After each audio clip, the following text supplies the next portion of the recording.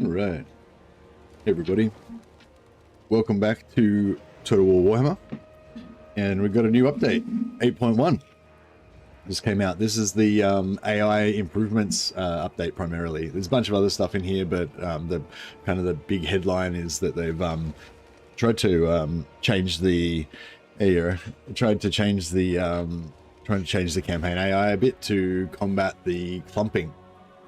I won't talk about it yet. I'll just read what they said first and then explain it. But yeah, I've got about 6 hours free right now, so I thought we'll get 6 hours of a campaign. Well, probably 5 hours of a campaign out after we chat about it for a while first. And then I thought we'll start a classic campaign. I wanted to play like when there's a big update like this, I like to try to play like, I mean, well, I don't know if it's a big update, but when there's like an update that changes the campaign AI, I like to play like a classic kind of campaign. For me, that would be Karl, Franz, Vlad, Tyrion, or Malekith, probably like Dark Elves or something. But I realized that Tyrion and Malekith aren't quite as popular, so I thought I'd switch them out for Belegar and Grimgor. The greenskins with endgame crises are quite different. Is the patch just the crisis or the AI? So no, the patch doesn't actually change the crisis at all. I was going to read it first, but no, the patch doesn't actually change the crisis at all. The patch changes the AI, but one of the issues before was that when the crises pop, it creates like a massive threat. Like when a crisis army pops, a crisis faction pops basically, and there's all of a sudden there's 12 fucking endgame stacks that have just appeared out of nowhere. It basically causes like a massive threat to all of the factions around them. And that was causing the AI, this is from what I read in the patch notes, that was causing the AI to basically just clump all of their armies around their capital to basically try to protect themselves because they think there's like a massive threat there, right? And what would also happen is that if there was multiple crises, then, you know, and there was two of them next to each other, they would both be like, oh no, there's a massive threat, and they potentially would both go and clump around their capitals kind of thing. So yeah, so honestly, I don't really see the clumping that much in my campaigns because I don't really play with the endgame crisis on usually.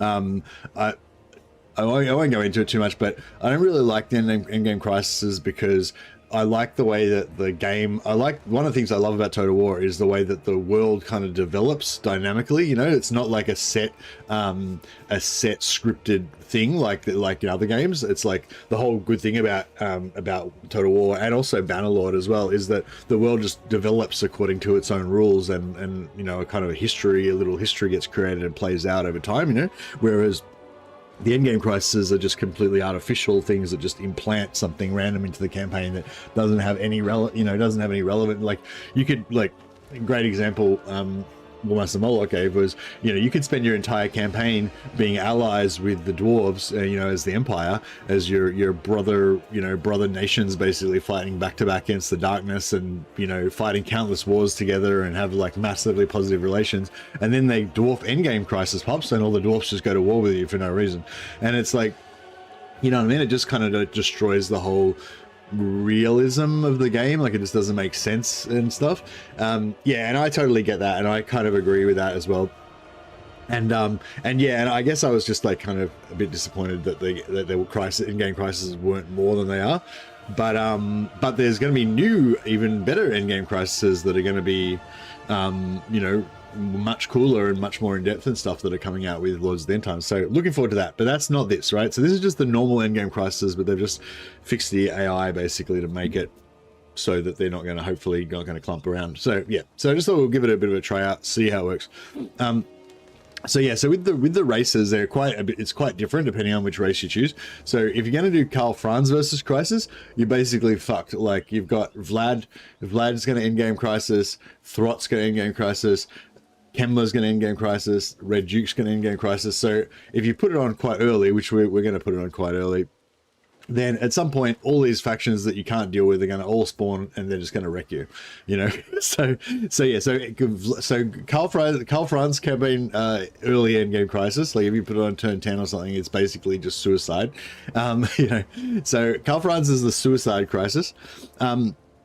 For Vlad, it's basically the same deal, except for Vlad is, you know, much easier to get a really early doom stack going. So it's like, you know, it's still the same kind of deal, but, you know, going to be a little bit easier. Belegar and Grimgor are a little bit different. So with Grimgor, basically, if you beat up an enemy faction, you just automatically confederate them if you can find their leader. So the endgame crises for greenskins are kind of more like an opportunity. You know, if you find an endgame crisis faction and you manage to isolate the leader, or if you got lightning strike and you can just get their leader, then the endgame crisis becomes yours. So then you get like 12 armies that have no upkeep, are full of endgame units, and you can just ruffle stomp over the whole map. So it becomes like, it's just like a game of hunting, basically, like hit and run kind of thing. Try to snipe out the enemy leaders and add them to your horde. And Belegar's sort of similar in a way, because Belegar basically gets an automatic confederation early in the game, and if you just delay your, like normally you would just get it on turn 1, but you can actually delay it. And if you just delay your first quest, your confederation quest, until the end game pops, then you just automatically get to confederate Carrick Hearn, yeah, whatever, the like beige kind of dwarves. So basically, the end game can pop, and then you can just be like, "I'll have that," and you just get like 2 or 4 end game armies, depending on what percentage you've got on. So yeah, so they're all kind of quite different, basically, the way that they play out. Anyway, patch notes. So 8.1 came out last night, what, about 12 hours ago, I think. Campaign AI improvements. What have we changed? There are certain campaign AI tasks that lead to armies clustering and idling, focusing on defending key regions. Therefore, we've added a new mechanism that allows us to control exactly what the campaign AI prioritizes, depending on how many turns have passed since the campaign's start. Using this new campaign, we've deprioritized tasks, e.g. defending key regions in the late game. Oh, okay. Yeah, I didn't think about that. So, because, you know, late game, to get to late game is probably going to take like 4 or 5 days, you know. So we aren't really going to get to see it.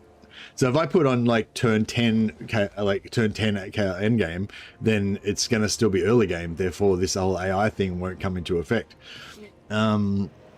Oh yeah, that was sorry. One more thing I wanted to say about endgame. So yeah, so I guess I've sort of crapped on endgame crises a lot, because basically because I had all these hopes for how awesome they could be, and I just kind of expect when they were first advertised, like they were bringing them out or whatever, you know, like I had so much hope that they would be so much more than they were, and they basically just spawn a bunch of endgame armies, and the faction that gets them becomes super powerful, basically. And yeah, like I said, it just didn't feel right, didn't feel properly Total War. However, on the flip side, the endgame crises were like a quick and easy thing for Creative Assembly to add to basically give you something to try out your endgame armies on. So quite often a thing that happens is you build up all your faction, you dominate your starting enemies, you get like a massive, massively powerful armies and stuff, and then there's kind of just nothing to fight. There's nothing to try out your army on. You know, like you've crafted the perfect doom stack, and you just really want something to fight against to try it out. And so I've kind of recently come around to the idea that, yeah, no, the endgame crises are useful for that. Like, if it's not going to give you that emergent storytelling, living world feeling, which is really what I'm in it for. Like, that's the whole thing I love about Total War, like that kind of emergent story, you know, that kind of comes from, without it being a story game, it's just this dynamically created kind of story that you make up in your head, you know. And the endgame crises aren't like that, but that's not the purpose of the current endgame crises, right? The new ones, I think, are going to be a lot more like that. Going to be a lot more like the kind of end of your story, or the finale, or the ultimate, you know. Whereas the new ones are, yeah, I mean, the old ones are just more like, you know, once you've got to that point where, you know, you're going to have a super powerful stack, it just spawns in some enemy armies for you to beat up so you can try out your cool stack on something strong. You know, that's basically what the job of it is. I think somebody said the changes take effect around turn 40. Okay, that's helpful. Thanks, Skaven.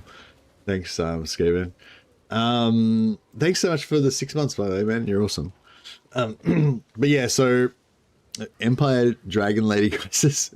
No, I know. Like I said, I want to kind of play like a classic campaign that's like familiar and stuff, you know, so that you can kind of see what the difference would be. Although well, that was my theory, but in reality, like I won't notice any difference because I don't normally even see the endgame crises really, because I basically just play with them off or play them with them, you know, super late, so I never really engage with them. But yeah, anyway, let's just read the patch notes, and yeah, that's enough of an intro. So yeah, so we've deprioritized defending in the late game. So that's contextually, they're not that useful at this campaign anyway. Yeah, that's right. I mean, once in the end game, if a faction's quite strong and they've got a big empire, you'd expect them to be, you know, out smashing stuff, not trying to protect their capital. So that kind of makes sense. Put you on the roll of glory here, Skaven.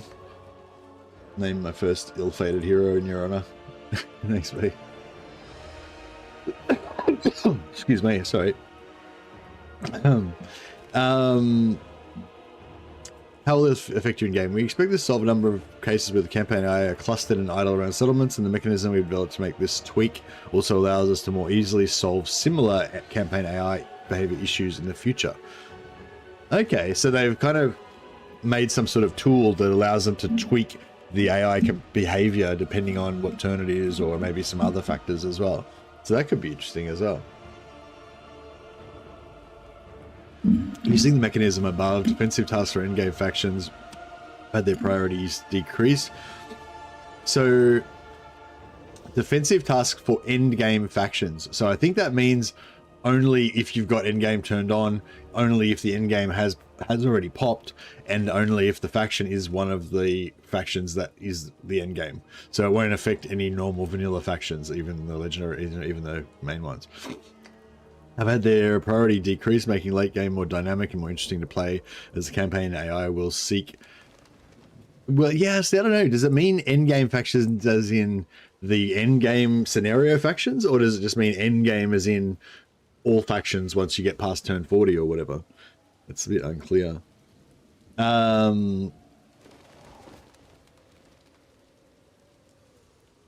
Going towards what the AI mods do to... Oh, yeah, making him more aggressive. More interesting to play, as campaign will seek to expand and compete instead of turtling up and behaving reactively. Priority of tasks that target enemy forces is increased slightly. So yeah, does anyone know, I don't know if anyone knows, if this endgame factions refers to... So I feel like they wouldn't have said endgame factions unless they specifically meant the crises. So yeah, I feel like that's a bit disappointing, because if that's the way it is, because, you know, like, yeah, you might, if, you know, I imagine it still happens, because like I said, I play basically without the endgame crises on, and I rarely see the clumping, probably because, you know, it mainly happens with big forces like the endgame forces. However, I do occasionally see it. And quite often it happens around you, because you're the end game, you know what I mean? Like, you've got massive armies, you're super powerful, and you'll start seeing, when you like run into factions, like you'll start seeing them turtle up a little bit. Like, I don't know, like I see it very rarely, but it does happen still. So it'd be good if it didn't also just, like, it didn't just work on the endgame crisis factions, but on all the factions. But yeah, endgame factions should be less prone to idling, climbing around settlements, situations where multiple endgame factions end up in a stalemate, not attacking each other. Yeah, so that would apparently happen quite a bit, where you'd have two different endgame factions that were near each other, and that threat caused by the other one would cause them both to end up turtling. If you put ultimate on, it's easy to see, because the dwarfs are on the empire and about the vampire lands. They just stand and look at each other. Yeah, makes sense. There's a series of AI related issues that we're working on solving. There are a series of... Hey, Matteo, a small gift for a big challenge. Let's hope no Skaven throw any bombs. Thanks, man. You're a legend. That's a big gift, man. Fuck, 20 pounds. That's huge. Thanks so much, man. You're super generous. I'll put you on the roll of glory here along with Skaven.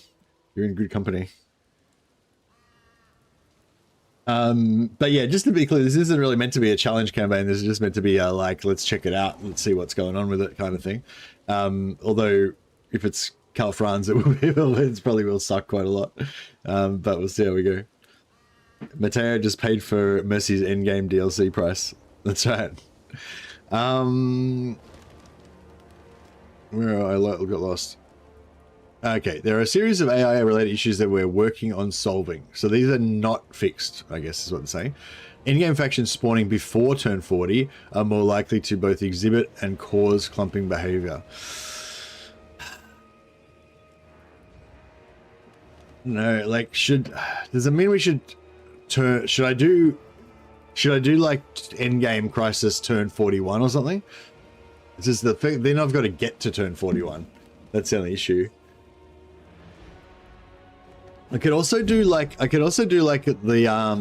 like a Chaos Warriors campaign where I just flicked end turn for like 20 turns or something, and then just start like in the mid turn, start in the late game, or whatever, or something like that. Yeah, speed run to 40. Yeah, actually, yeah, that could be. Just try and go as fast as possible to 40. Yeah, just auto resolve a lot and stuff. The thing is with Karl Franz, like, it's bad. You know, like, if you do endgame crisis with Karl Franz, it's going to be rough. So you don't want to just, like, fuck around. You want to be spending that 40 turns to, like, prepare, shore up your defenses, build alliances, and all that kind of stuff, you know?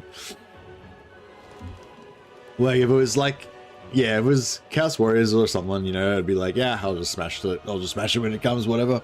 But I think with Karl Franz, it's actually going to be pretty hard. RK on Turtle on turn 40.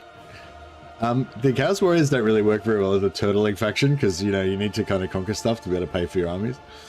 But you could just kind of go around in circles or something rather than try to, yeah, I'm sure you could do something. Yeah, so endgame factions bordering other endgame factions clumping around. So, wait up. So, wait up. Is this like working on solving as in things that they think they have not solved, or things that they are trying to solve that may be solved but may not be solved? I'm not sure. Yeah, multiple in-game crises triggering at the same time cause regular factions bordering in-game factions to clump up. In-game factions bordering other in-game factions clump up. In-game factions at war with other in-game factions that share a border or fight over contested province can form pockets of armies locked in a standoff. Usually this manifests as one side encamping around a settlement and the other raiding the same region. The chance this occurs is proportional to the auto-resolve result. The more evenly matched the armies are in auto-resolve, the higher chance this will happen.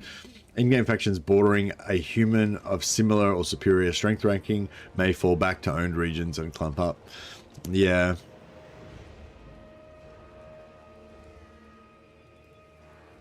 New land. Oh, we got new landmarks. Here we go. Okay. Looks like it's mostly stuff to do with Tiger Man. Village of the Tiger Man. Have this recruitment cost for Tiger Man. 20% reduced cooldown for innate abilities, Guiding Strike, Master Strike, Predatory Instincts for the Tiger Lords, plus 10% spell intensity for all Claw Speakers, wound recovery time, minus 2 turns for Sawai, Claw Speaker.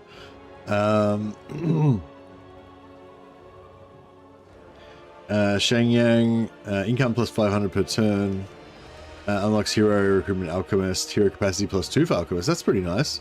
What tier is it though? You know what I mean? Like, if these are, oh, it tells you what tier they are. Okay, cool. So these are tier 3. That's good.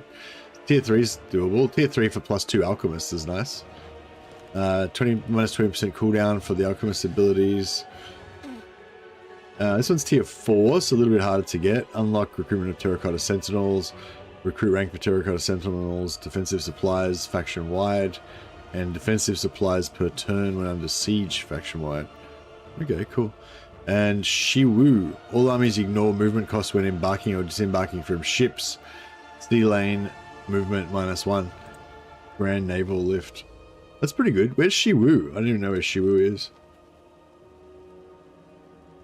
Not sure.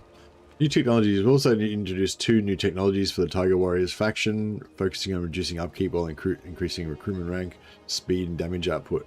Tiger's Call, upkeep minus 10% for Tiger Warriors Stalkers, recruitment cost minus 10% for all Tiger Warriors, and base missile damage plus 2 for Tiger Warrior Stalkers. Hone Sensors, upkeep minus 10% for Tiger Warrior Dual Axes and Iron Claw Tiger Warriors, recruit rank plus 2 for all Tiger Warriors, speed plus 10% for Tiger Warrior Dual Axes and Iron Claw Tiger Warriors. Okay, pretty cool. Additional campaign side updates. Goblin Big Boss, Goblin Great Shaman, and Orc War Boss now have access to chariot mounts in campaign. Oh. How good are the chariot mounts? Wonder if I wonder if Goblin Big Boss is oh, Goblin Big Boss Lord. Sorry, yeah, I was thinking of the Goblin Boss heroes. So yeah, I was thinking you just get heaps of Goblin heroes and on chariots and could be crazy. But no, so it's just lords. Dragonblood and Shooting Gun Lords Yin Yang now have personalized skill lines. Oh yeah, I was wondering about that. What are the personalized skill lines? Might just quickly check that out before we start the campaign. Patch 8.1. Campaign. Fixed an issue with Zhao Ming's goals triggering for Bashiva and Chaos Invasions. Fixed bug where upon meeting maximum capacity of the Garden and Mall panel, removing one location does not cause available locations to repopulate. Oh, okay, cool. So you can see that's working correctly now for Elspeth. Fixed an issue with dragon ship armies, causing them to not grant settled grudges or iron favor. Note that this fix will not affect saved games, only newly started games. Okay. When playing as Lizardmen, the main buildings of Itza and Hexoidal should now provide the same control effects as the regular main buildings. Hotkeys have been disabled during Realm of Chaos narrative event messages. The building Sanctum of Quintex, that's Marathi's capital, I think, should now provide its growth effect faction-wide instead of only for local province. I don't know, do you feel like, I feel like the Sanctum of Quintex, like, if that's Marathi's building, I just think what it is, it just doesn't, it's too expensive. Like, the building's too expensive to build, and you just don't give a shit. Like, you know, and like global growth for Dark Elves, like Dark Elves literally don't give a fuck about growth. Like Dark Elves make so much fucking money, and they're so rich. They've got so much growth. Like they just like, you know what I mean? Like it's like, and like, yeah, it just doesn't. You know, I don't know. I mean, I feel like we don't care about the Sanctum of Quintex anymore, and this does. I'm not even going to bother upgrading it. Like I still don't care about it, you know. So I don't know. That seemed like a bit pointless, but I feel like they should make it way more, like just make shitloads more money and be cheaper to build. Because I think at the moment it's just like, it'd be nice to have, like, I just don't care about holding onto my capital when I play Marathi. It just doesn't, the building just useless. It doesn't matter. It's not useless. It just doesn't matter, you know. Anyway, I just thought that was interesting. Change the effects of Rampaging Oak Landmark, which now provides immediately causes breaches when besieging Bellacor's army. Attribute siege attacker or characters faction wide.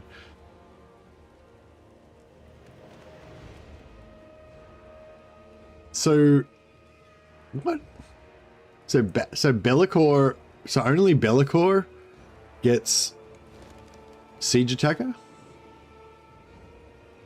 What? I don't know. I don't understand what's going on with that. Anyway, why is it Be'lakor in particular gets siege attacker and no one else does? I don't know. Maybe that's a mistake. Maybe it's meant to be all, like Lord's army, or I don't know. What even is the Rampaging Oak? I don't know. Oh, yeah, actually, I don't actually know what the Rampaging Oak is.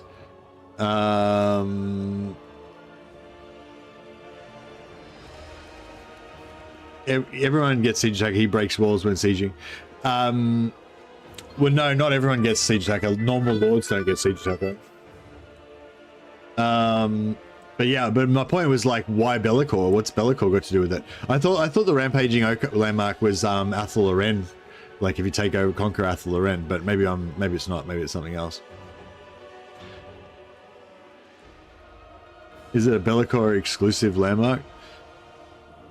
Yeah, I don't know.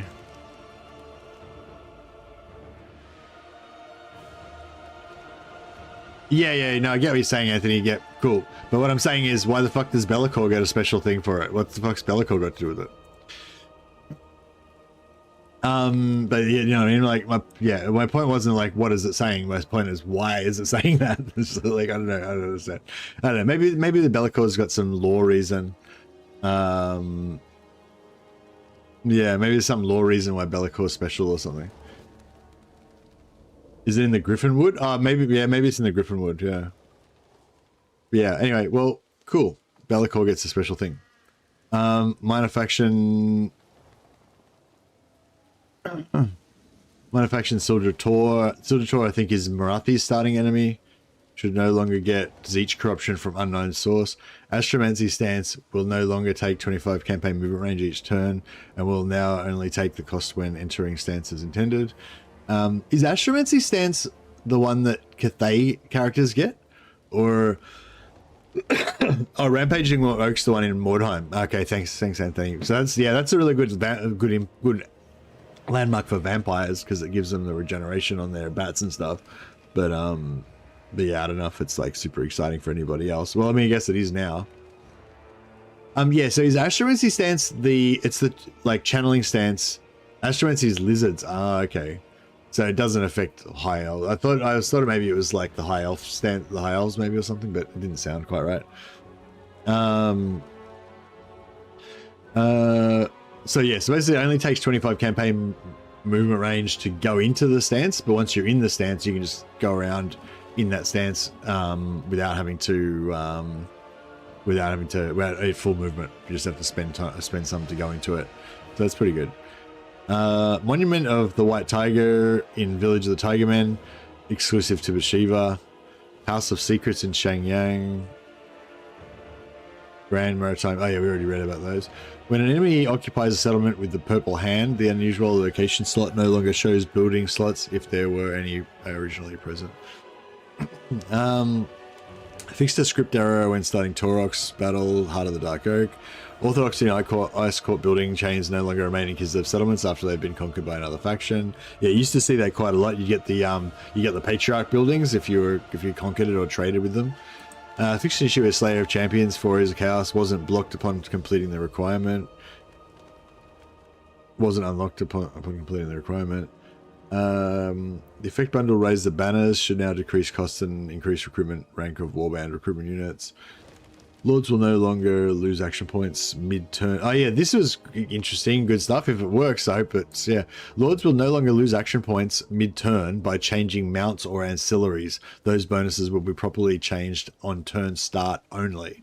So that's interesting because, yeah, there was like this weird bug that would happen where you're just screwing around with the inventory and all of a sudden half your movement's gone and you don't know what the fuck is going on.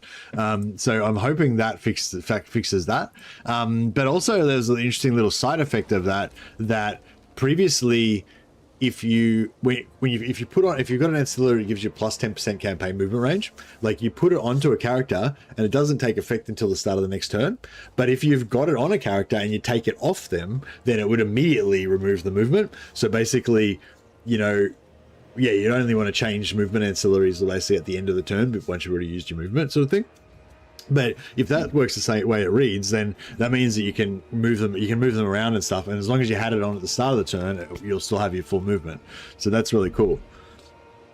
I wonder if that also fixes like some of the like when you would change stance and stuff and it would mess things up. Fix an issue with reallocation of action AP movement points, I think I mean action points. Fixed reallocation of AP when switching between stances. Yeah, cool. So yeah, because you would get these weird things that would happen, like when you would come onto shore, like if you'd come from water onto land, and then you would like, as soon as you changed stance, you would like get messed up. Even like the following turn afterwards, if you change stance, it would mess you up sometimes. So hopefully that's all that weirdness is fixed. Fixed instances where recruiting save character would initiate a dilemma, allowing stacking names of power buffs. Yeah, I don't use save characters, so I never really encountered this. But yeah, basically you could get like a character, a Dark Elf character up to level 10, get a name of power, then save that character, then reload them into another campaign, get a name of power, and just keep getting more and more names of power, basically. But yeah, you apparently can't do that anymore, which is good. It was kind of stupid. The settlement Massiville Karl should now have 10 construction slots instead of 8 when playing as Greenskins or Bretonia. Nice. Massiville Karl is the Orc land in the mountains in the middle of Bretonia, kind of towards Thuluran. Lords no longer lose health or other stats when changing mounts in the same turn. Oh, that's good. Sometimes you would lose a bunch of health if you screwed around with your mounts too much. Faction mechanics. Added vampires and dark elves to the Iron Favor targeted cultures for Bashiva. Bashiva basically has kind of like a grudges thing, sort of like the dwarf's grudges, where basically if you take out certain targets, you get Iron Favor, and then that helps you with your campaign mechanic. So they've added a few new factions for that. Added price cap to all factions within armies of Shangyang. Costs are now capped at 10 times their original value. So yeah, basically, Bashiva's got kind of like army unit caps, and you pay Iron Favor to unlock more unit caps. So they're just saying they put a cap on that rather than making it open-ended. The Treasury and Iron Favor rewards are now fixed to the mission type. Fixed an issue where armies of Shenyang would sometimes get more than 3 Shenyang goals. Fixed increased gold rewards for Zhao Ming's goals. Increased gold and favor rewards scaling based on the target difficulty. Added building buff to Tiger Den when playing as Yuan Bo in the fortress settlements. Lord Limit of Bashiva's army of Shenyang no longer counts armies borrowed from allied factions. Oh, that's good, yeah, because that was annoying. So you basically have an army cap and you have a unit cap. So you start off with only 1 or 2 armies, and then if you want to have a third army, you've got to increase the cap. So I was like highly prioritizing army cap when I was playing as Bashiva, and I was trying to borrow armies so that I could actually get more armies above the cap. But unfortunately, when you borrow an army, it actually counts as cap. But yeah, in the new update, it doesn't. So that's good. I think that's a good strategy when you're playing as Bashiva, to like get your allegiance points up and borrow armies to use them to go above your cap. Fixed an issue where caravan rewards are not obtained properly. Caravan encounters with Chaos Dwarfs now resolved correctly without unforeseen wars. I'm not really sure what was going on with that, but guessing it would pull you into wars somehow or something. Pretty shocked to see Warhammer 3 on sale for $12 today. Never seen a discount like that. Hey, Lord of Fleck, is that on Steam sale? Oh, that's nice. $12 for Warhammer 3. Although, what about Warhammer 1 and Warhammer 2? Because yeah, that's the thing, there's no incentive to buy Warhammer 3 now. If you buy Warhammer 1, Warhammer 2, or Warhammer 3, any of them, that gives you access to playing the Immortal Empire's Warhammer 3 campaign on the Warhammer 3 engine. So basically, you're better off buying Warhammer 1 or 2, I reckon. But yeah, are they also similarly discounted? Fixed an issue where capture settlement target in Xiaoming's goals will repeat in the same settlement. The plan scripted tour no longer breaks when triggered. Fixed an issue where oath activation requirements could be bypassed. Oath activation requirement? Oh, that's for Bashiva, yeah. Fixed an issue where missions under Xiaoming's goals are hidden if they've not been accepted but have had their requirements met, preventing new missions from repopulating. Changed Raised Dead recruitment panel to include pending recruitment costs in its calculation, so it's no longer possible to queue up more units than you can afford. Yeah, there's a weird bug going on there until recently where you could like queue up, you could like go into Raised Dead and go like, yeah, I'll have 10 crypt ghouls, blah, blah, blah, you know, and if you don't have enough money, it would just recruit the first one and not give you the rest. Warhammer 1 and 2 cost twice as much as Warhammer 3. Ah, okay. Nice. I'd probably still just buy Warhammer 1 or 2 Warhammer 2 because the only reason to buy Warhammer 3 really for me was to get the campaign. I really want to buy Warhammer 1 or Warhammer 2 to get the units, to get the actual factions to play. So it's still, for me, it'd still be cheaper to just buy Warhammer 1 because that way I could get factions that I actually want. And then, you know, I mean, to be fair, I do play the Warhammer 3 factions, but nowhere near as much as I play the Warhammer 1 or Warhammer 2 factions.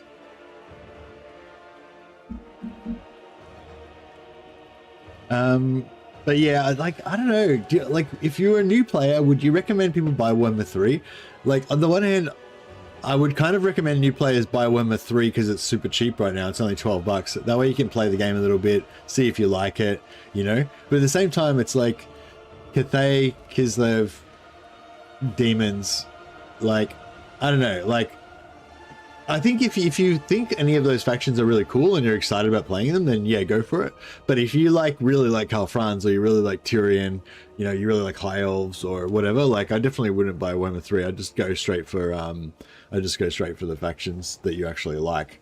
And there's no reason, you know, before I would say buy Warhammer 3 first, then if you think it's a good game, then buy the factions that you want. Whereas now it's like just buy the factions that you want, you know. Like you don't need to worry about buying Warhammer 3.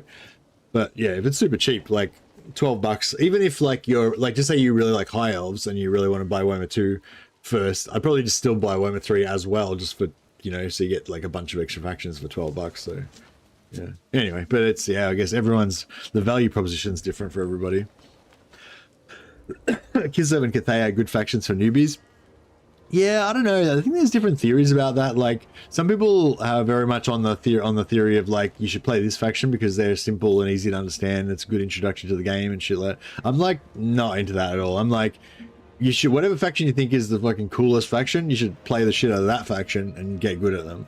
That's like my it's because I feel like you're gonna be more motivated, you're gonna be more excited about, you know, your little dudes coming to life and stuff.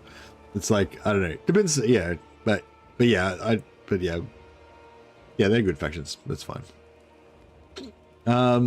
Change the effect of Ritual Mistwalker reinforcements in Tyrion's Champion of Ulthuan mechanic. Removed effects targeting only Mistwalker units. Removed Vigor loss reduction. Added an effect providing army ability Envelop in Mist. Added effect granting all units in the army passive ability Grim Discipline, replacing Martial Mastery and Master Prowess. See, I don't know if that, like, Bretonnia is the only answer. But what is the question?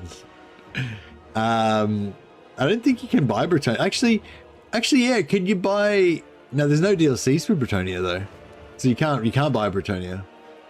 I wonder what the absolute cheapest way to play the game is. Like, if you just buy, what's the cheapest DLC that you could get? So if you buy one of the Lord packs, excuse me, sorry. Just say you buy one of the single Lord packs out of the triple packs, the DLC, the Bretonnia DLC is free. The Bretonnia DLC is free, but you don't get to play it. Like you can't just download Bretonnia DLC and start playing it. You need to have you need to own the game already. But yeah, I think, do you need to buy the game though? Can't you just buy it? Can you just buy a DLC? Like, could you just buy like Tamakan, just buy Tamakan by himself for like $8 or whatever, and then, or Bashiva is like the cheapest DLC, right? So you can just buy like Bashiva for like $5 or whatever, and then download Bretonnia for free. Or can you only download Bretonnia if you own one of the main games? You need one of the games. Ah, okay, so you do need one of the games. Technically for Bretonnia you need the first game. I don't think you do anymore. I think if you buy any of the games. Yeah, I think if you buy any of the games, you get Bretonnia. You need the game to buy DLCs for it. Oh, like, so you can't, you're saying you can't buy game 1 DLCs? No, I don't think that's right. I think you just need any, yeah, you just need any. Oh yeah, you need the game as in you need Warhammer, yeah. You just need any, either 1, 2, or 3 maybe. I don't think you need the first one for Bretonnia. I think, yeah, you can just buy any 1, 2, or 3 and you can get Bretonnia, plus all the other free DLC stuff.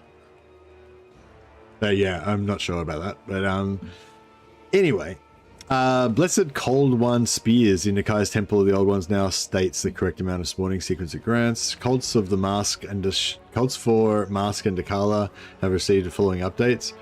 Building Charm Offensive has been added for the Mask with adjusted effects for her.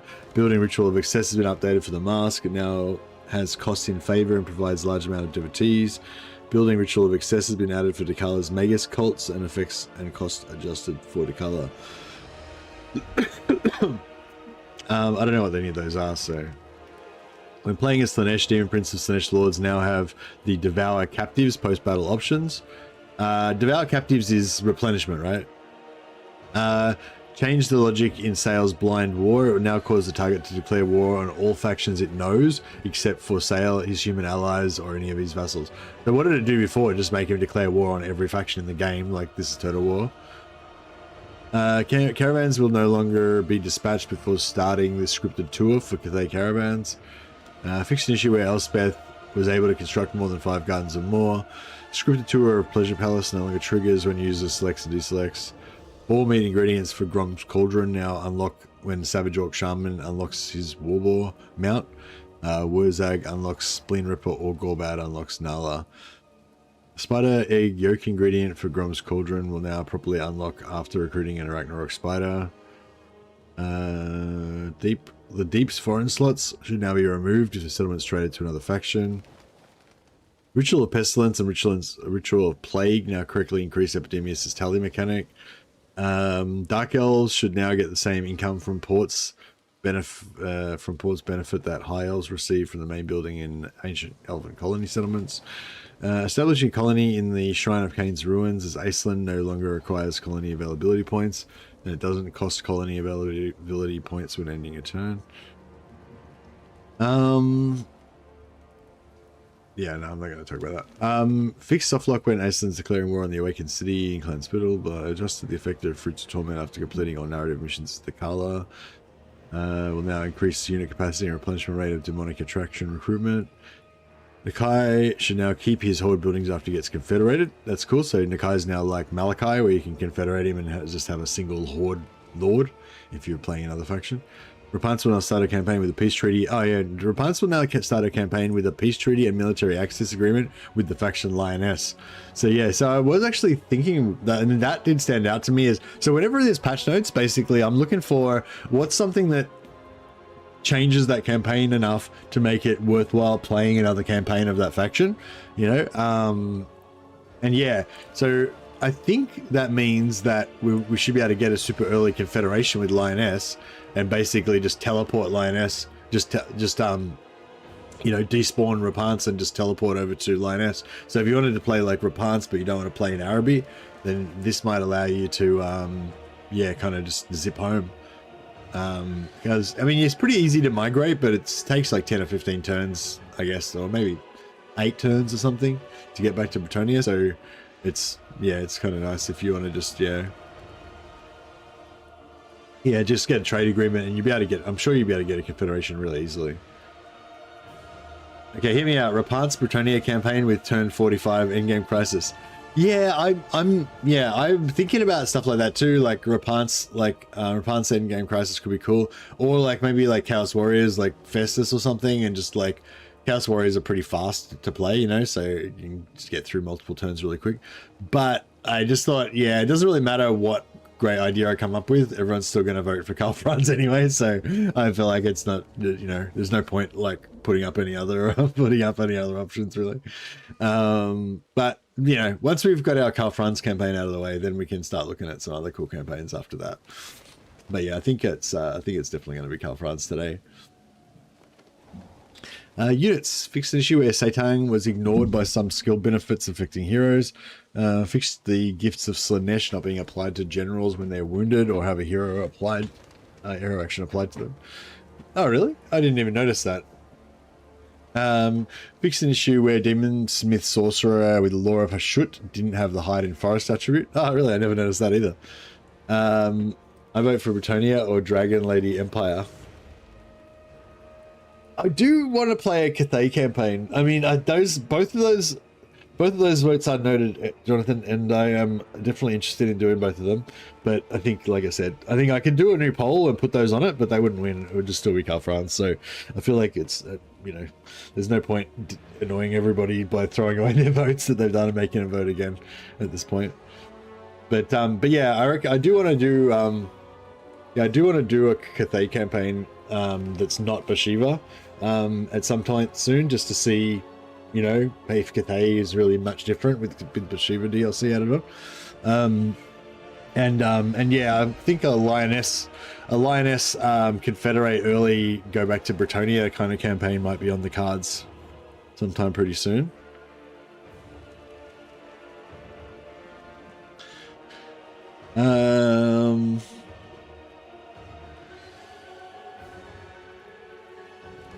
Yeah, so it's like, because although I'm keen to play Karl Franz today, but I'm just aware it's not really going to be my kind of campaign, you know. It's going to be like a guerrilla warfare survival mode like kind of thing, you know. It's not going to be like we're not going to really be building up our empire or anything. Fiction issue, increase recruitment time of Chimera to 2 turns to be equal to other tier 4 monsters. When playing as Tomb King's faction, Salt Mine should now increase the recruitment rank of Leech Priests as intended. Dragon Blooded Shooting Gun have personalized skill. Yeah, I want to see what those skill lines are. Am I like reading the same thing twice or something? Meowing starting army buff to help her early campaign experience. Oh yeah, I wonder how much her campaign. Well, we'll start up a Meowing campaign quickly after this. Increased number of stalkers given by Eye Every Road dilemmas. Reduce the price of units in one of the choices when units are given through Every Road event. Some ancillary balancing. Dragon Gaze armor plus 15. Dragon's Gaze, plus 15 armor, enemy success chance minus 15. Horns of Shangyang, plus 15 armor, spell resistance plus 30. Stormwind Coronal, armor plus 15. Physical resistance replaced with ward save. Vambraces of Yin, melee attack and melee defense plus 6. Burning Vambraces, melee attack and melee defense plus 6. Dragon's Fang, plus 12 melee attack.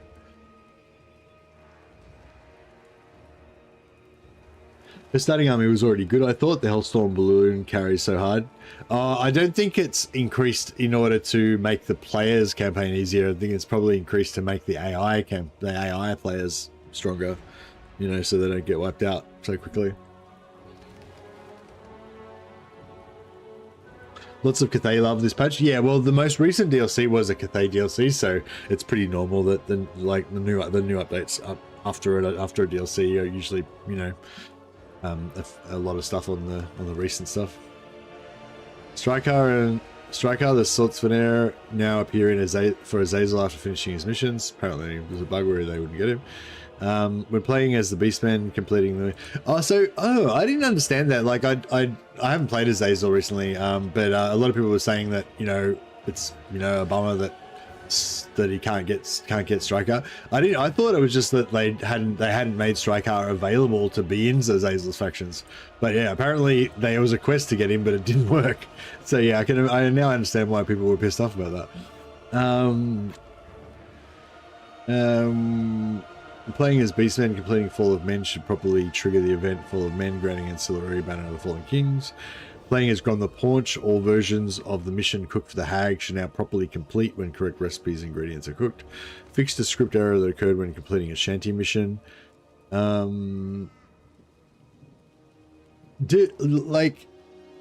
I don't know. I feel like with the Hag, like the Hag appears every 2 or 3 turns.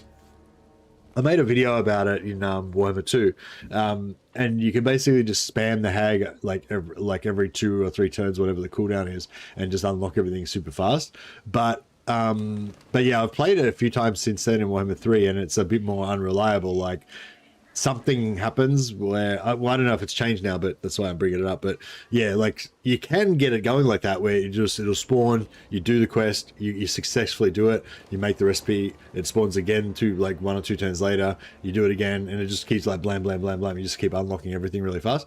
But then occasionally she just doesn't respawn for a while, you know, or whatever. And I wasn't really sure what was going on with that. It seemed like it was a bug. But yeah, maybe I wonder if any of this will affect that. Gotrek and Felix battle now triggers for Bashiva. Fix the bug where yeah, sometimes she doesn't respawn. Yeah, and like there's no I'm not sure if I ever really I think I felt like there was a reason, like it was somehow related to what I was doing in the campaign, but I don't think I ever really figured out exactly what was doing it.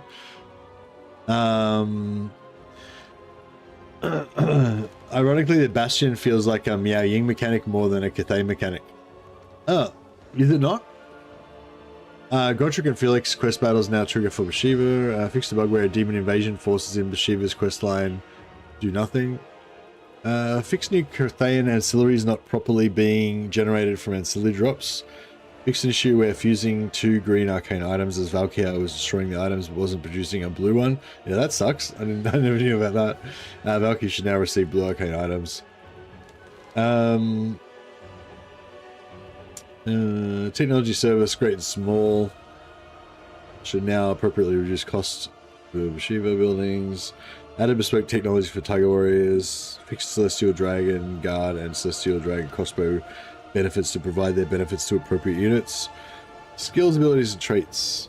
Change tradition of fortitude now affect all Tiger Warriors. Caravans now possess a new skill, allowing them to reduce or become immune to attrition.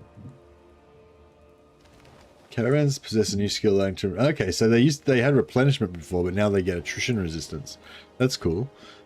Fiction issue where Norse can... I still think caravans are kind of a weird mechanic, you know, because it's like you can sort of build them up and make them get like a cool little army, but then at some point they just run into a double doom stack of Grimgor's wire armies or something, and they just get fucked. And you can't, because you can't control like you know, you can decide where to send them, but once you've sent them, like, you know what I mean? If you see a big army there and it's in their way, like, you can't stop it or anything. Like, it's just, you know. So yeah, I don't know. It's it always felt like a weird like, in terms of whether you want to invest in it or not. You know, like, I don't know. I guess it's kind of free, so you do it. But it's, yeah, I don't know. Yeah, I guess they're cool. Like, I guess the way that you engage with it is that you need to conquer all the territory that's along the path that you want to send it on, if you want a safe path. You know, step one obviously is to take control of Shangyang, or for the Chaos Dwarfs, take control of Zarnagrand and that area around it, take out Grimgor and stuff. And then, you know, yeah, if you want to have once, like, at first you're just trying to get a legendary items, but eventually if you want to just have rotations going, you know, you just want to control one or two of the arms of the caravan, so you can just keep rotating it and keep sending it. But yeah, but like, do you know what I mean? Like, the skills that you choose for the caravan master, like, do they even make any fucking difference, really? Like, the units that you get in the army, does it really make any difference? Like, when you're fighting like ogre ambushes at the start, like, sure, there, you know, that stuff maybe helps, but that's not the thing that kills caravans. You know, the thing that kills caravans is when they run into a fucking huge army of faction armies and get wrecked, and nothing that you do is going to stop that, really, you know. Anyway, fixed an issue where Norscan provincial actions effects were applying to the player armies instead of enemy armies. Oh, really? I never really used that stuff, but you know, when you've got like a, I think they're talking about provincial actions, they're talking about commandments, right? So you have a commandment that does like minus 20% movement action points to enemy armies in the region or whatever, but that was actually applying to your own armies. I don't think I ever actually used any of those mechanics, so that's probably why no one ever noticed it. Ogre ambushes don't kill caravans, Drazo does, yeah.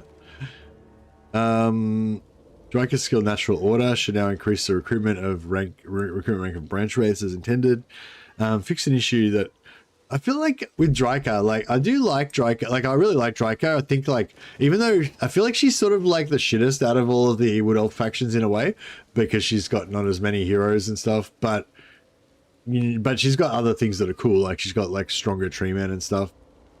But I don't know, her faction just feels weird because it's in this weird forest in the middle of the Empire and stuff.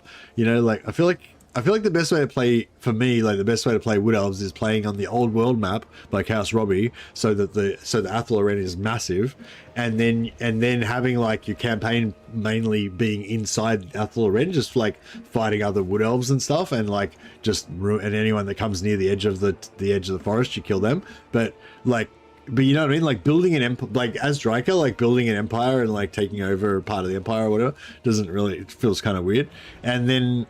But then also, if you just like hop around to the different trees, that kind of feels weird too. I don't know.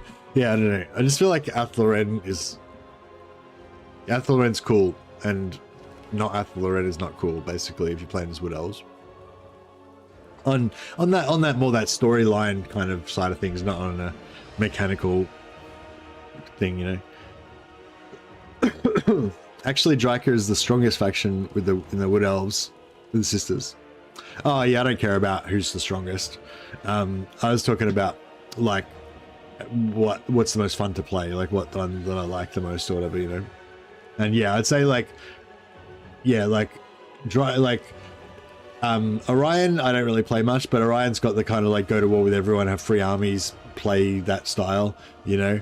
Sisters have got the Daith items and stuff, and they also can do the like stalking Bladesinger armies and stuff, so they've kind of got more cool stuff going on. What do you call it?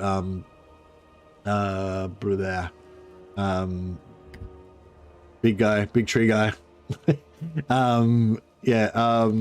Fuck, I can't remember his name for some reason right now. Anyway, the other one has got Arguelon, Durthu, Durthu Arguelon. He's got the spell mastery, so you can have like maximum like spell intensity by putting extra heroes and putting like having four lords together and stuff like that. Whereas Dryker is like, I feel like Dryker I feel like Draca's kind of the crappiest in a way because she doesn't get as many Confederation options as some of the others. She's in a shit starting position in the Empire. Well, like arguably it's not. Like I was trying to say, arguably it's not a shit starting position, but it's like it just like thematically or whatever. Like it feels weird. Like I feel like she should be in Alpha Loren really. But I mean it's pretty easy to go to Alpha Loren. Whatever. Anyway, and also she doesn't get spell singers. So yeah, so I was sort of, I don't know, I was sort of saying she's sort of like kind of crapper than the other factions in a way because she doesn't get all that stuff. But like she sort of feels like she has less stuff basically than the other factions, I guess is what I was trying to say. It was a bit more accurate. Not that she's crapper, but yeah, I feel like she's got less stuff than the other factions and that she's more focused on like early game melee rush. But for some reason, that's actually more fun. Like it's the, you know what I mean? Like I'm sort of saying, like even though Draca, like on paper, like I feel like she should be crapper than the others, she's actually like probably the one that I actually have the most enjoyment actually playing. But yeah, anyway, sorry.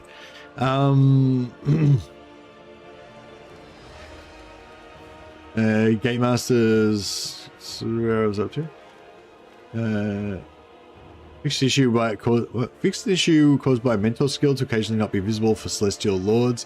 Drowned Dead awaken from the grave and command unliving now receive cooldown reduction from cooldown to all spells. Gate Master's skill Implacable Spirit no longer unnecessarily display portrait of the Gate Master. Play tic-tac-toe. King Priests now have correct skill Gong attunement instead of Sun alignment. Don't know what that is. Kalita's skill Tenacity should now require only 2 points instead of 3. Yeah, so yeah, I'll have to do I might try and do a Old Realms campaign after session after I come back from the gym. Yeah, sorry I've been missing in action a bit lately, guys. I've just been, well, I've been working, I guess, so I quite often don't stream when I'm working, but I've been hitting the jiu-jitsu gym, practicing my discomfort resistance. High Queen Kalita's skill. Warriors of Chaos, Tech, Giant Manacles, and Skill Monster Strength now provide bonus to Chimera and Dreadmore units. Okay, cool. That's that one gives you the missile, I think missile resistance and something else from Giant Manacles. Supreme Sorceresses, Warlock Masters, Warlock Engineers now have a chance to be recruited with a knowledgeable trait. Oh yeah, knowledgeable for Supreme Sorceresses. That's pretty sweet. Malevolent Branch Wraiths. I think they are malevolent, aren't they? I can't remember.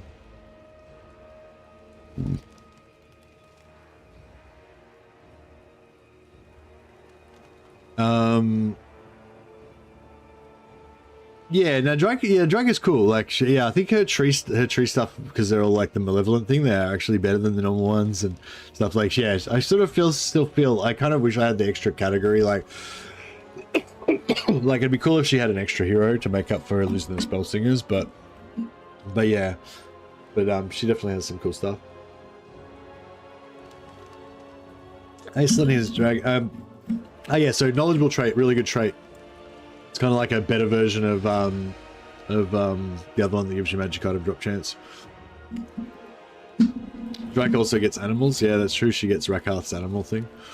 Aisling and his dragon ship Admirals no longer have the looter skill. And instead, yeah, sorry. So in summation, I wasn't trying to say Draco is shit. I was trying to say I feel like on paper Draco is not. I like, for me, I wouldn't enjoy her as much, but I actually do enjoy her more. It's for some reason, which is quite similar to other factions like Valkyria as well. Valkyria is kind of crap compared to Archaon or Be'lakor, but I actually probably play her and enjoy her more than those, just because she's cool or something. I don't know why. You want to play Wood Elves now?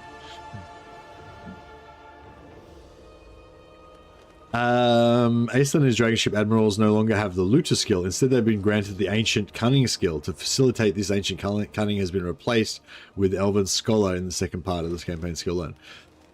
I thought this was a really fucking weird way of saying this. So they've gotten rid of the looter skill. They've replaced the looter skill with ancient cunning. However, they already had ancient cunning in the second part of the tree, so they've replaced it in the second. So ancient cunning was in the second part of the blue line, They've moved it to the first part of the blue line, and then they've replaced it with Elven Scholar, which I think Elven Scholar is the one that gives you magic item drop chance and stuff. So yeah, that sounds pretty good. Fixed issue with transformation of Kadon not being available to Wood Elves or Bashiva. Fixed issue with champions of Slanesh missing from the immunity from psychology trait from Mark of Slanesh. I'm still kind of hanging to play a Slanesh campaign as well. Gorbad's Ironclaw skills, shooters to the back and riders on the flanks, to now properly grant their respective ability and attribute to the listed regiments of renown. Fixed an issue where movement increases applied through trait skills ancillaries didn't work for heroes. Oh yeah, so you know there's all those movement buff things, but they didn't actually work for heroes, they only work on lords. Yeah, apparently they're all going to work on heroes again. I don't know if you really give a shit, because you're going to, whenever you have a movement increaser, you're going to put it on your main army. But in some factions you end up with heaps of them. Like playing as Kislev, you'll probably end up with like 10 Kislev Kossars after a while, so you could, if you did have some map heroes like some hags or whatever, you could put them on them. UI, fix an issue with insignia, assign menu, lost functionality, fix 3D relic decal, fix select race button. Fix select race button not working on the spell browser. You guys might have noticed in the last update they broke the ability to like click on units and stuff, check out units and stuff in the browser. They fixed that apparently.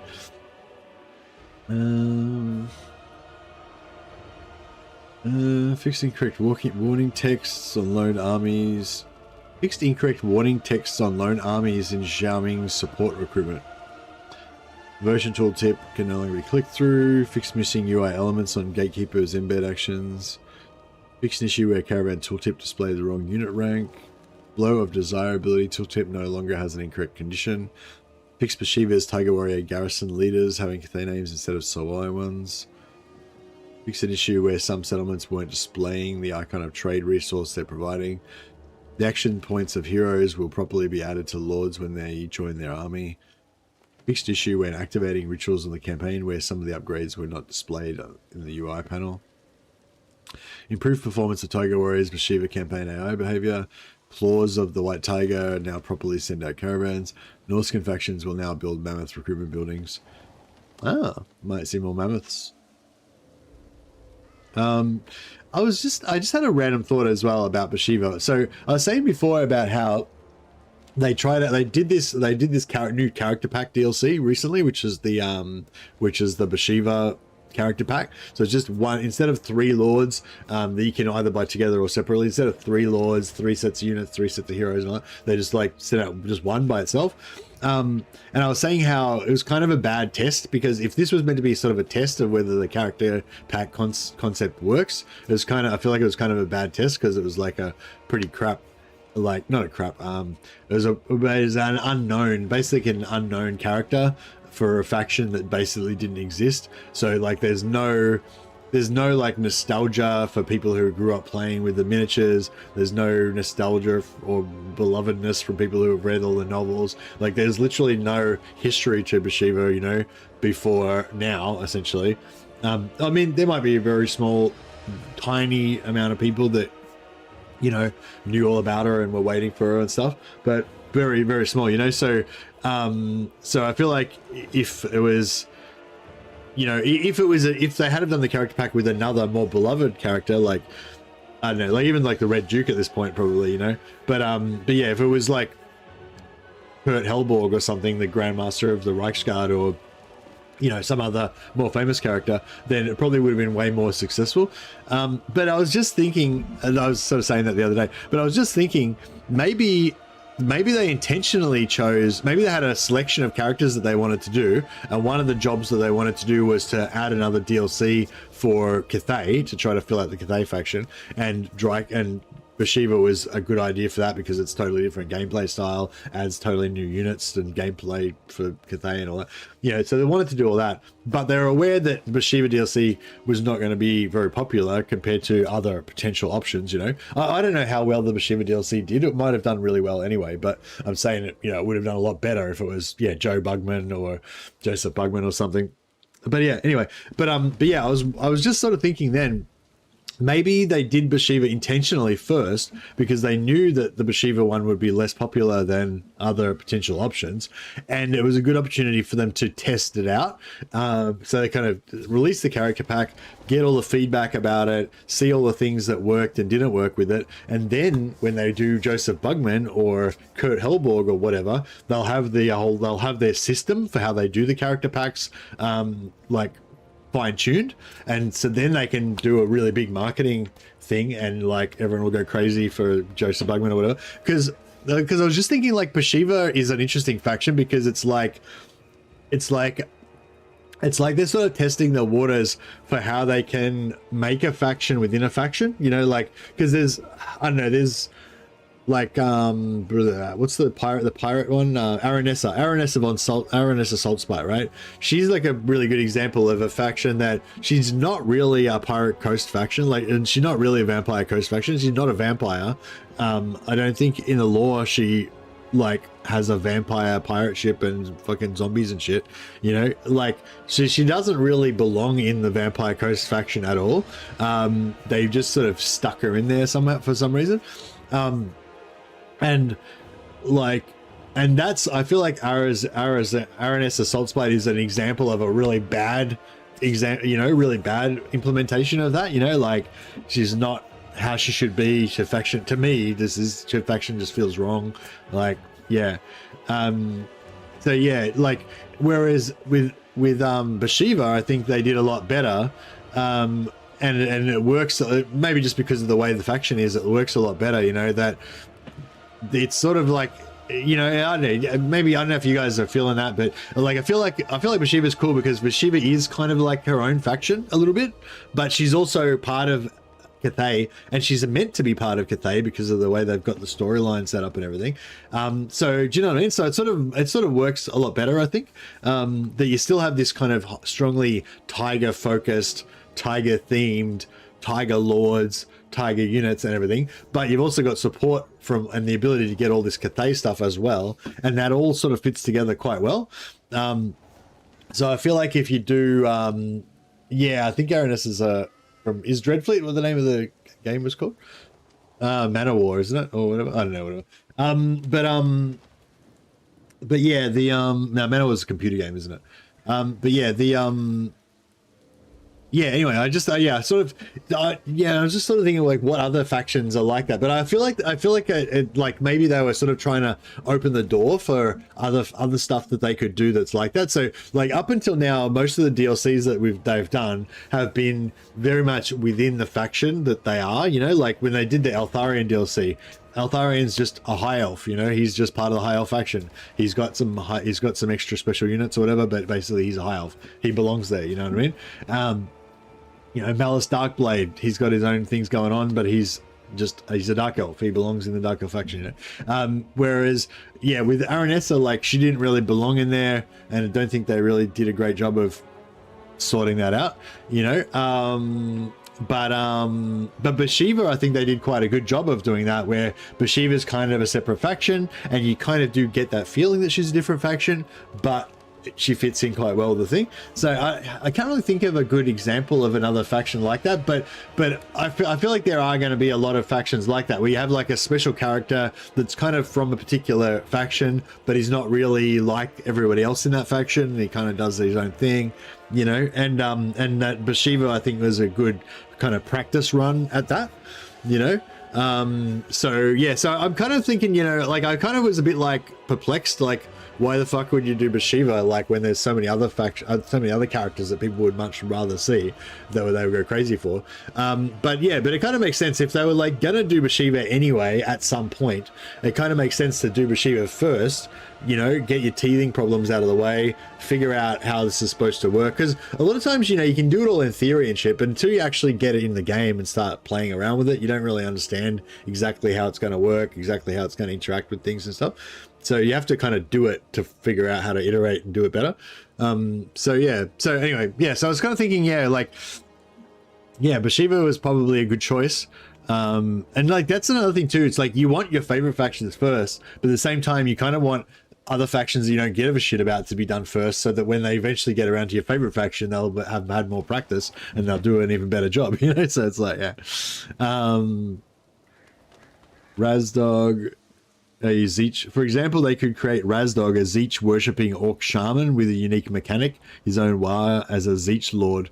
Yeah, I've never heard of that character, Mateo. That's super obscure, but yeah, that's an example of what I'm talking about, where you want to make this like weird character that sort of doesn't really fit into a faction or something. I feel like Mashiva is like a good example of how to do that right, you know. So yeah, I'll be interested to see if they, you know, go further with that with other like sort of obscure characters and stuff like that. But yeah, anyway, improved performance of Tiger Warriors, campaign AI behavior, claws of the White Tiger. Bashiva now properly send out caravans. Oh, was Bashiva not sending out caravans before? I didn't notice. Norse convection now build mammoth buildings. Yeah. Fixed script error in tutorial battle. Bashiva's final quest battle units can no longer move or land on unreachable areas of the map. Zarina Katarina's ice sled mount should now be available to players who don't own Shadows of Change DLC. Oh, nice. Fixed issue where increases to explosion radius made in campaign do not increase the explosion radius in battle.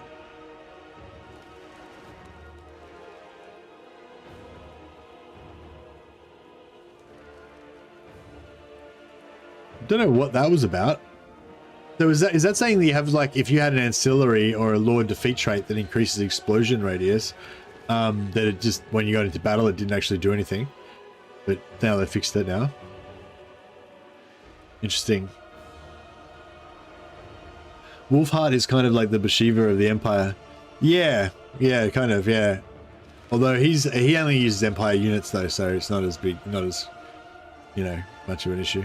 Fiction issue where underground intercepts would trigger a minor settlement battle instead of a subterranean underway battle. Don't remember that happening, but maybe it did. Actually, maybe that did happen one time. I can't remember being really flabbergasted about something going on at one point. Made following changes to address issues of overstacking speed. Oh yeah, this is bullshit. So they nerfed the stacking speed bonuses of Slaanesh factions. The innate hero skill Sleek now provides speed only to hero, not to the whole army. Skills Sinful Demeanor of Exalted Hero of Slaanesh now provides speed only to the hero, not to the whole army. Skill Bend the Mind, Bend the Flesh of Cultists of Slaanesh now provides speed only to the cultist. The skill Umbral Paul of the Druki Anointed now provides evasion passive ability only to devotees of Slaanesh, not the whole army. So yeah, having getting that evasion ability on your whole army, that was like one of the coolest things about the Anointed. Well, the Anointed have got so many cool things. That was one of the really cool things about the Anointed, that you can give evasion to your whole army.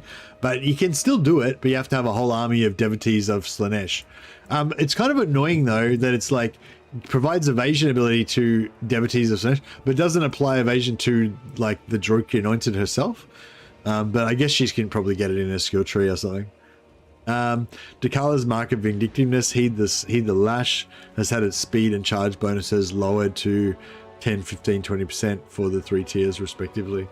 So yeah, they got rid of all the stacking speed. It's pretty bullshit. Can you get Sleek? You can only get Sleek on heroes, yeah? You can't get Sleek on a Lord, can you? Is there a Lord version where you can get speed for your whole army? Because I feel like they should still have, like, you know, plus 10% speed or whatever as a Lord trait maybe or something. Units. Skyjunk will now have the Eye of the Dragon ability again. Added missing moving attack animation. Oh yeah, I was wondering about this. Does anyone know what this means? Added missing moving attack animation to Jade Lancers. Like, does that literally mean it just added an animation that doesn't do anything? Or does it mean that if you move... I thought maybe what it meant is that they have an attack animation, as in if you move the unit through another unit without issuing an attack order, they'll just swing their swords on the way through and attack. Whereas before, for some reason, they didn't do that. I feel like most units will kind of attack on the way through now, even if you don't issue an attack. But yeah. I wasn't quite sure if they were just saying that was just a visual thing, or if they're saying that they actually added an attack that will happen when you move through. I think they stopped to attack on charge. Yeah, maybe.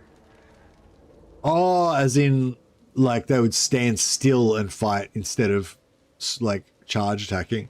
Maybe, yeah. Sky Lantern's projectile range now correctly adjusted to 275. Night Goblins will now face the direction in which they are placing ladders.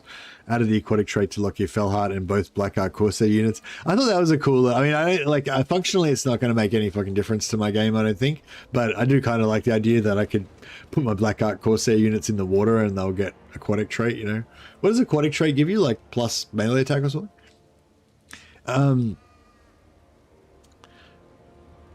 They run up, stop, and poke. Okay. Fixed an issue where Hobgoblin and Wolf Raiders were not counting towards missile unit cap and missile cavalry cap. Oh. Yeah. I never noticed that. Oh, wait up. What? Oh, they're talking about multiplayer, aren't they? Yeah, they're talking about multiplayer. We don't care about that. Fixed an issue where Gate Master incorrectly had expert charge defense on a warhorse. Fixed an issue where Great Shaman Sorcerer Death had less missile resistance while on War Mammoth mount. Fixed an issue where Bjorg Bearstruck and then built a Marauder Bearman were available as extended roster. Flickhouse Warriors, that's multiplayer as well. Fixed an issue where the Rusty Arrows had a lower charge bonus than the base Night Goblin Archer unit. Calmed the steam tanks down a little so they stopped moving and spinning of their own accord without any player intervention. Remove bullet point on Windbow, incorrectly stating it does scaling damage. Fixed an issue where some lords and heroes were missing the encourage attribute. Fixed an issue where Master of Mists didn't have a cooldown. Fixed an issue where the self effect from dual personality Betrayer was not applied to Cursed Etten. Which one's Betrayer? The one that heals them when they go under 50%. That was working. Was Betrayer the other one when they're above 50%? What's the one above 50%? Is it like spell intensity or something? Remove number of placeholder icons from new maps. Below 50%. Below 50% they heal themselves. That was working. Yeah, my rune callers were healing themselves when they went under 50%.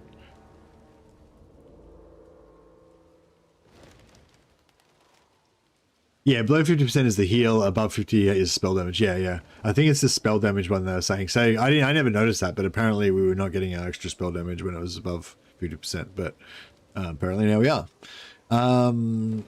Remove number of placeholder. Fixed an issue where Herald of Slanesh when put on Demonic Steed is wrong unit. Fixed an issue where AI ignores routing units. Oh, here. Fixed an issue where the AI ignores routing units when there are no other suitable targets nearby or urgent tasks to do. These are really confusing where I'm saying, did they fix it? Did they fix it to stop this behavior or did they fix it to make it do this behavior? Fix an issue where the AI ignores routing units when there's no other suitable... Oh, okay. Sorry. No, I get it now. So yeah. So before the problem was they would ignore routing units even if there were no other suitable targets. Whereas now they'll ignore routing units if there are other suitable targets. But if there aren't, then they will keep chasing. So that makes sense. So if you're in a battle line and you're like firing away and you're breaking units and shit, as soon as a unit breaks, they'll switch targets to another target. But if you're like sending a cavalry unit to chase a unit off the map and there's no other units nearby, they'll keep chasing them. So yeah, so that's cool. So that means that your cavalry will stop just stopping chasing routing units all the time randomly, and you have to keep... Oh yeah, because I noticed that heaps. Like when you're trying to chase routers, you'll just keep stopping attacking them all the time. So that's really interesting. I hope that did actually work. Fixed the issue where AI had problems reforming its big army, causing units to stack on the border of the map. Fixed the issue where the AI ranged units are constantly receiving different orders and changing formations while prioritizing outflanking instead of just shooting the open targets. Fixed an issue where the AI was stacking units on top of each other in choke point battles. Okay, nice. Oh yeah, two new battles, land and ambush to the area of Blackfire Pass. So I didn't really understand what they meant by that, but they did clarify for me, but I don't think I understood the fucking answer either.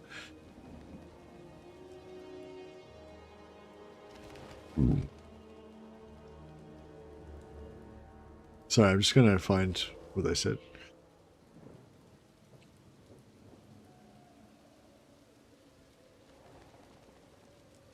It means Blackfire Pass now has dedicated land battle and ambush battle maps associated with that region, rather than falling back to more generic maps. Maps use the existing Blackfire Pass quest battle environment, adapted for standard battles and ambushes across the relevant campaign area. They're not new choke point battles or a new tile set. Okay, cool.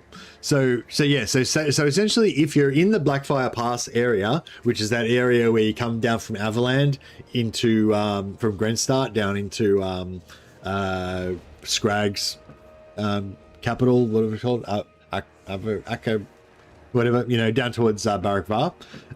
There's certain hexes there where if you fight a battle, you'll get a north of Scrag. If you're in there, then you'll get a new battle that'll use. It'll be, you would, like, it would have been a choke point battle. If it would have been a choke point battle anyway, it'll still be a choke point battle. And if it would have been a land and ambush, 2 new battles, land and ambush. Oh, what about choke point battles? It's in the fucking Blackfire Pass. Shouldn't it be a choke point? What the fuck? Anyway, so there'll be 2 new. There's 2 new battles, 1 land, 1 ambush, and but they're just going to be the same land and ambush battles we had before, but they're going to use the Blackfire Pass tile set instead of the normal tile set. So yeah, that's cool. One thing I was just raised in the chat the other day as well was that I feel like in Medieval 2, you used to feel like when you're on the campaign map, if there's like a river and you attack someone on the river, you would feel like it would just like zoom down into the map and then you would be fighting on a river, you know? Or if you're fighting like on the edge of a forest, it would just like zoom down into the battle map and then you'd be fighting on the edge of a forest. Like the map that it wasn't like exactly the same, but like the map that you were fighting on would be basically like, you know, it'd be basically like the map that you saw from the campaign map, you know? Whereas in Warhammer 3, it's quite different. There's just a limited number of maps and blah, but it does try to like match the map type to the thing, you know? Like if you're in a mountain pass, it'll probably give you a choke point mountain battle. If you're on a river, it'll probably give you a choke point river battle. You know, if you're in forest, it'll give you a forest battle, you know? But one thing I don't like about Warhammer 3 is I find it's quite hard to know, like, you know, like if there's a bridge across a river, there might be 2 hexes that look to be exactly on the bridge, right? There's like one on that side of the bridge, one on that side of the bridge. Both hexes are completely under the bridge, you know? And then there's like 3 other hexes on each side for a total of another 6 hexes that are like next to the bridge, right? And you think that if you have a battle on any of those hexes, potentially there should be a bridge somewhere in the map, you know, or there should be a choke point at somewhere in the map, you know, but you don't know. Like when you click on that, you just go into the map and you're not gonna find out what battle you're gonna get until you get in there. It could be a choke point, or it could just be a random fucking location nowhere near a choke point, you know. And like I feel like when in Medieval 3, Medieval 2, I kind of feel like I more knew what kind of map I was going to be fighting on from the campaign map, and it felt like more real kind of. Whereas in this, it's like, yeah, it's just a bit 50-50. Like you just don't really know unless you know what that particular hex map is beforehand. Like just by looking at the map, you can't always reliably tell what type of map you're going to get.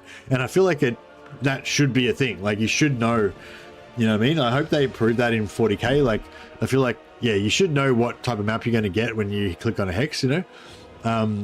Yeah, I think it's, yeah, like that's, I can't remember, there's a certain catchphrase they use in the Medieval 3 streams when they're talking about it. I think it's something like trying to make a window into the world feeling, like it's a window into this medieval world. And I think that's a big part of it, like being able to like feel like, you know, looking at the map, I can see what type of thing it is. Now I can zoom down to that point on the world and fight a battle there. You know, like that feeling is like really important to giving you that feeling that you've got a window into this world. You know, it's not just gamified like a board game or something that's just an abstract representation. It's like, that is literally, I'm gonna go to that place and fight there. And like, you know what I mean? It's more like real. And yeah, I don't know, I just feel like they need to make, yeah, I mean, not they need to, but I just feel like it'd be good if it was more reliable, that you know what sort of map you're fighting on. I think that would help with that. And the other thing as well is when you're in the battle maps, like the visual cues should be really good for what's going on there. Like one thing that's really pisses me off is when there's like a weird little bit of mountain or something, and it looks like you can walk there, but you can't. It's just impassable, even though it just looks like normal snow, the rest of the shit, you know? And then there's another place that's like, looks the same as another impassable place, but you can still move on to there, you know? Like, it should be like, you know what I mean? It should be like 100% reliable. Like, you should be able to just look at the map and be able to tell whether you can walk there or not. And that, you know, like when you like, and what I'm talking about is like, obviously there's a practical advantage to, like, it fucks you up in battles when you don't know what the fuck's going on with the map, obviously. But I'm talking about the immersion, the feeling of realism. Like when you look at the map and you're like, oh yeah, that's a rock, I can't move over that, I'll have to move around it. That's real, right? You know? And then it's like, oh, here's a patch of blank snow, I can march there. Oh no, I can't. There's just an invisible barrier, you know? And that, like, that whole thing, as soon as you have that feeling of like there's an invisible barrier, then it's like you're pulled out of the reality of it. It's like, oh, it's just a game with some bullshit stuff going on there that's not real, you know? Like, and yeah, I just feel like that's really important. Nav mesh, is that what it's called? Yeah, the nav mesh is in a lot of battles is shit. But yeah, I don't know. I mean, there's, yeah, anyway, it's just, I thought I'd ramble on that after a while. Yeah, so 2 new land battles. I'm really happy that they're adding new battles, like new battle maps, even though it's kind of just a combination of other resources that they had. Like, that's the reason I like that whole rant and everything is basically like what they've done here is they've created these battles that are going to feel more like, you know, you're zooming into that location, you know, rather than zooming into Blackfire Pass and fighting a battle in the desert or some shit with a different tile set. Now they've created those battles with the correct tile set, so you actually feel like you're in Blackfire Pass instead of just teleported to some random other location, you know? And yeah, so I like to see more of that. I think basically is what I'm saying. That's like a step in the right direction, sort of towards fixing a little bit of what I was just rambling about. Fixed incorrect wall HP for Ancient City of Quintex Dark Elf Siege map. Fixed adjust deployment zones and reinforcement markers on various maps. A selection of minor terrain, border, and height adjustments on various maps. Did they fix the nav maps on the nav mesh maps on various maps? That would be good. Fixed crash caused by caravan encounters from Confederated factions. Fixed crash occurring after using amethyst artillery units in battle as Wissenland and known. Devotees of Slanesh portals. Tiger Warrior's hair.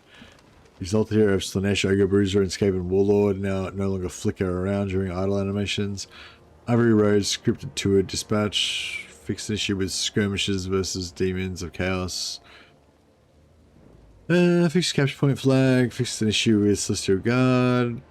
Fire while moving animations. Fire while moving animations are no longer interrupted, which would lead to them not dealing damage. Oh, is that massive? Because yeah, when you do fire while moving, your troops generally deal way less damage than they do if you let them sit still. So if you've got a unit that does fire on the move, it's way better to just move them somewhere and leave them stationary, and then they'll fire at their full rate of fire. Whereas if you move them, they quite often don't fire much at all. But yeah, I wonder if that was caused. Like, I assumed that it was intentional, that like while they're moving they can't get off as many arrows or whatever. Yeah, maybe it's not intentional and they're supposed to be able to fire for full effect when they're moving. So I wonder if that's going to make fire on the move units like super deadly now. Might have to do a Lithanar campaign, get some Shadow Warrior action happening. Added missing axe unit variations for Doomseekers and Brotherhood of Grimnir RORs. Audio for Beshiva's quest battles, miscellaneous translation error, fixed a bug with some objects, battle balancing. Yeah, I might not read through all this battle balancing stuff. Oh yeah, I was going to put the patch notes in the chat.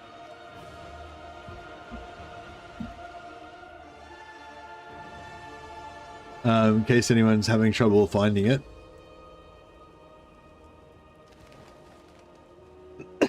Excuse me. But yeah, I might just go to the bathroom and have a cigarette before we get started on this Karl Franz campaign. Because we've been going on for quite a while about these patch notes now. But yeah, I'm not going to read all these unit ones just now, but if there's anything in the unit stuff, I'm sure there's something in here that's actually meaningful to me. but so much of it is going to be just irrelevant to me that I... Predatory Instinct's got an additional 24 melee attack added? Wow, that seems pretty crazy.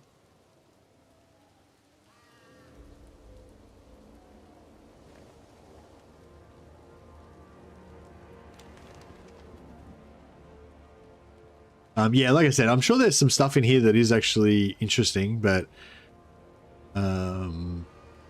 yeah, I might leave it up to the more multiplayer orientated people to review this for me and just tell me if there's anything important in there that I need to know. Mainly, I guess mainly I'm looking for stuff that's going to, you know, that I'm going to want to try out in my campaigns. Most of the minor balancing stuff, you know, it's not really that big of a deal. Like in campaign a lot of the time, I think. So it's still like good, but it's just not as impactful as it is in multiplayer, where it's a lot more, you know, knife's edge kind of thing.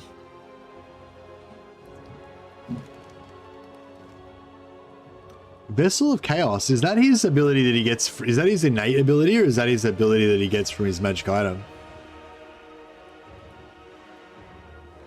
Anyway, I'll go to the bathroom. Sorry, guys. But yeah, if you guys want to have a look at those patch notes while I'm gone, I'm back in 5 minutes or so, and then we'll see about some Karl Franz campaign number 1001. What came second? Grimgore came second. Yeah, I thought Grimgore campaign would have been fun, but the vote said Karl Franz, so I guess it's Karl Franz. All right, I'm back in a bit.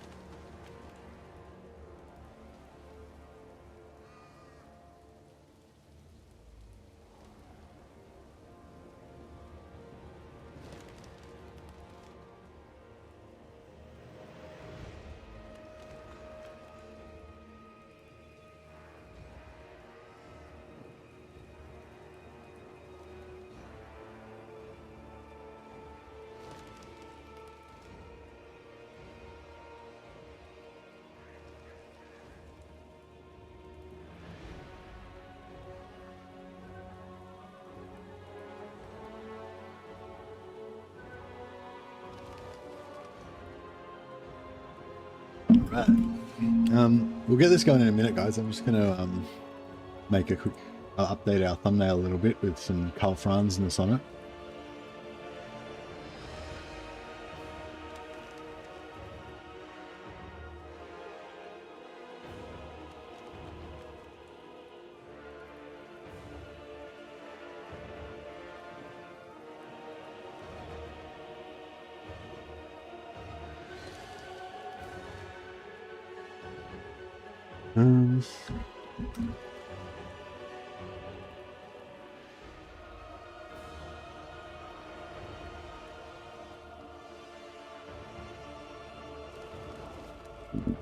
Excuse me.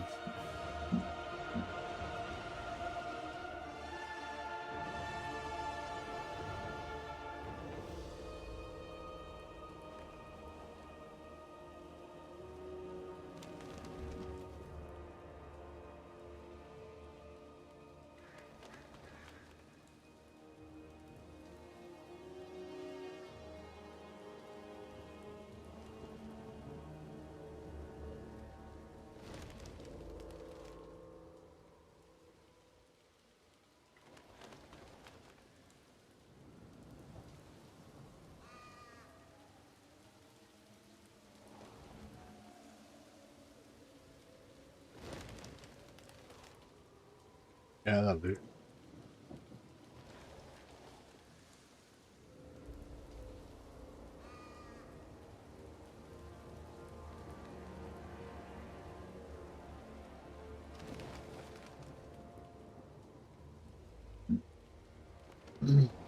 I'm just boiling the jug as well, making a coffee. We'll just update this.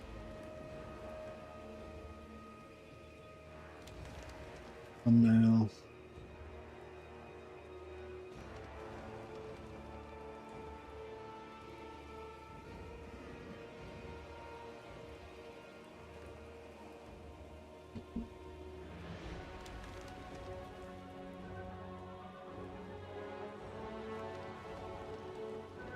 I don't know. Yeah, I'm a bit like, how are we going to get to? So we have to do the in-game crisis on turn 40 basically to try it out.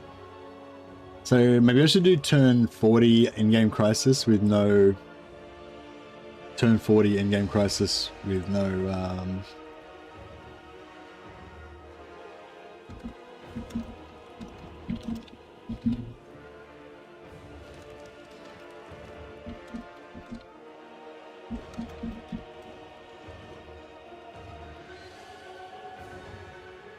Yeah, I'll do turn 4. I think turn 40 is good actually because it gives you time to like create your empire. The only problem is that like it's going to take me ages to get to turn 40, so we're probably not going to even hit it today. But that's right. We can just play some classic Karl Franz, and then maybe hopefully hit it tomorrow. But yeah, I'll try and get through. You know, I'll try and get through as many turns as I can basically today, and then see how we go after that. All right, cool. I think we're ready to go. Just let me grab this coffee.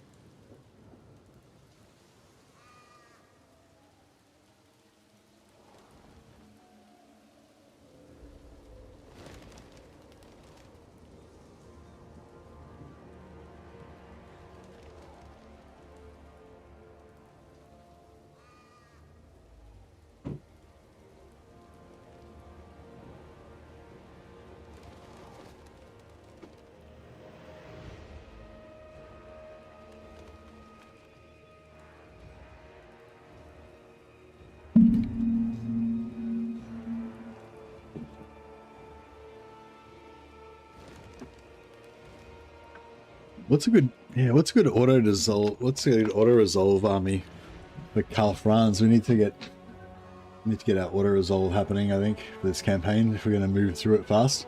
All right, so campaign new.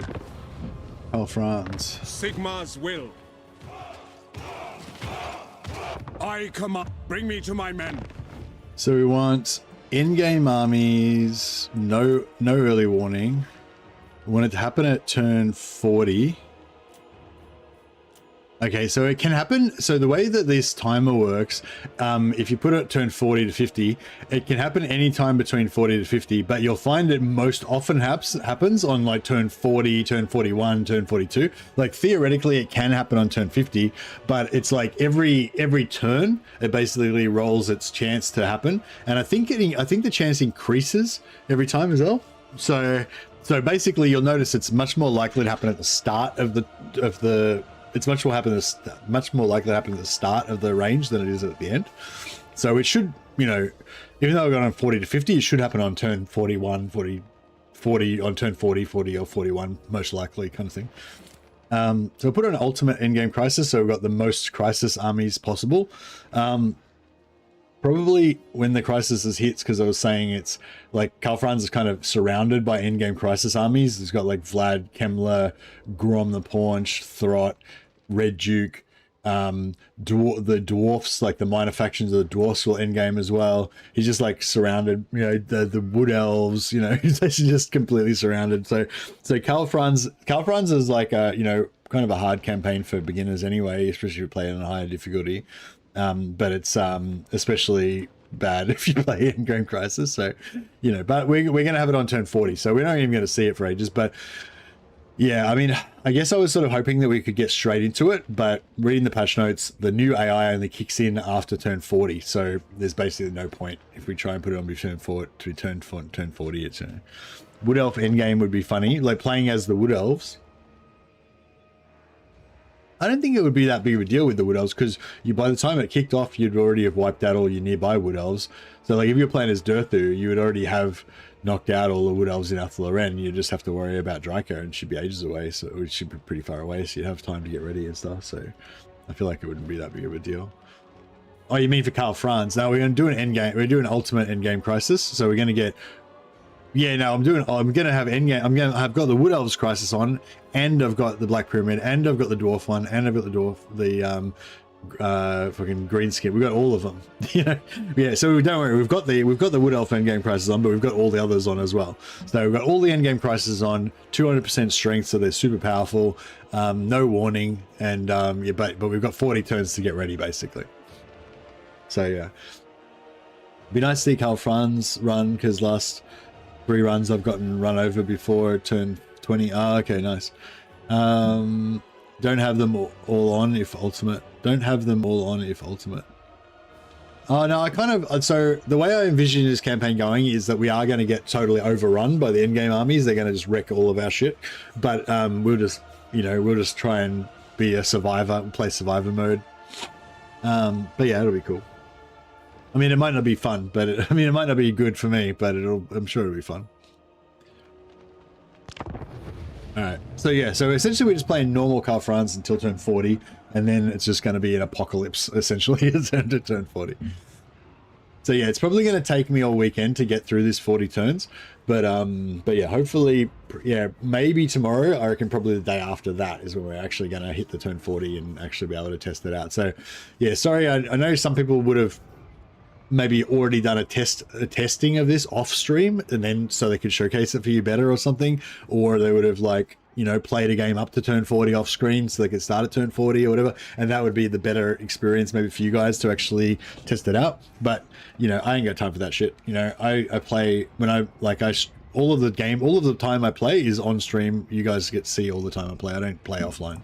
I don't have time because I'm streaming so often. So yeah, so on the negative side, it means you don't get as much of a you don't get as much of a kind of as much of a sort of prepared experience. But on the positive side, you know, you get to see a candid experience of it happening to me in real time with me not having prepared for it, which is pretty fun. So we got Karl Franz's classic starting army. It's a nice starting army. I enjoy using this army. We'll fight the first battle manually just for tradition's sake.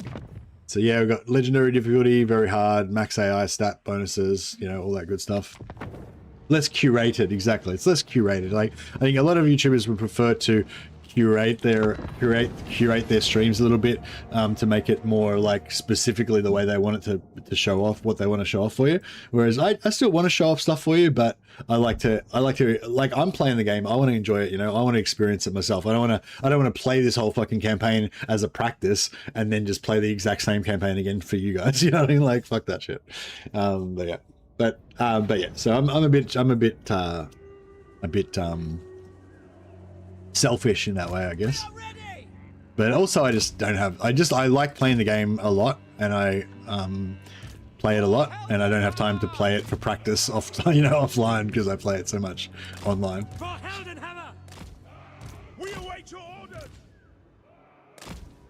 Yeah, so when I just do this battle, I always just try and use my Reichsguard to disrupt the enemy formations, give my time for my mortars to do their thing. They've got archers that have got pretty long range, but we can just run around them in a circle and they can't target you till you get close enough, and just run them down. Our weapons are yours. For Heldenhammer, take the ground. Glorious charge of the Reichsguard. Now some of these guys are like, oh no, I better go back and defend my archers. And that way we've got less stuff coming into our... The Lord can kind of like one-shot our knights. Or, so we don't want to let them take too much damage. Yes, sir, quickly. We didn't quite destroy their archers, unfortunately, but... We serve the Emperor. I'm trying to pull these guys over into my guns, but we don't have time to... Formation march! For the Warhammer! Ulrich's wrath on them! We are Sigmar's heirs! Quick march! By Karl. Moving now! My subjects call! Moving now! To battle! Take the ground! In the name of the just trying to keep rotating around these archers so they can't really shoot. Yeah. Yes, my lord. The Empire endures.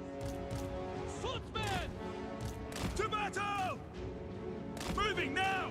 Taking position. For Altdorf. For Heldenhammer. For the twin-tailed comet. Yes, sir. Quickly. Quick march. Take the ground. We obey. Keep rotating those archers so they can't fully shoot. Ready for war! March! Go! Sir, Now we got another smash on them. That should rout them. Oh shit! Mortars. We got some friendly fire on them from the mortars. I was trying to rout the archers before the swords got there, but didn't quite manage to get it. Sometimes when you're like, even though this knight's stuck in there, because they're sort of chasing the main stack, they don't necessarily attack that knight, which is cool. Go!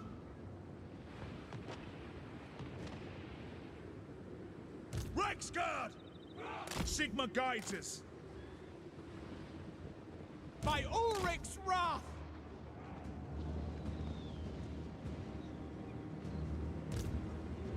Rolling ring! Under ready! For the Warhammer! Alright, we'll try and oh shit. Wrong unit. Taking position! Yeah, try and get these guns to just obliterate this guy. For Heldenhammer! Reichsguard Knights!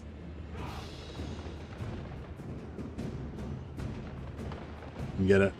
Karl, Franz! Try and charge. And gunners! He's gonna buff their melee attack. For the Heldenhammer! So they should just wreck that guy. They got armor piercing attacks. Now they got Great swords! 61 melee attack. Reichsguard Knights! Sigmar commands! No lingering! Yeah, he's routed. Find that machine! Yes, sir, quickly! To battle! Knights keep distracting them. We are Alright, see if we can kill this guy. We are Sigmar's heirs. Prepare for combat. Rolling ring. That's me. The Knights lost that one unit when we mortared them, but apart from that, they're pretty good. Yes, sir. Yes, sir. Quickly. Alright, we might get our guns a little closer, try and pull these swords in so they can get wrecked. Our weapons are yours. Now. Yes, Alright, my we'll lord. turn off the mortars, On our way. let the Knights get some XP. Hey Dun Paraffin, welcome.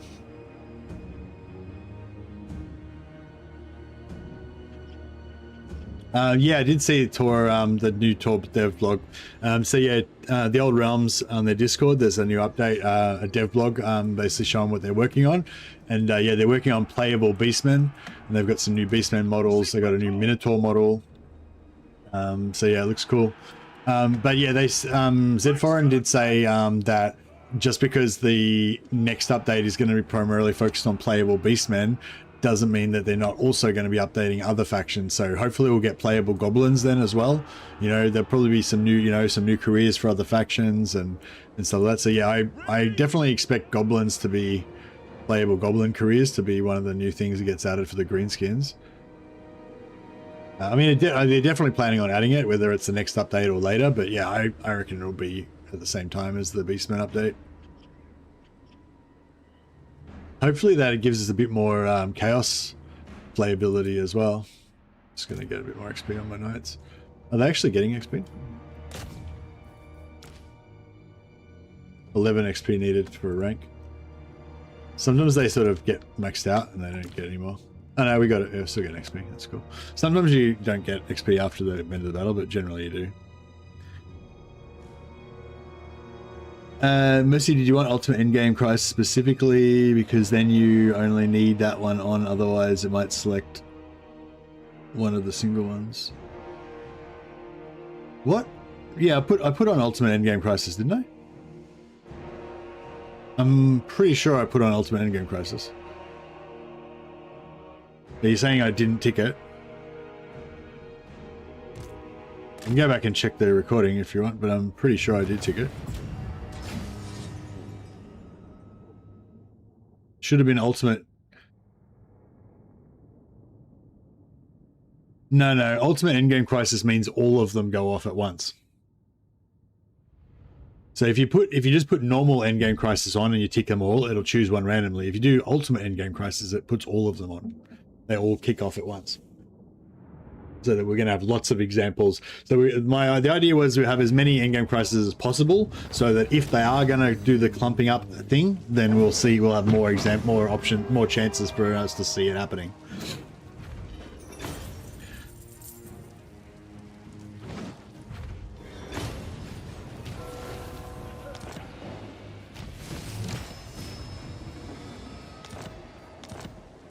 I command here.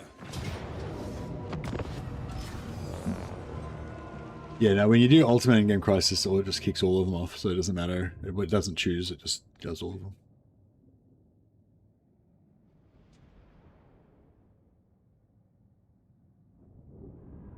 No, it's not. No, Ultimate Crisis means all of them. It's 100% chance for all of them to happen.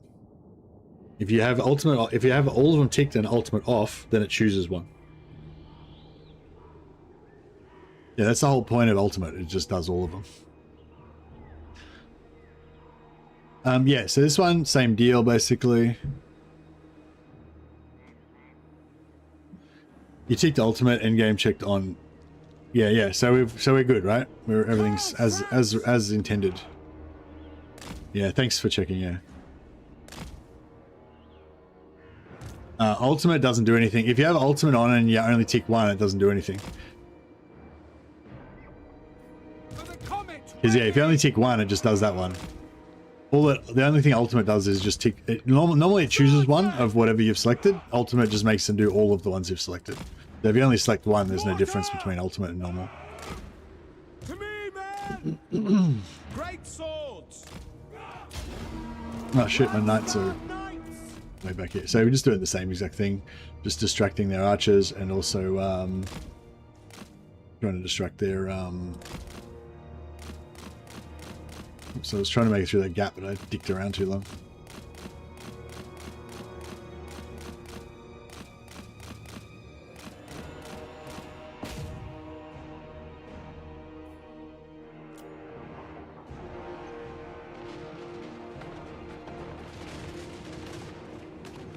I just took a bit of damage from the Mortar! Form a ring of steel! Swordsman! For the Emperor! For Heldenhammer! at least the archers are done.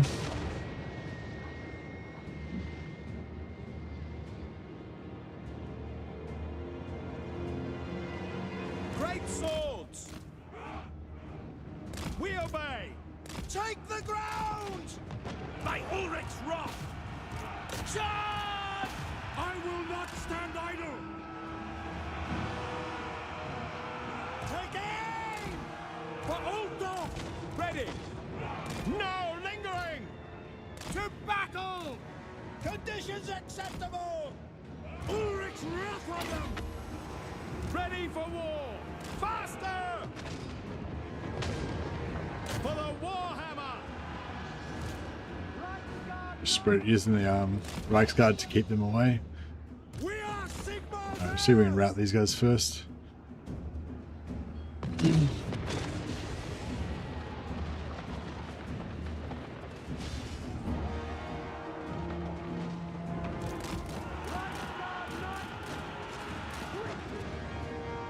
And gunners! Take position! Prepare for combat! For Heldenhammer! Shall I get him to after those guys? The Empire endures! Go! Moving now! Halberdiers! Sigma! And gunners! Halberdiers! Now! Prepare for combat! Move Get on the back and flank those guys. Take the ground! And gunners!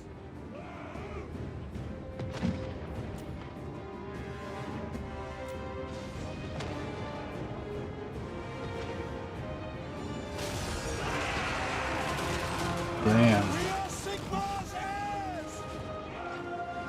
At your service! No lingering!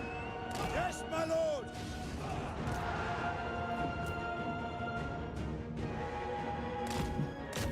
The knights to clean up everything.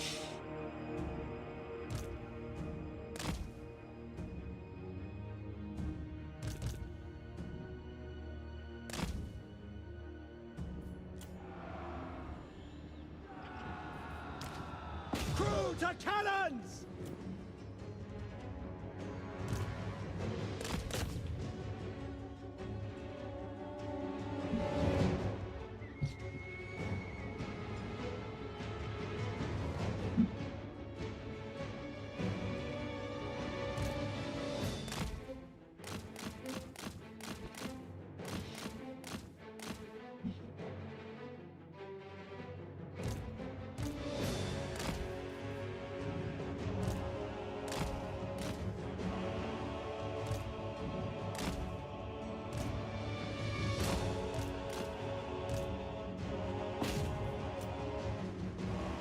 Yeah, just let the mortars soften these guys up a little bit.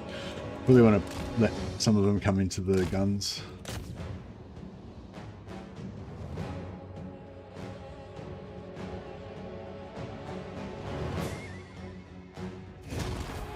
Nice. And just let our knights get some more XP.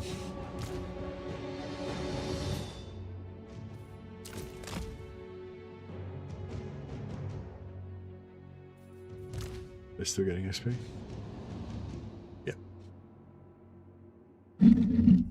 usually do get XP after the battle ends, but just sometimes they cap out or something and they don't. So just check they're wasting your time.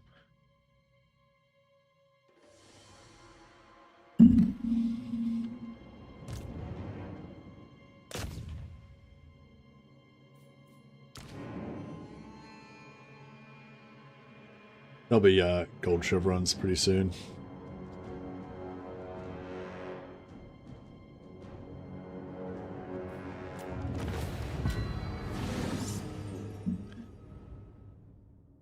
This is the patch they're probably getting it ready for 95% versus Everchosen. Yeah, maybe.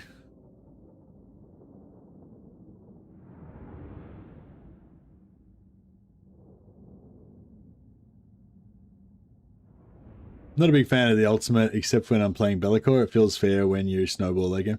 Yeah, well, I think my current view of it is that the endgame crisis, in terms of that sort of emergent storytelling of like things happening and different, you know, different factions coming to the fore and different kind of events happening during your campaign, like the ultimate endgame crisis is not really part of that whole kind of, yeah, dynamic storytelling, I guess I'd call it, with the way that the procedurally generated AI actions, you know, create a bit of a narrative for you.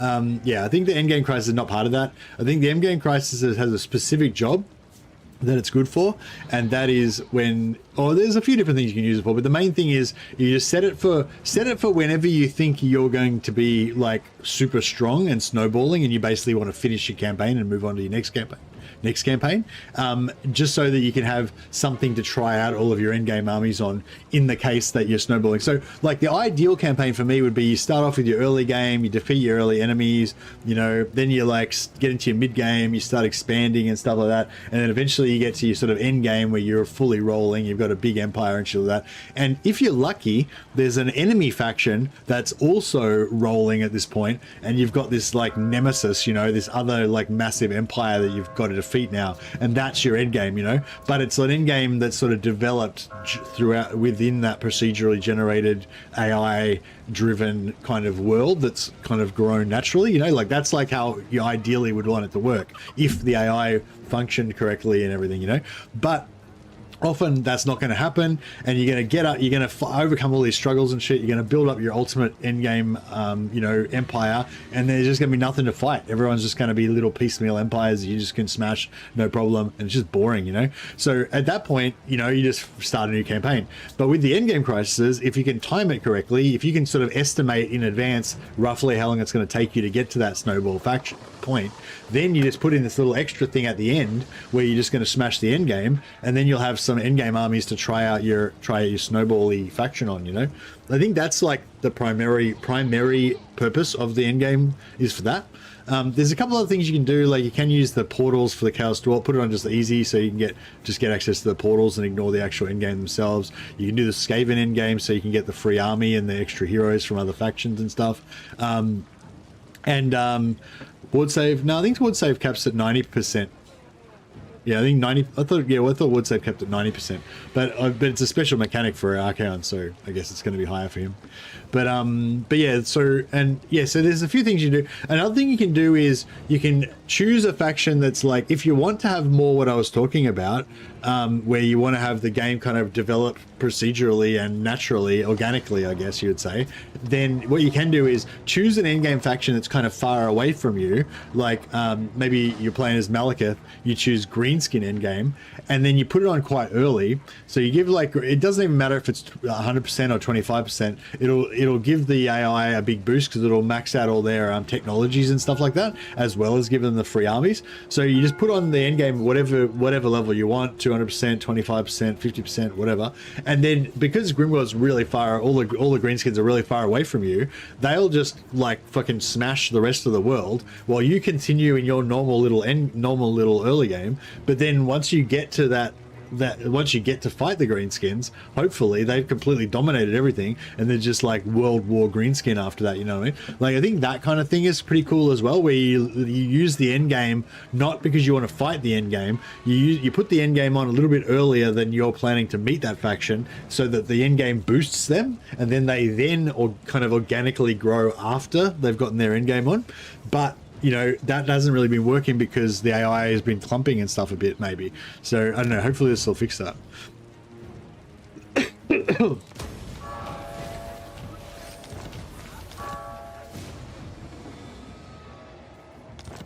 Malekith has 2 minor greenskin factions near him, by the way. I don't think that's really relevant, though.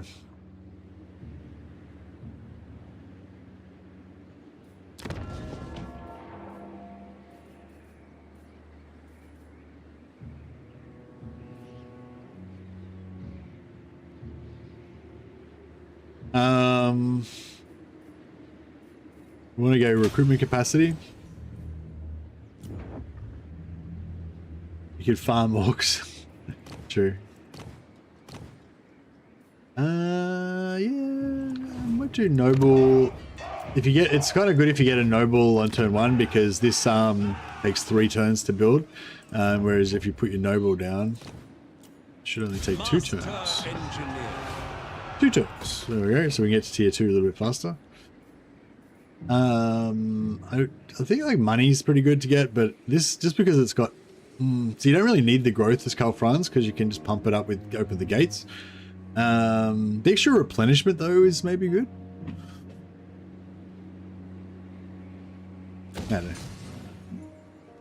Stigma preserve us. Yeah, so this is like the standard kind of, well, my standard kind of start. You Karl Franz, take that on turn 1, recruit a lord here or at Grunberg, and also recruit a lord here at Helmgart. Master engineer. And you can just recruit one unit of archers there. I see no other option. 2 units of archers here. Summon the Elector. I don't particularly like archers that much, but they are useful at the start. And probably we want to try and get early confederations. So if we can get to this Emperor of the Empire decrees fairly quickly, we just need to get a lot of battles so we can get a lot of prestige.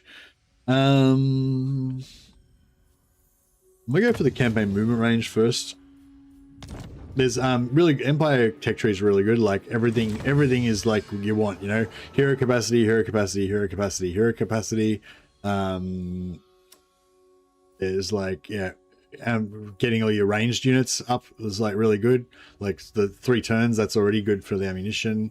Another another 6 turns and you get extra damage. That's great. Cavalry ones are great too. Missile resistance and armor for your knights if you're going for night focus. You know, I don't really usually go for artillery, but the artillery ones are good as well. This is really good. Campaign move range. This is good. Casualty replenishment rate is pretty decent, and also the growth, but the growth doesn't matter for Karl Franz, but if you're playing Elspeth or whatever, it's pretty good. You know, just like so many different options, all of the tech tree. It's nothing like crazy that like gives him like any superpowers or anything, but apart from this, but just it's just a good tech tree with everything just feels good and valuable, you know. It's really nice. I always have trouble choosing, but I'm gonna go campaign movement range this time. Bloodbringer is gonna be fun. Yeah, I'm looking forward to the time of the wolf is nearly upon us. All right. Have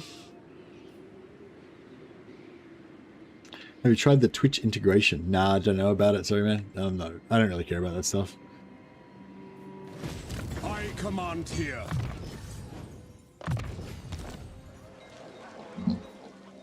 My war machines require test subjects. All right. If we calibrate the pressure by pounds per It's got a small tech tree, but it's just everything feels kind of valuable and stuff, you know. So yeah, so you also can do some diplomacy on turn 1 if you want. Sigma's will. Great honor or glorious death. I feel like these are a bit of a trap though, because I feel like, yeah, I don't know. I feel like, you know, if I might go with him, then I might end up deciding I want to take Montfort for some reason to region trade with somebody or something, and kind of the same with Paravon as well. All right. Hellebuck land. I'm not sure if this trade agreement actually pulls you into wars more early, but potentially, yeah. Like it's like if you're not strong, then doing a lot of agreements with people can actually kind of screw you up, because it'll make other factions dislike you more. The factions that don't like them will dislike you more and stuff like that. But Welcome, my countrymen. just for roleplay purposes, we'll be friendly with Talabek None lands. shall question me. Yes. Kislev.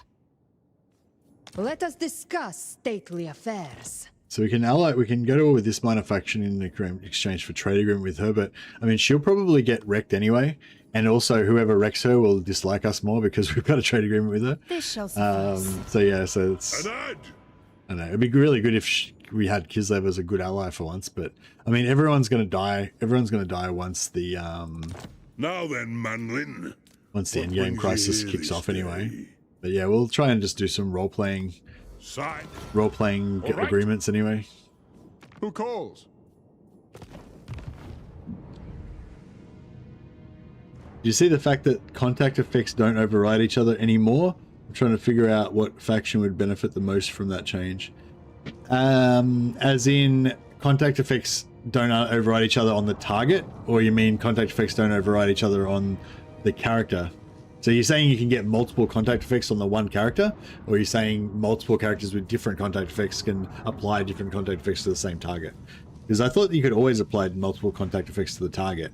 You're saying that a character can apply multiple contact effects themselves now.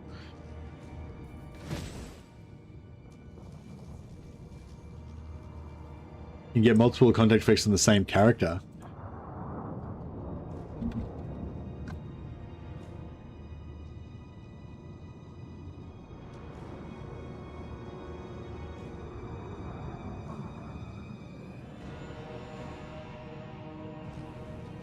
Is that in the patch notes? I can't see anything about it. Where did you get that from, Attila?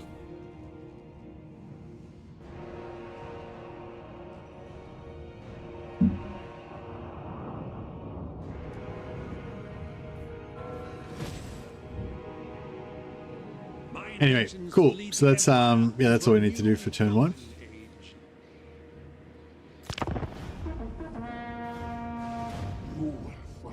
I probably should have built a building. Did I forget to build a building in Eldorf? Nah, it doesn't matter.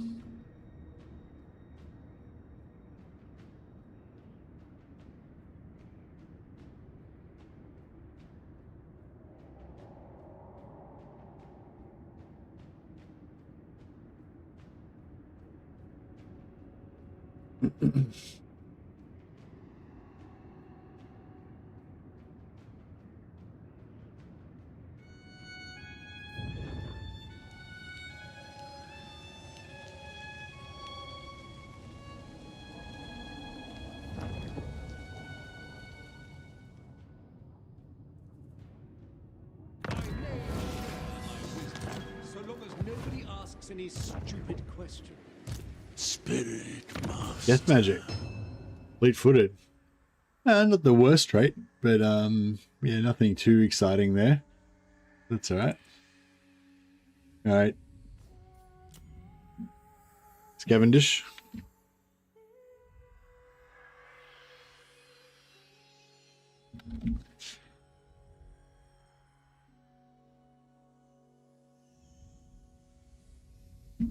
Daniel Scavendish.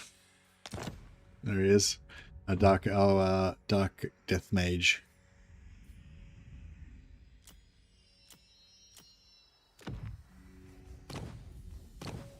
And yeah, thanks, Kevin Dan. Still got Matteo on the list there. Be our next hero, or if we get a general up enough that he's not going to die instantly. Grave time. Master engineer. Put him in here. We test our metal against them. So he's yes. Otherwise, we wouldn't be able to take Ubersreich on turn 2. That's why we had to recruit this lord up here. This mage, I want him in Karl Franz's army. If he could have made it to there, then he would have gotten more XP. Bring me to my men. Moving That's on. alright. As is my right by Sigmar's crown. Let's go. Follow your orders. Master Engineer. Yeah, no, I didn't forget to build anything. That's good. For the Empire. You are all fit, I trust. Wherever my craft is needed. In search of answers. Battle preparations, troops. So stickily relics. Advanced. Yeah, I might just try to maintain our health of our army. Multiple contact effects on the same character. That sounds pretty good. I'll have to try and stack some multiple contact effects and see. Because yeah, you could get a few. That would mean that killing Kataryn and getting the frost or the chill or whatever it is on your weapons would actually be terrible because it wouldn't replace better stuff all the time.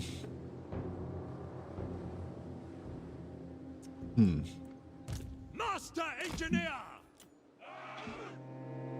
All right, fuck it. We'll just With knowledge.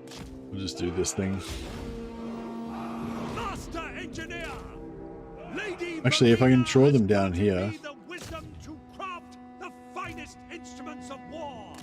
And Sigma gives us the So courage unfortunately, army's coming in behind. I couldn't move it around, but that'll without- make it take heaps longer. So try to see if I can. Firearms loaded. I tread the wisest course, calculating distance. Wisdom guides me. Wayfinding, it cannot fail. For the Emperor, genius guides me.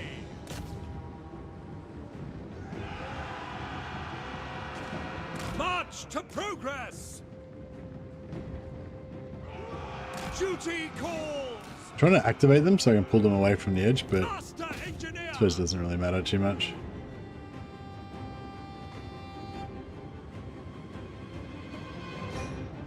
A better position. No, it's not going to fire. Wherever I am needed. Instrument of war. Finding better ground. For battle.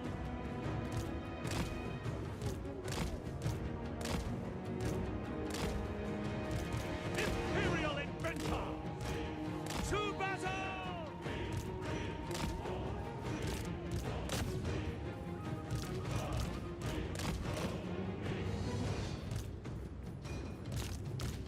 Take aim!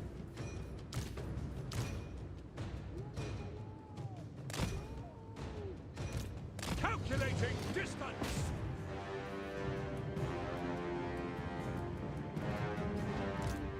Trying to get these archers to. They're shooting from the front, so our shields will block most of it. Plus, we've got armor.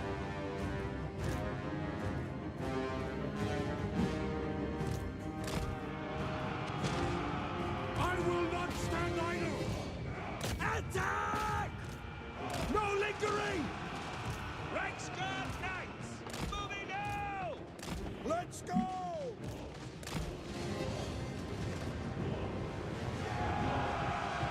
The Empire endures! We lost one knight. Yes, sir! Quickly! Not too bad. Missile infantry! For Heldenhammer! It's better not be... Reichsguard! Swordsman! Grave danger. Wither and die. Now! Reichsguard knights! War!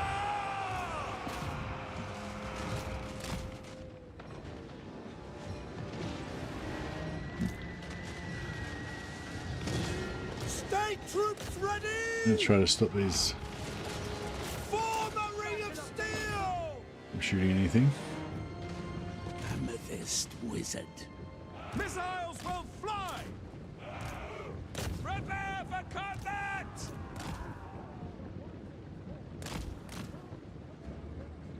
A path. For the Empire! Reichsguard Knights! Taking aim! Take the ground! Hey, Sam.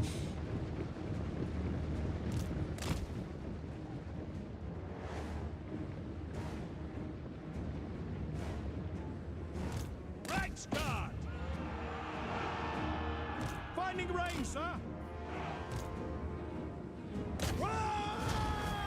Taking position! Heading out! Handgunners! At speed! Rah! Nice one.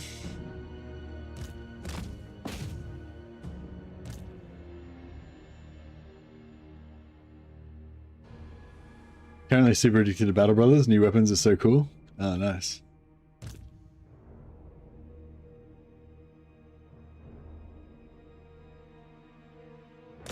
Yeah, Battle Brothers is cool.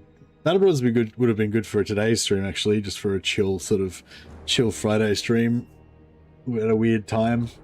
But yeah, I thought the new update was kind of pretty exciting with Warhammer, so that's probably the top priority for today. Yeah, sorry I couldn't stream last night when it first came out, yeah, I was too tired from gym.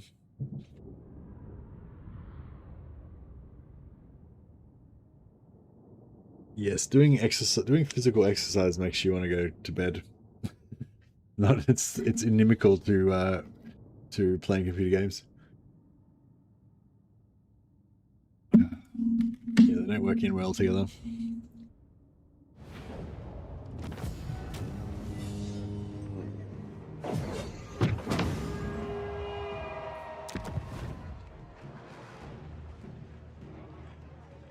Yeah, we'll just occupy. Begin modifications. Now we can do open the gates, which gives +1 population, but it's got a 3-turn cooldown. And so yeah, so we're gonna get another population in 2 turns anyway. So, but going from 1 population to 2 population takes a lot longer. So it's just more efficient to just wait and get your first one naturally, and then +1 after that. Yeah, this is 8.1. This is the AI update, plus a whole bunch of other stuff. They actually put there's actually a fair bit of stuff in it. There's not really anything like, I don't think there's anything that's like super like excitingly headlining, but there's heaps of like pretty significant little things that are good. Yeah, it's like, yeah, do you know what I mean? Like, I feel like it's not really, yeah, it's not really gonna like make everyone go wild about a new, you know, new units or anything like that. But yeah, it's got a lot of good, significant, valuable stuff in it. I command here.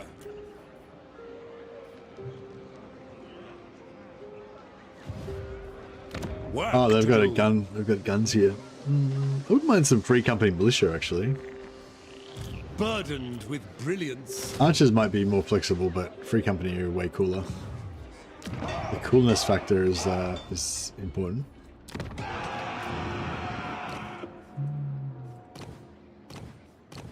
Yeah, I should have probably taken a another lord on the previous turn, so we could have got more rotation of lords. Engineer. The constituent elements must be strong.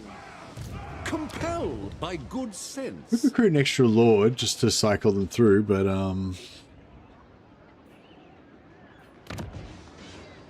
Imperial scholar.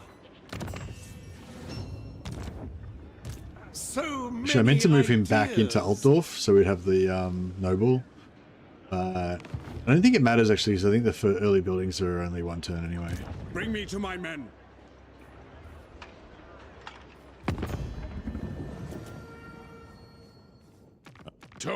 Yes. Yes. This night. All right. Sigma. The Yet. Or Sigma's will. Yeah, I think we were just ready to go, really.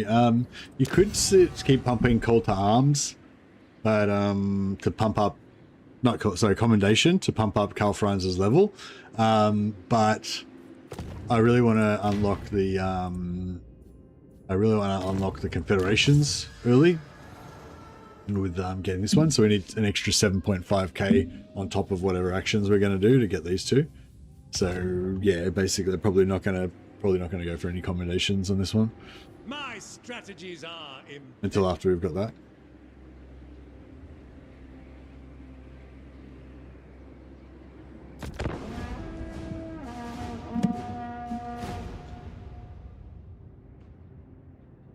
Oh, we could take Karakazgaraz. Shit, yeah, maybe I should have grabbed another lord there so I could have taken Karakazgaraz. I forgot about that. I'll do it now, but hopefully we're not too late. You really place if I recruit a lord now, will I still be able to get it, you know, or will Durthu have taken it? I think we'll have some time because I think Durthu goes east, doesn't he, to take out Karanorn?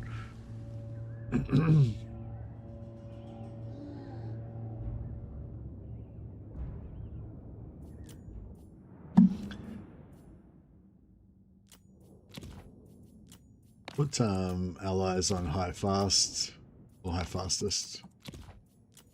Enemies on high fast. And we'll just do neutral factions off. Speed things up a bit. You can do fast forward, just puts everything off. But yeah, we'll just do so it shows our enemies.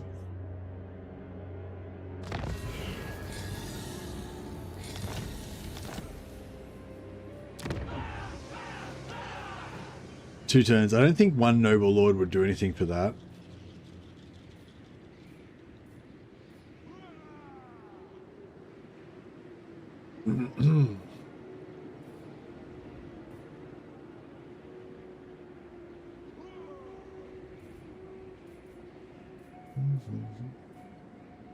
Would like to get a warrior priest ASAP.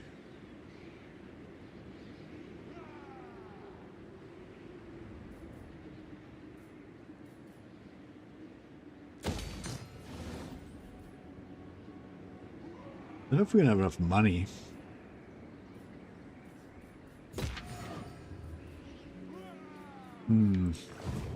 I'll try and remember to recruit another lord at the end of the turn.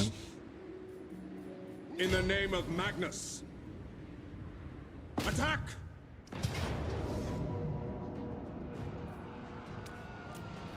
Ulrich's will! Ulrich's will. For the Empire!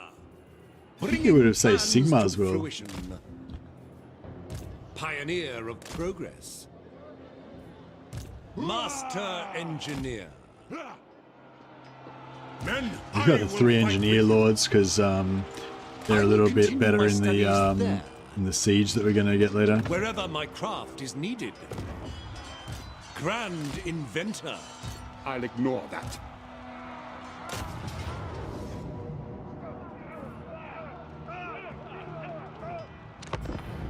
Probably theoretically, you could probably steal their water in here, couldn't you?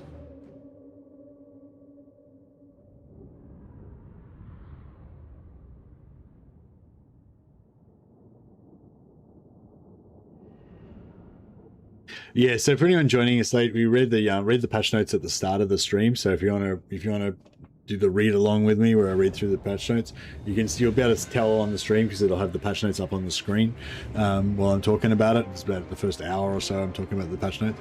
And there's a bunch of cool like minor things in there that are pretty cool. But the headline is that they've changed the AI so that basically after turn 40.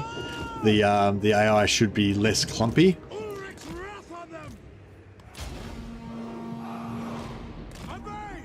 Is the We plan. hunt this day without So we'll warriors neither boar nor deer. No. got to see how that whether that's going to work or not. So shall we. We will become part of the legend by order of the Grand Theogenist. Show no mercy. We are Sigmar's heirs! Awaiting orders! Taking position. Quick march. Depart. Ready! Shields up. Sir! Form a ring of steel! Sometimes I try to do some shenanigans with the knights on the right hand side. The main thing we just want to do is waste their artillery ammo. Once they don't forget to put armies in channeling stance in case they are attacked first. Not sure what you mean.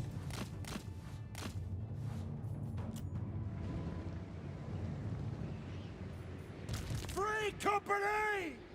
Taking position. Go. Formation! March! By Ulrich's wrath! Taking position. Wayfinding!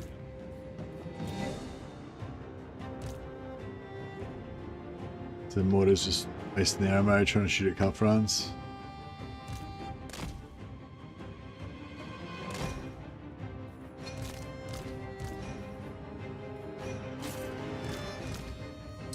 Turn off for it real. I turn on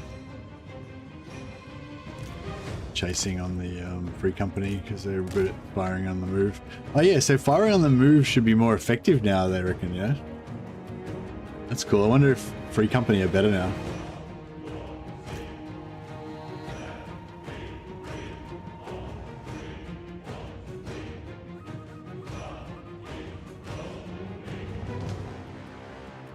Yeah, just getting rid of the mortars is the most important thing.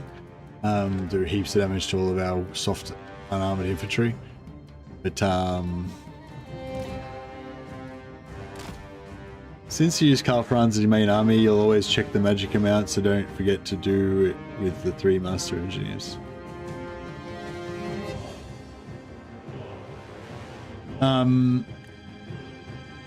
Yeah, I'll try to do channeling stance if I've got the movement and I don't need it for anything, but yeah, most of the time I'm going to have them in force march, so they aren't going to be able to do it. They don't have the movement to do it.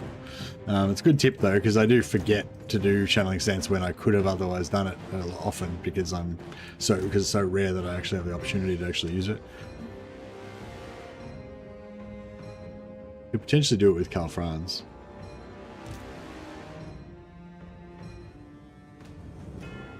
If we sack this.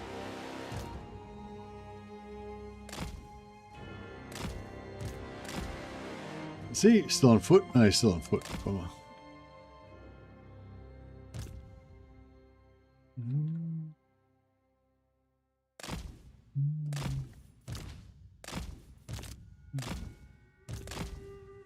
I wonder if I can just go and start spirit leeching their lord. That'd be cool. Yeah, so you can try and waste their ammo on these guys, but they've got the guns. The guns have it's really hard to like effectively waste ammo without getting the shit shot out of you. So you just took a heap of damage then already.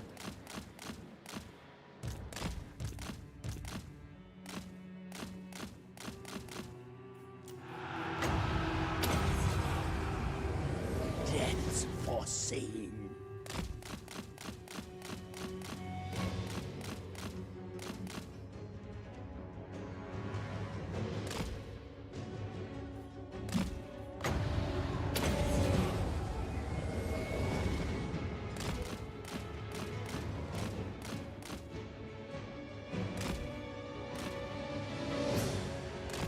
Check out how the AI has gotten all confused because I keep spirit leeching it. Doesn't like it at all.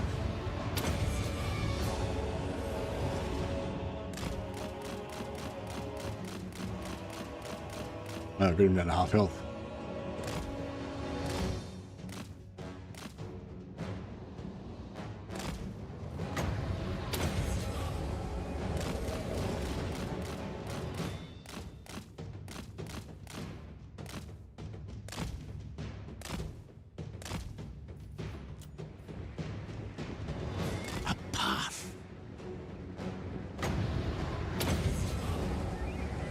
Spirits invoked.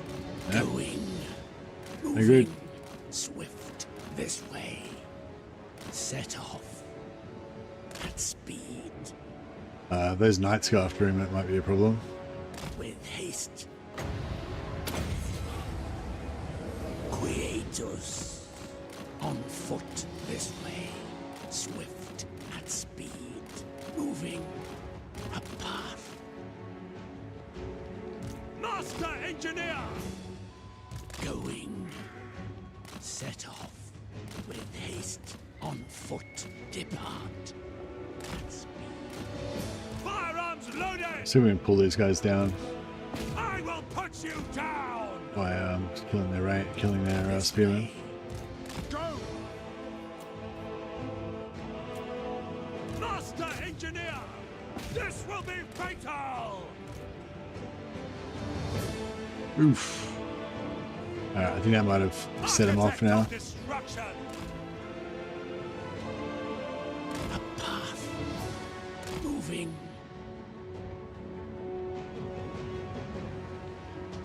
To death.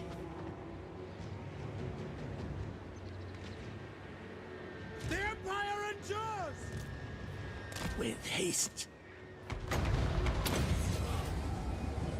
Curses of Shaiish. Reichsguard Knights! By my design! If this guy doesn't get shot to shit.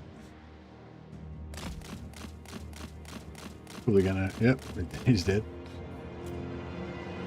Wizard of Death. I find myself inspired. Sorry, I just got a bit carried away with fucking with the AI here. Blow deathly winds. You don't really need to be this exacting with it. Master Not Engineer! that hard about. I mean, it's definitely going to get rid of the mortar, but no, you don't really need to be that exacting with it. Moving now! Going. Reichsguard Knights! Set off. Yes, General! Not really any good targets for the Spirit Leech now, but And die. see if we can chuck some on the Knights. Moving. Calculating distance! Caster of Shaiish. A path on foot. Death comes. At speed! For the Warhammer! Shadow Walker's got 4 contact effects now. 4 contact effects? Danger. Well, they only had poison. What else do they got? Call. Moving faster! For Heldenhammer! Taking position! To me, then! Reichsguard Knights! Take the ground! Yes, sir, quickly! At No shit, and that's getting fucked. Master Engineer!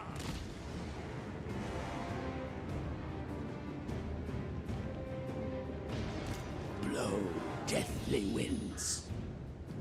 Reichsguard Knights! Imperial Inventor! This way. There is wisdom in this. Aiming for the jugular! Wherever I am needed.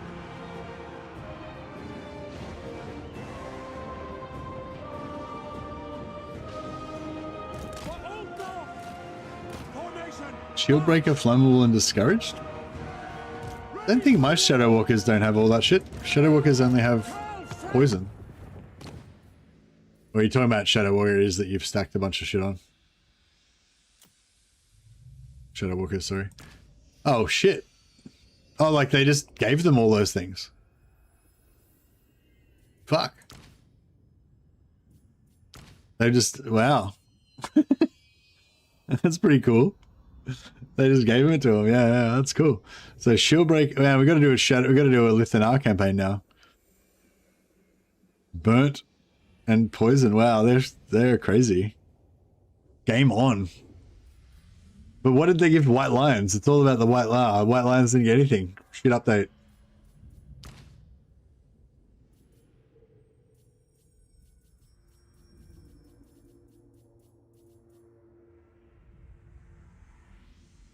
Nothing on melee, yeah. Yeah, I got melee and ranged all the way up there. That's cool. Do any lords get anything?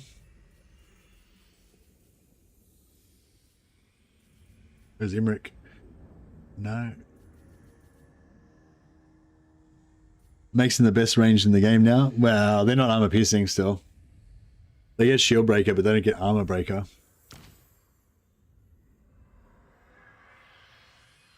They're still pretty. I mean, they're still pretty good. I mean, they're still really good. I'm just saying they're not necessarily the best at everything, you know. But yeah, they're very cool. Very cool. No lingering. We are Sigmar's heirs. Quick march. The Empire endures. Take the ground. Sir. Man, my knights are getting fucked. Our weapons are yours. I will not stand idle. Death awaits you by gun and saber. Architect of destruction. Firearms loaded.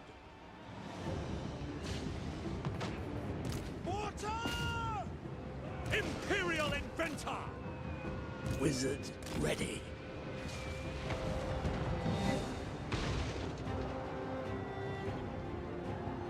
Armed with knowledge! Architect of destruction! Ulrich's wrath on them!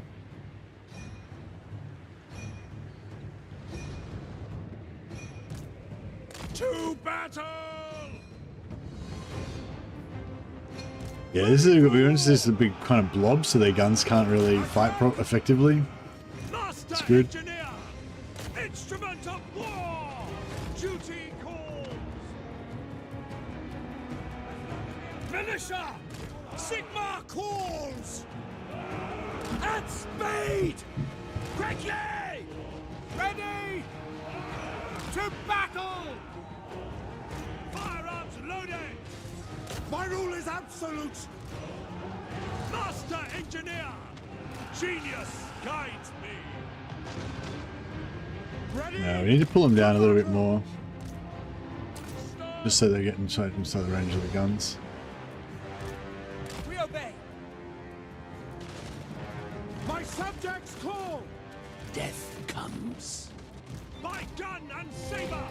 They're doing a pretty good job of tanking and just feeding everything in. Depart! Not bad, I guess. For Ulfdorf! For Heldenhammer! Yeah, that's good. Master Alright, Engineer! we'll just tank them there. Wayfinding! Annihilate! Prepare! Take out those.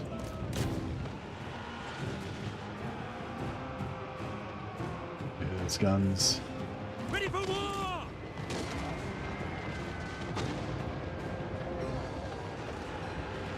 Amethyst wizard, deliver them. Just keep these knights rolling. Yes, sir! Ready! For the Empire!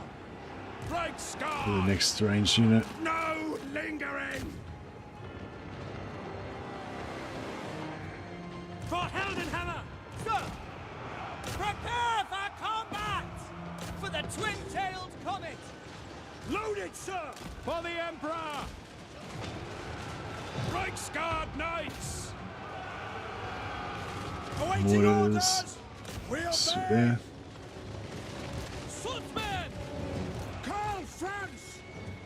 We are Sigmar's heirs! Wizard of Death! Reichsguard Knights! Imperial Inventor! I, Sigmar's will! For the Emperor! We are ready! Nice. Alright. Sigmar guides us! Great swords! For France! Set off! Armed with knowledge! Show us the foe!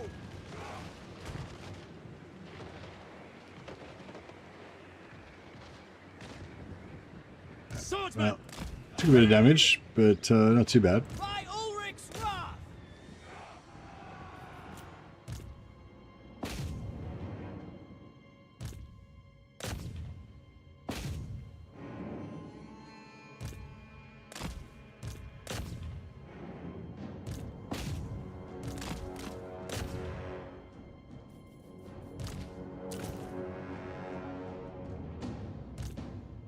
I feel like they are chasing routers better than they used to.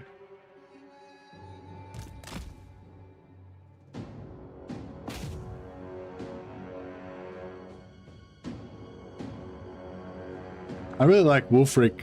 I don't really like Throg that much. I think it depends how much you like trolls. Like if you like the idea of just having heaps of trolls and stomping around with big troll doom stacks, then Throg's obviously a no-brainer.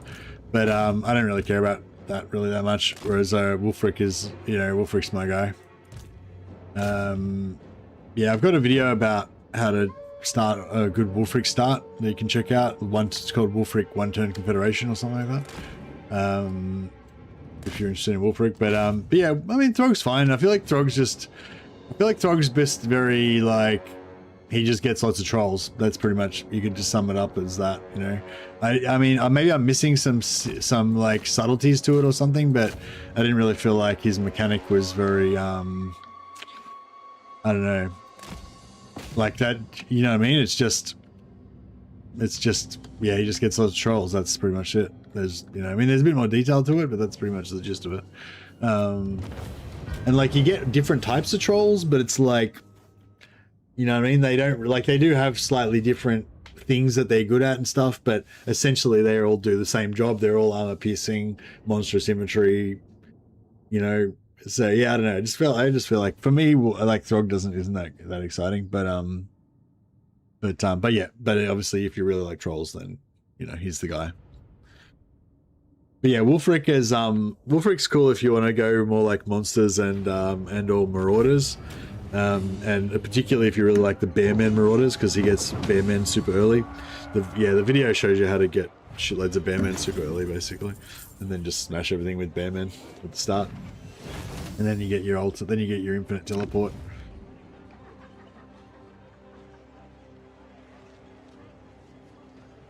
All right, so sack with Karl Franz. Yeah, fuck, totally missed that. We can still get trolls with Wolfric, but you know, if you really want to have troll armies, then Throg's the troll guy. Master engineer. I shall begin modifications. All trolls all day. My inventions serve the Empire. Yeah, see, if I go for channeling stance here, I can only make it to there, and then I can't initiate. I'm just out of range to initiate the attack on this. Or maybe not. I feel like I am. See, the red arrow ends there. I feel like there's a little bit of blue arrow under here that we can't see. I can initiate it with one of the other lords, but An immaculate execution. But yeah, I'd rather maintain. I'd rather have Karl Franz like right up here, so he's ready to move heaps further. Work to do. You are all fit, I trust. Sigmar guides us forth. Invention is my gift, wherever my craft is needed. Expert in innovation. Pioneer of like I said, like the thing is, because I'm force marching so much, I really almost never get the chance to channel. When I do get the chance to channel, I forget about it because I don't check it all the time. I bet if you turn off channeling stance next turn, you'll make it. Yeah, no, you're right. I probably would have made it, but yeah, just but I don't want to just make it. I want to make it and still have like a whole turns of movement worth left after I make it, basically. So yeah. So yeah, the difference between channeling and normal stance is not too bad, but the difference between channeling and force marching is pretty massive. Ready. Probably pistol cores though to go. You can reset level 1 characters now. Is that new? You can respec a level 1 character. That is new. You didn't used to be able to respec level 1 characters. Summon the Elector Counts.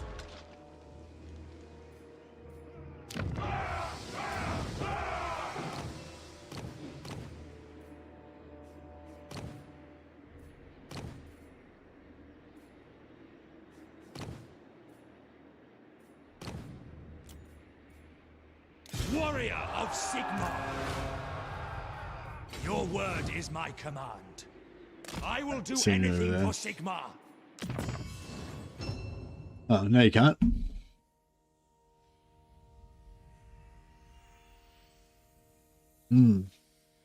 Yeah, no, it says level 1. He's got no respec.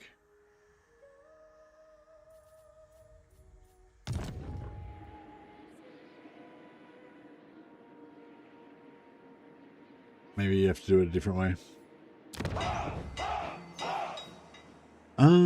And yeah, I'd like to get this as well, but I feel like we're getting very broke. Oh well. What's money, you know? No point in dying rich.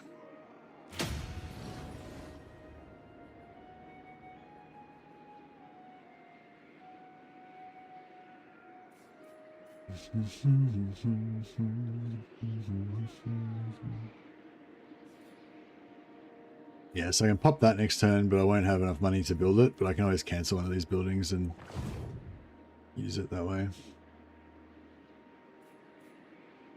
Sagacity personified. Is this the correct ratio? Master Engineer. I choose only the best. I love me some Free Company. Actually, the Free Company aren't going to be that great because we need a cannon. You need a cannon to be able to blow the walls down. So you can use your you know, straight shooters.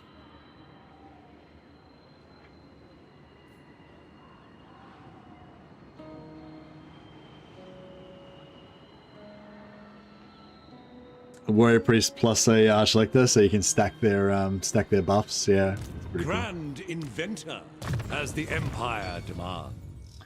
Yeah, warrior priests and archlectors are pretty crazy actually, because I think Small they're but substantial modifications.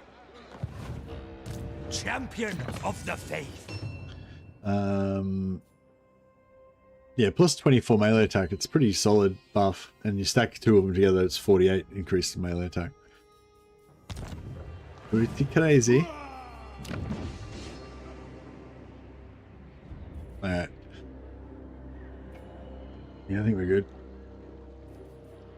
So many If I wipe out ideas. Kemlar, he'll still come back, won't he?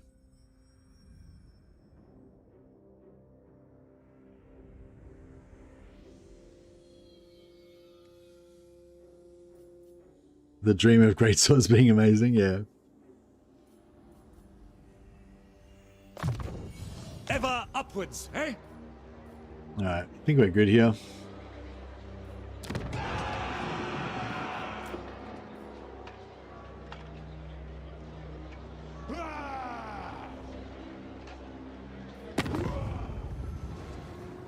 Great honor or glorious death.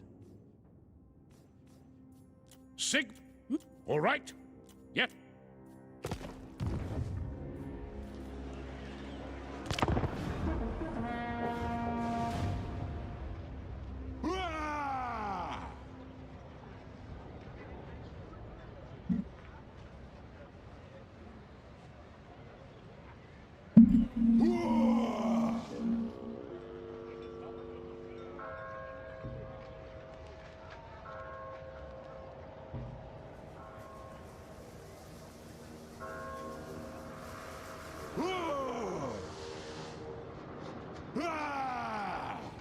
The Empire. Yeah, I do like trolls, but I don't really like trolls as my main characters. Like, I like having like my infantry and then having some trolls as well, and it's like bringing the big guys, you know, but my main guys are the infantry. That's kind of, yeah, but yeah, like, whereas having a whole faction of trolls, I just don't really get into it as much. Demands Flintsburg's return, yeah.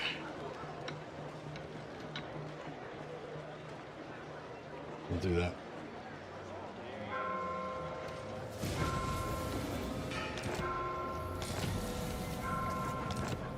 Alright, we've got our extra campaign movement range. Just 5%, but still good.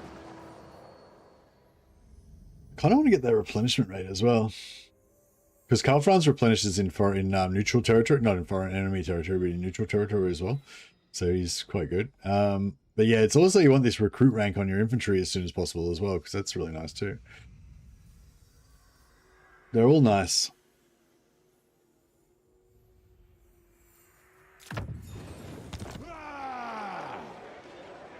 I do my best thinking by the sea.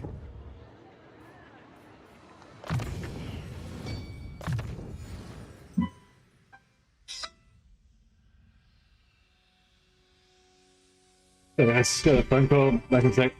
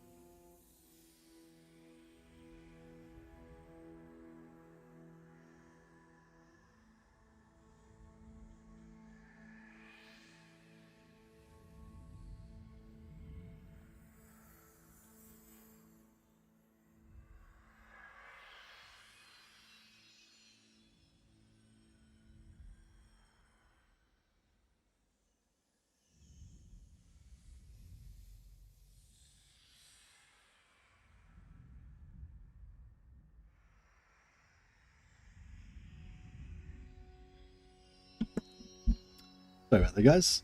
Just some bullshit, some non Warhammer, which is my least favorite category of things. Where are we up to? Okay, so yeah, so we've got all this extra movement, which is good.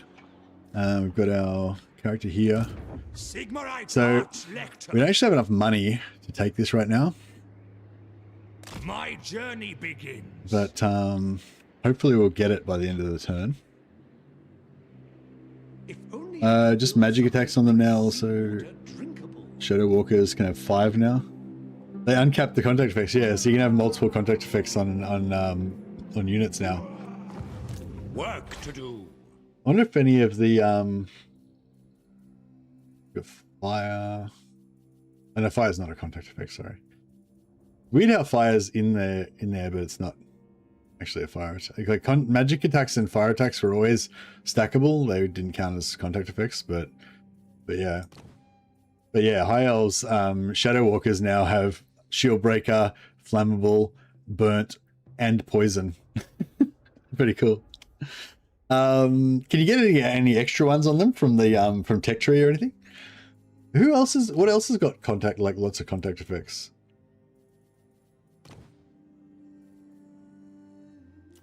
Does Khorne have any like contact effects on their stuff? Oh yeah. I just armor break, yeah. So see if anything else like starts off naturally with multiple.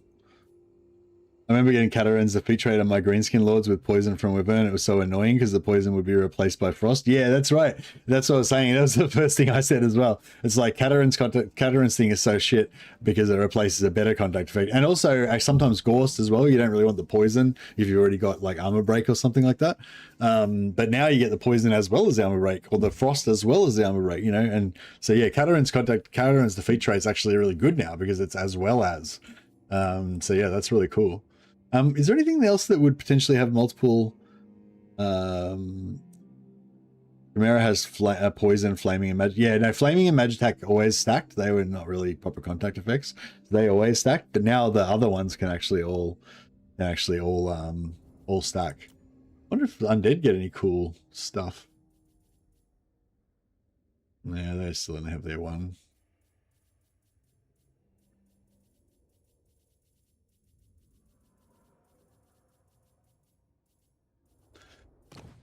I don't know. Magic attack and poison. Yeah, no, it's just normal.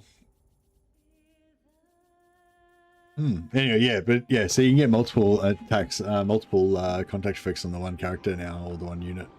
Pretty cool. I am Prince and Emperor. I am Franz. You dare come at me making demands?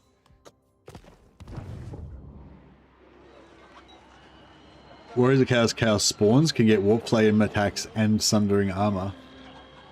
I command here.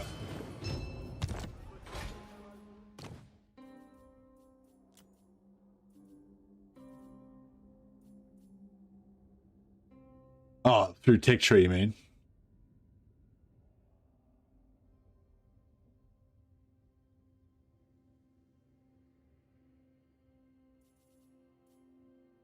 Oh, Gifts of Chaos. Oh, okay, cool. Yeah, sweet. No, that's cool. Bring me to my men.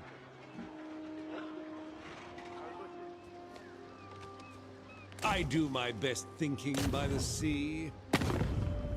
I don't agree.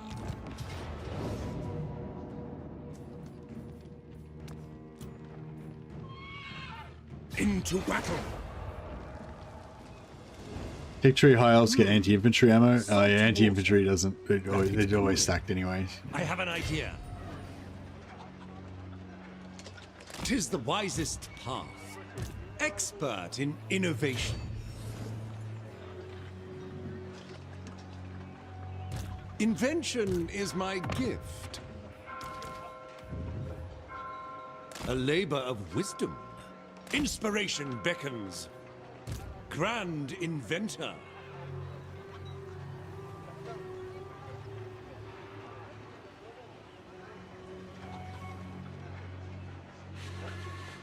Onwards, there is much to do.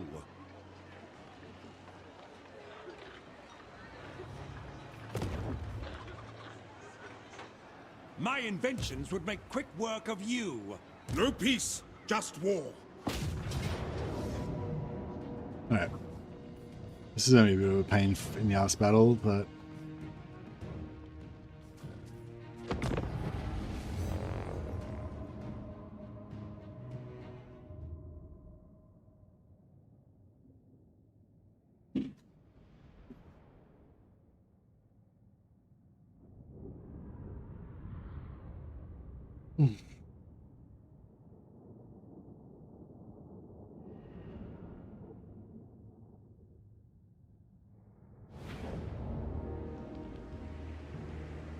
I will not stand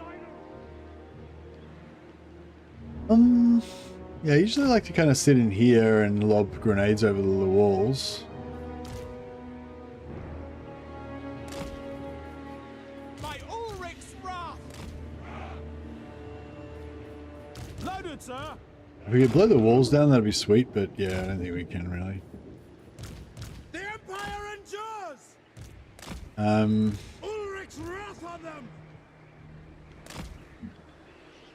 Finding range, sir!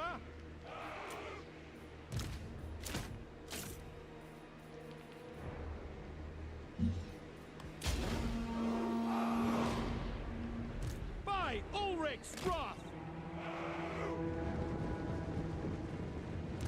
To battle! I think these guns have extra range more than Our what it weapons says. are yours! Crank that machine! For Heldenhammer! Yeah, they've got a mortar that's nice to try to waste its ammo. If you can get it to shoot it. Oh, Franz. There we go.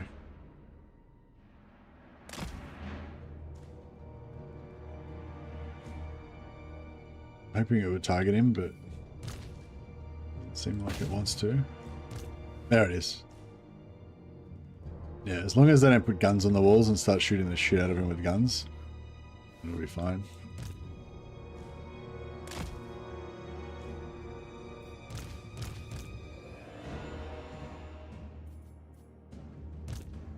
Oh, we got towers.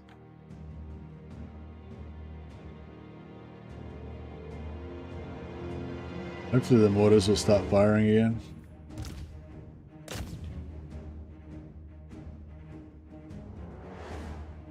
This mortar fire is pretty accurate.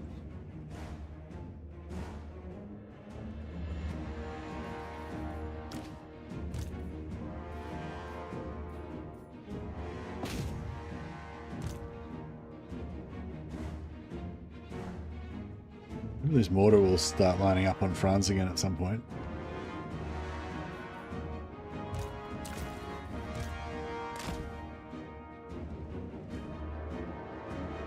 Yeah, we just need to get, once we get rid of the mortar, then we can maneuver around.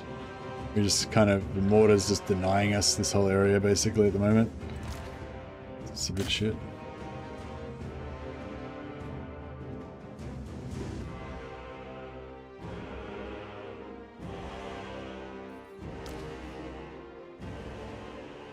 Yeah, if that just keeps blinking away and using up all its ammo on Karl Franz, that'd be really nice.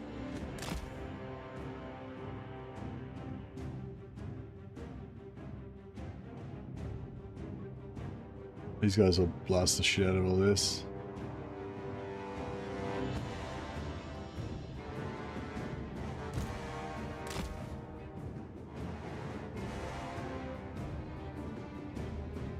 Yeah, it's still wasting its ammo on Karl Franz. It's good.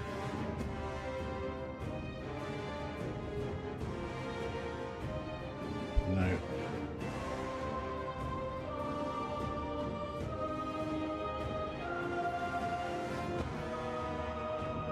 Yeah, their shots are armor piercing, so they're really good against the great swords. And the knights, actually, if we can get them on the knights. Let's spread them out just so their tower shots aren't doing quite as much damage. Got cannon towers, I think.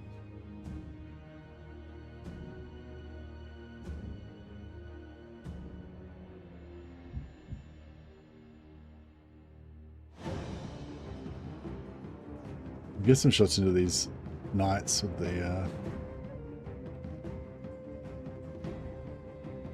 yeah, they're not standing still enough to hit them really. Great swords are good.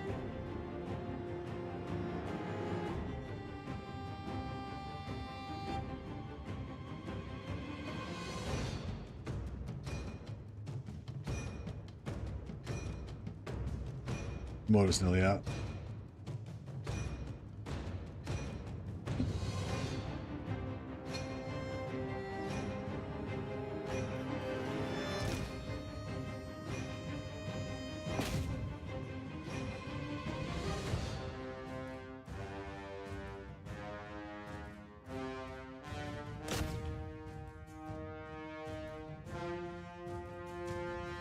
A little bit of incidental damage to the walls. It'd be nice if we could blow up the walls, but I don't think it's going to happen.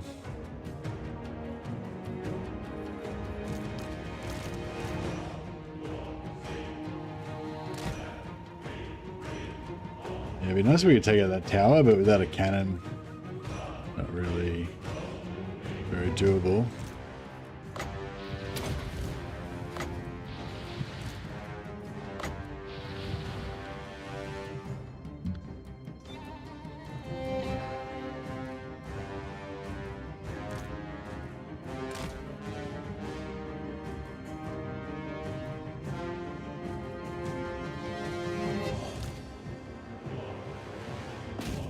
These guns are, there we go, archers are still leading them.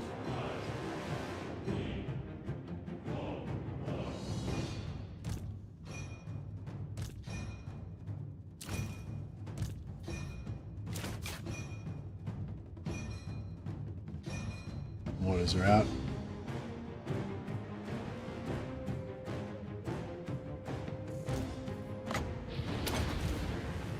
These guys can all replenish each other's ammo.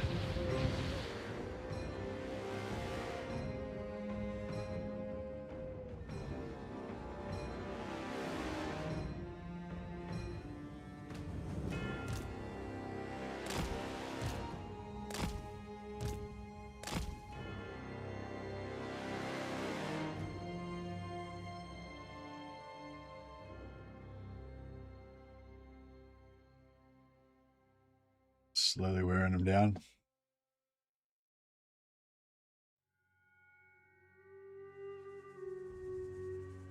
Yeah, I really want to get some good shots onto these knights, but it's really hard to hit them because they're moving constantly, but we can get a shot on them. They're getting wrecked pretty. We're chipping them away. Get Karl to take the door down.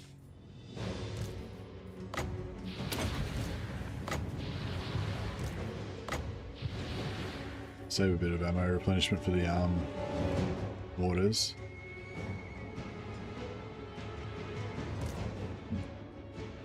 Might move over here.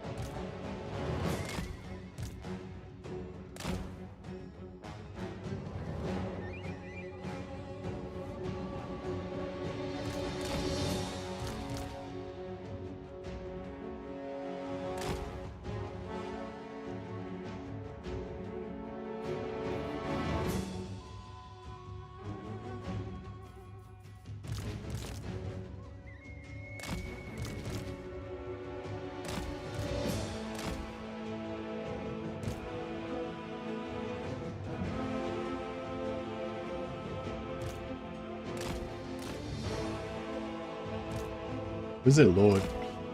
Let's see if we can get him through the wall with the spirit leech. It's actually quite good having the spirit leech in this particular battle.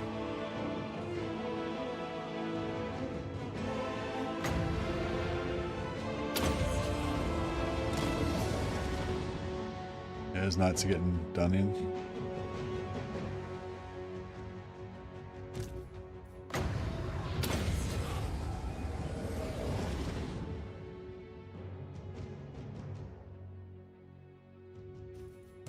I might just keep going on the...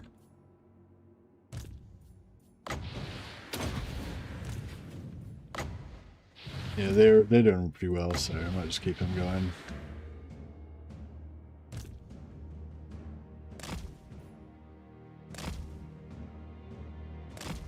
Stalk their lord.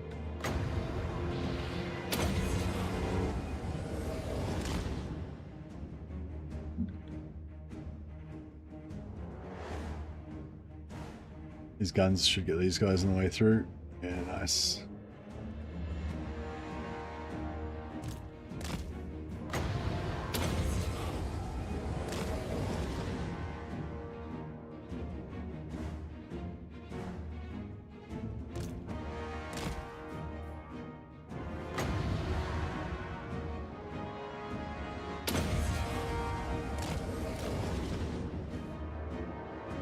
Easy. This is very cruisy Twin 4 Marienburg take. One of the more relaxed versions.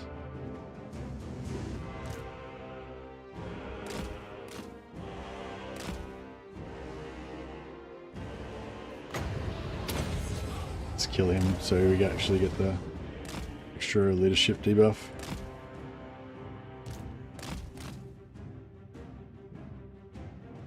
Alright, but at some point we are going to have to go in there.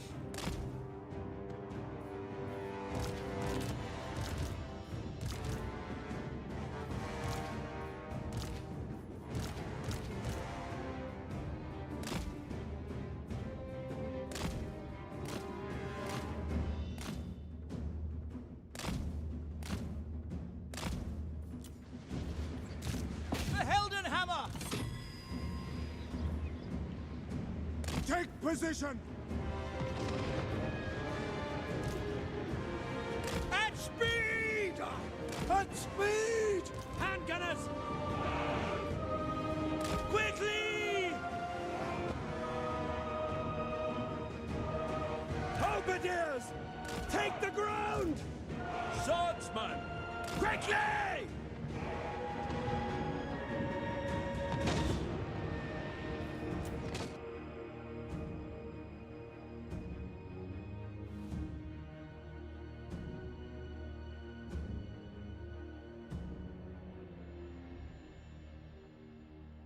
Matches are pretty much done.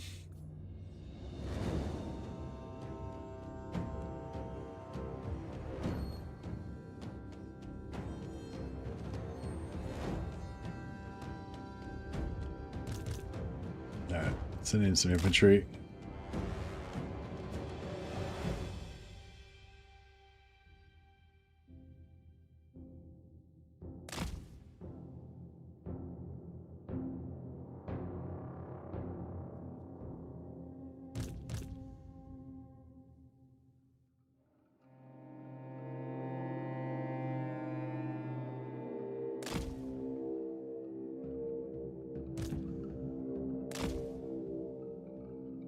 The knights should want to...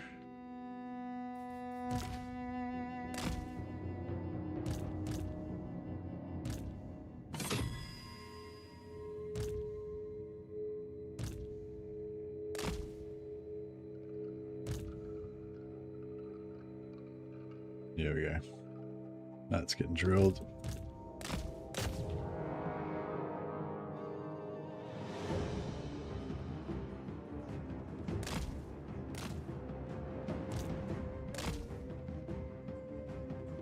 Oops. There we go.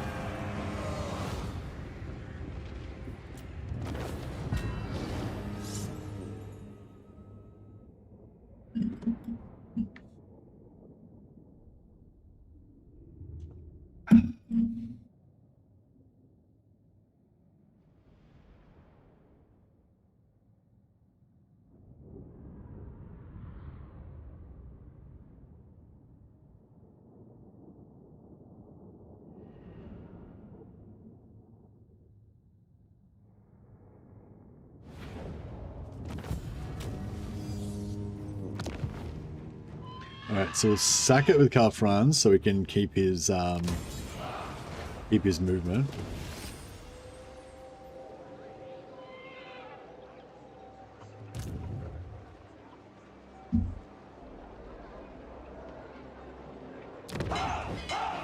Deliver your missive.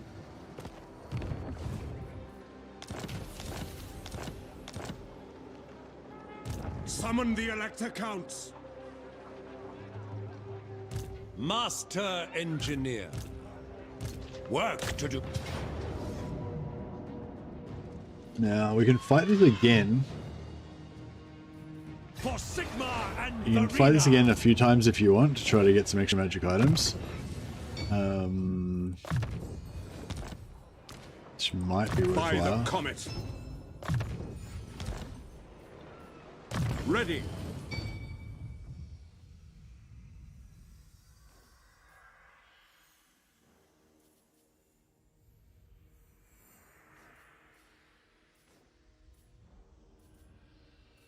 Do want to get Lightning Strike at some point, but we've got 40 turns to get ready, so we don't really need it super urgently.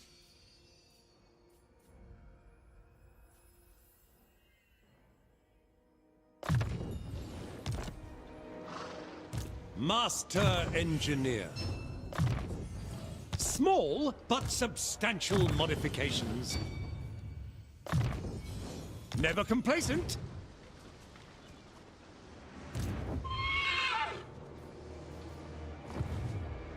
Bring me to my men.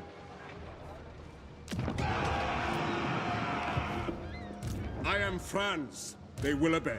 Oh, I sieged it with this guy. That's okay. battle preparations, troops. Only a tiny bit of XP anyway. Rearm and remodel. It's mainly about the magic item drop chance.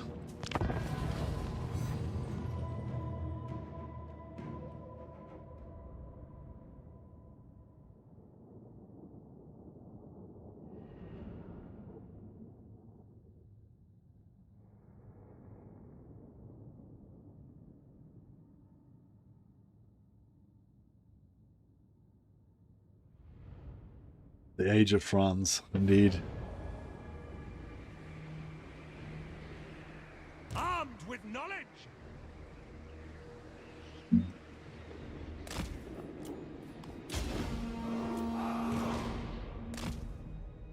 We didn't destroy any of their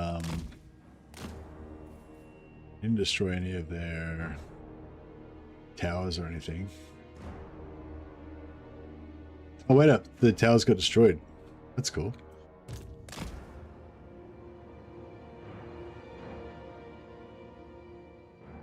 The sort of thing, I wonder if we could just make a massive blob and just sort of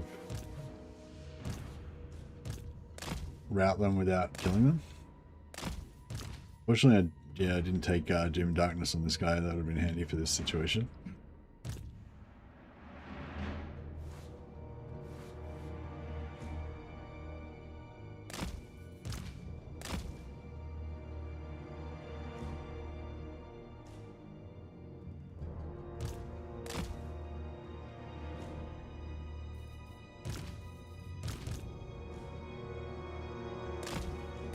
Oh yeah, we could just cap it.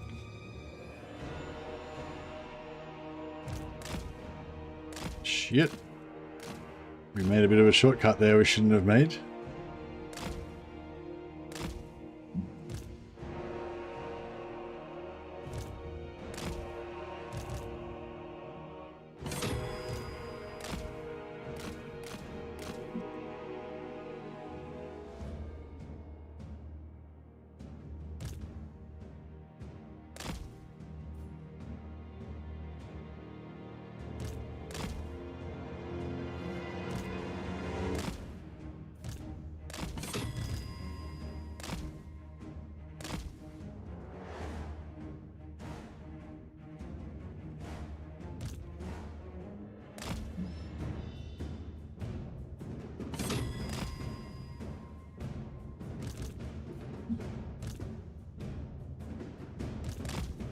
I'm just getting all my dudes smashed for no reason. Alright, let's just pull these guys out.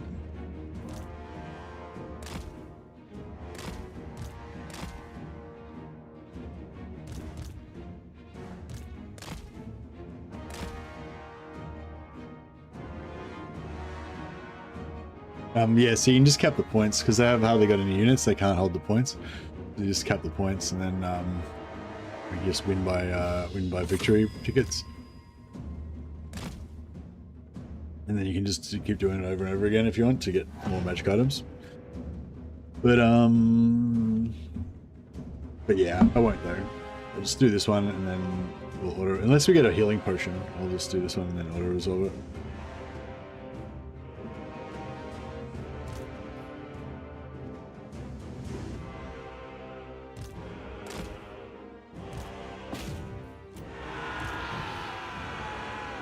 Hooray!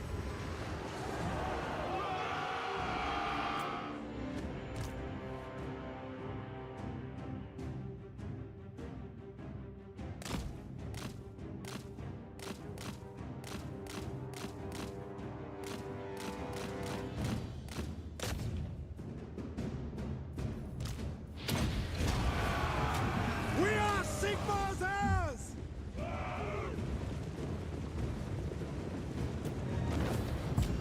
Forgot how good the high elf items are from rights. The high elf items from the rights have actually got rebalanced in the Iceland update. So yeah, some of them are quite a bit better than they used to be. Some of them are a little bit toned down maybe, or a little bit different now than they used to be.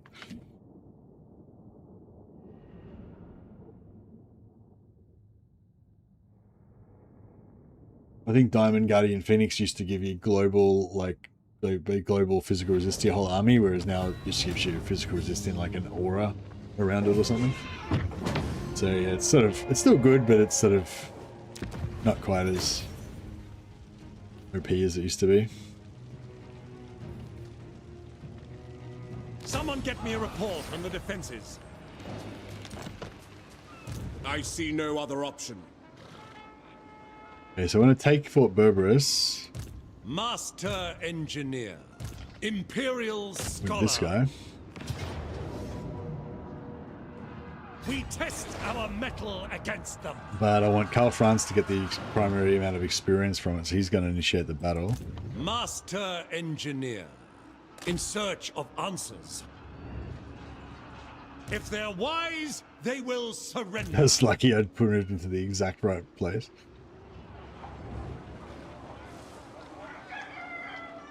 An immaculate execution. So they sally out on Franz.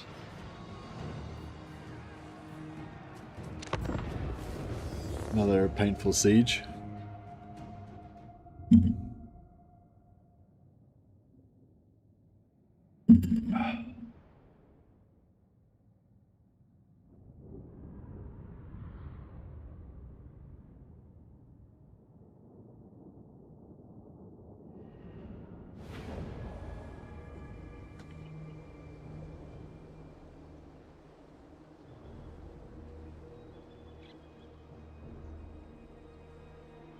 The Empire endures! Yeah, I don't know if there's really much of a way to do this without getting wrecked, is there? Grave danger.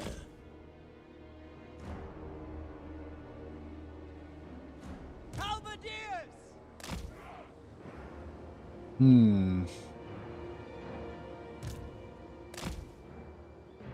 The Empire ensures! Halberdiers! Yeah, I kind of feel like we just have to walk up and get punched in the face. There's not really much else you can do. We could wait for our reinforcements, but it's only like the extra archers.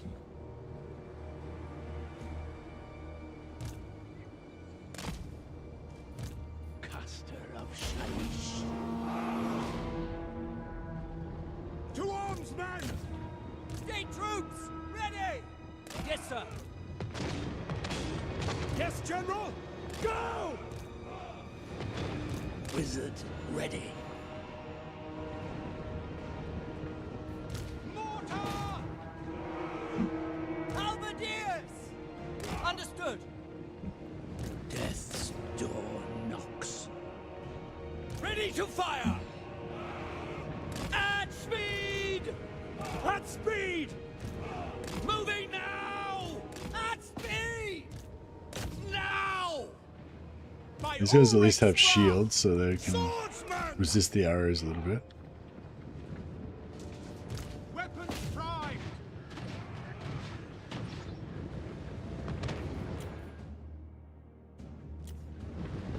is. Yes, sir. For Franz! Amethyst wizard. Missiles will fly! Our weapons are yours! Take position! For Heldenhammer! Missiles will fly! Yeah, I mean, Prepare for combat! Slaughter! Ready! At speed! Taking position! yeah, but you can't shoot. Break that machine! Taking aim!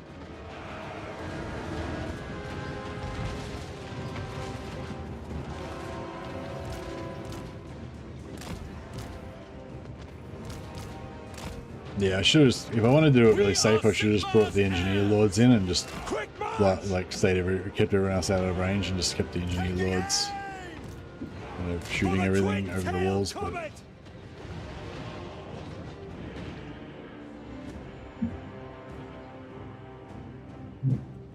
We are Sigmar's heirs! Blow deathly winds. We obey! Spot us the target! To battle! Marina, guide our aim! Quickly! yeah, I'll try and spread this damage around a little bit. Go! They're all getting Finding range, sir! effed up, as they say. March!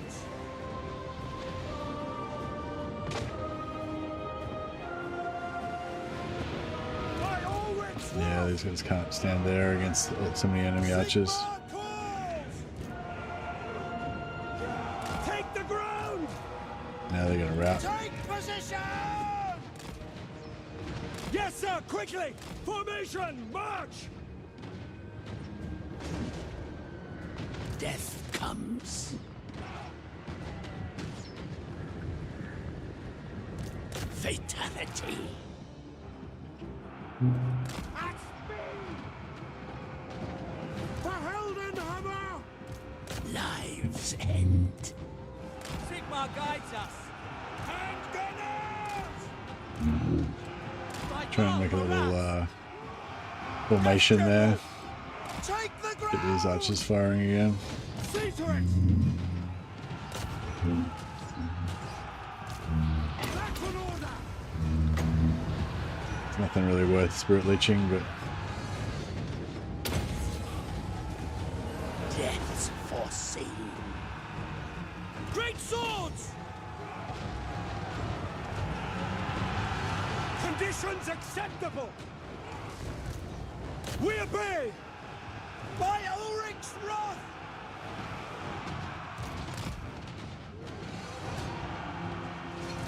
Master Engineer! Formation! see, Karl can come out and disrupt these archers if he can get out. Moving now. Weapons at the ready! Form a ring of steel! No lingering! Reichsguard Knights! Yeah, the Reichsguard can't really do much right now. Taking that position! Imperial Inventor!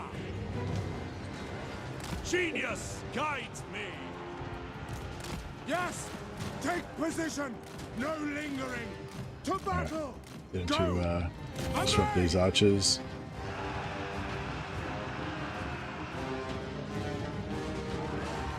For Heldenhammer! Moving now! Standing by! This is my command! My subjects call! Armed with knowledge! Alright, these guys are doing some work Master now. Engineer! Moving now!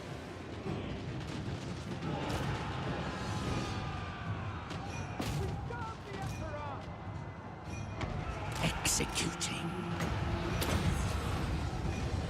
Curses of Shaiish. Sigmar commands! Shields up! We are Sigmar's heirs! loaded! It cannot fail! I will put you down! No! I will not stand idle! Grave danger. Depart.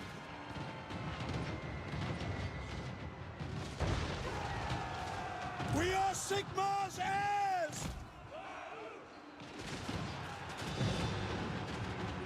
Beaten up here. Yes!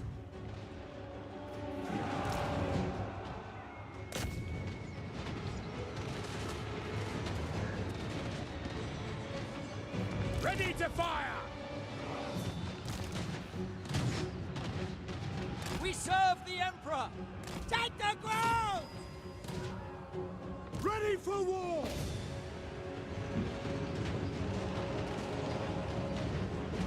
Withdraw! For the Empire!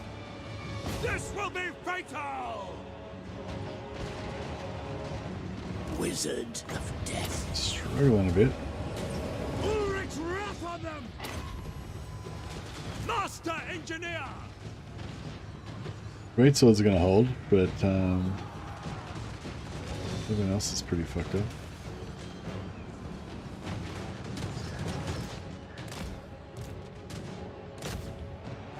Reichsguard Knights! Charge! For Heldenhammer! Caster of Shaish. Sigmar, preserve us! Finding rings, sir! No lingering! Very well! To me, men!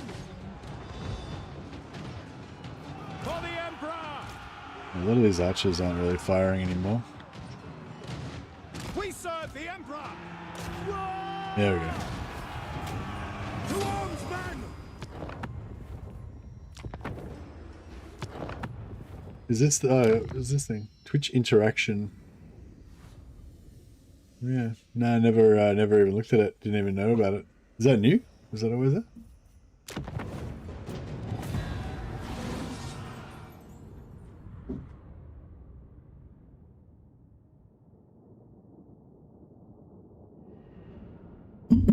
I don't know. I'm not really into Twitch stuff or even YouTube stuff, really. Like, I just like it to be pretty much pure, you know, just play the game, chat about it. But yeah, maybe I'll check it out, see if it's got any useful stuff on it.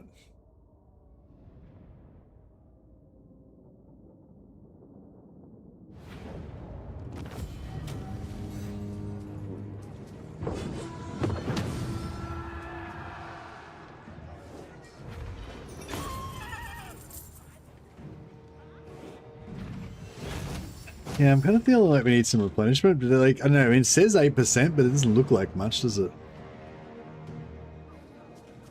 I don't know, yeah, we'll take it, I guess. I do need some cash, though. Oh, we got plenty of cash. Fine.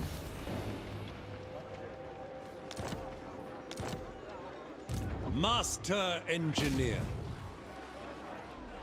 Let the troops have their You can always loot and occupy because they don't lose reliability and you don't care about the buildings. I am Prince and Emperor. Lord of the End Times will be the greatest, buggiest patch of all time. I can't wait to endure. It probably will have a lot of bugs because it seems very ambitious, like they're doing a lot of crazy stuff in it. So yeah, be interesting.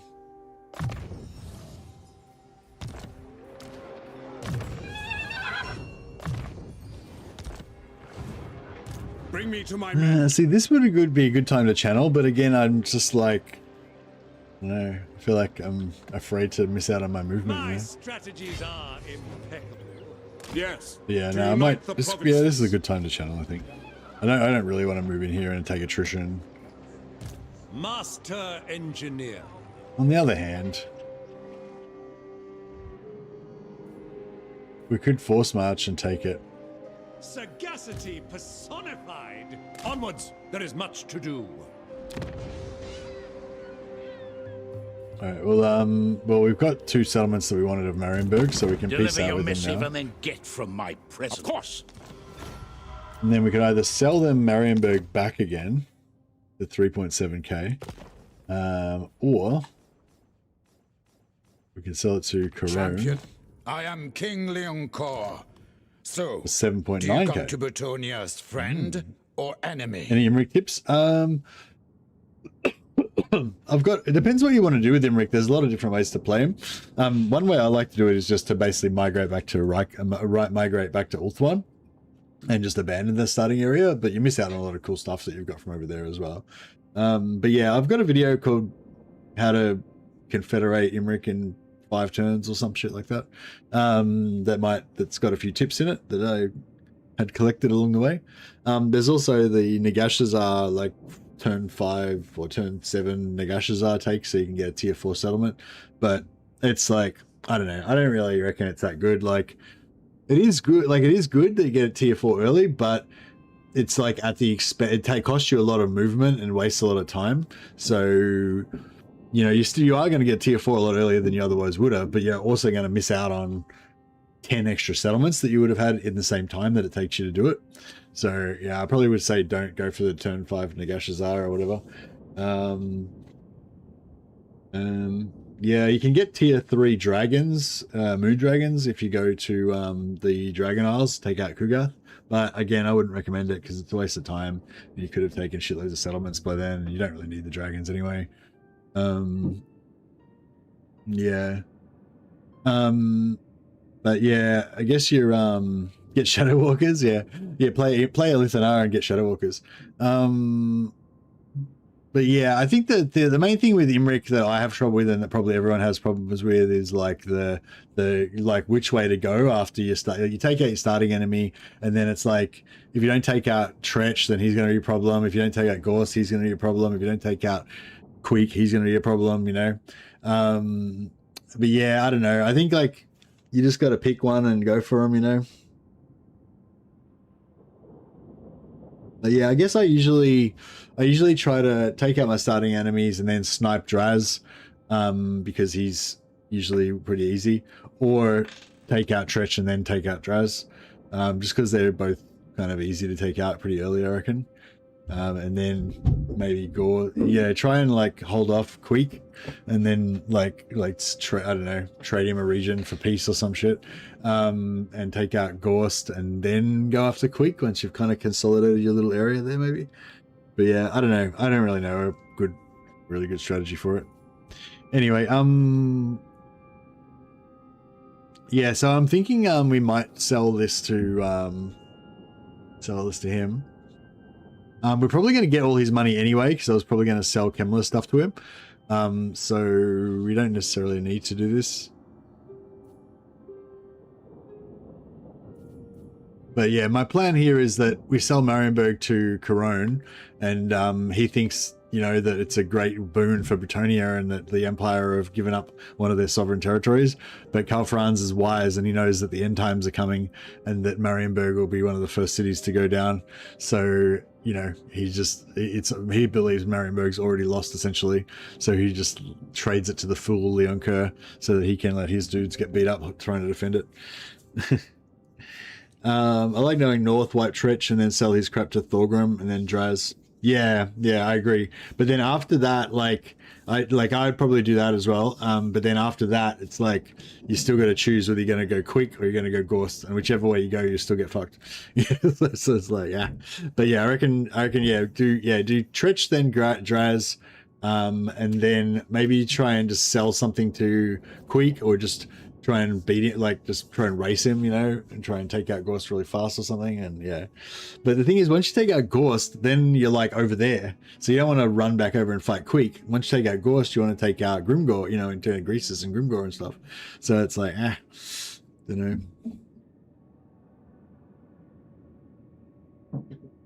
But yeah, what do you do after you take out Tretch and Draz? That's the where it gets trickier, I reckon. Maybe you could like Yeah, I don't know. Maybe you could sort of sell some shit to the dwarfs or whatever to block off Tretch as well, and then just focus on the east side. I think that's what I'd like to do. And I think that's sort of what I did last time. I kind of ignored Quick somehow, and then went after the east side, but I can't remember. Probably that was about when I got bored and started doing something else.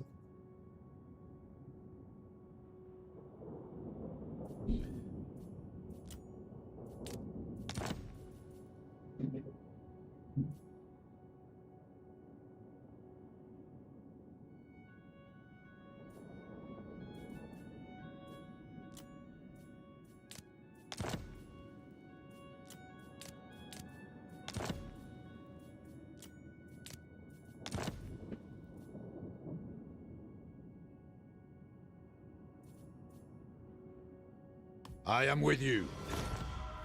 Alright. We'll just trade in for Krugzint for now. Depends what Kugath and Gorst are up to and if Quick is pushing in yet. At that point the campaign variance is kicking in. Yeah.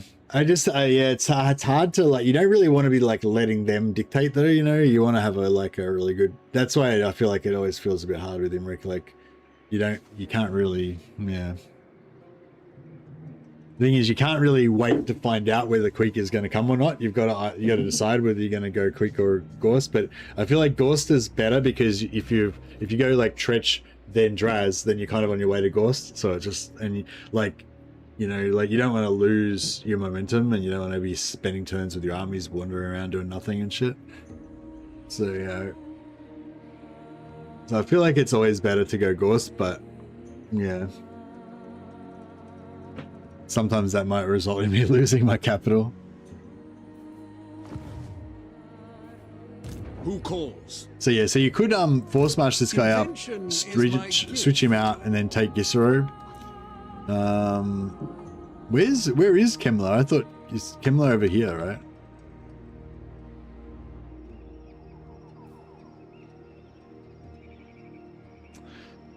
Yeah, I'm tempted to take Gisero this turn.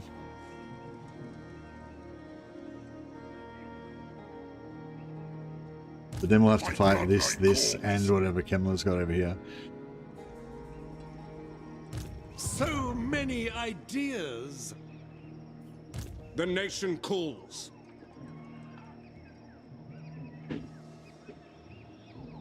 Nobody understands. Just getting that extra replenishment from the settlement would be really nice, but it doesn't. It's an illusion because we won't get it because Kemler will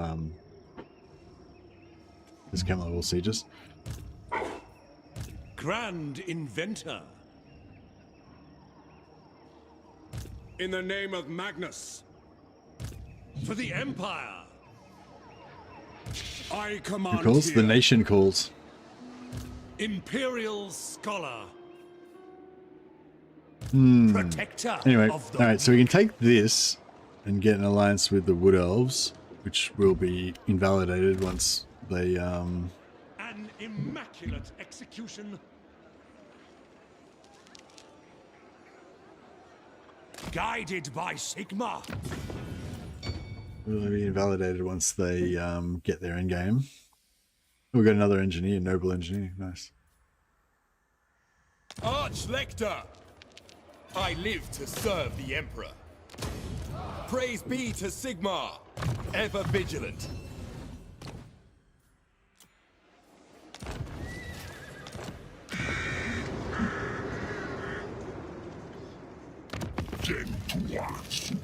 Select Empire.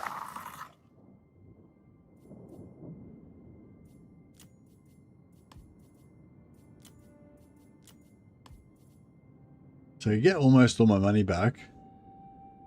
Or we could repair it, build a barracks, and then go for the big money. But yeah, it'll take freaking ages.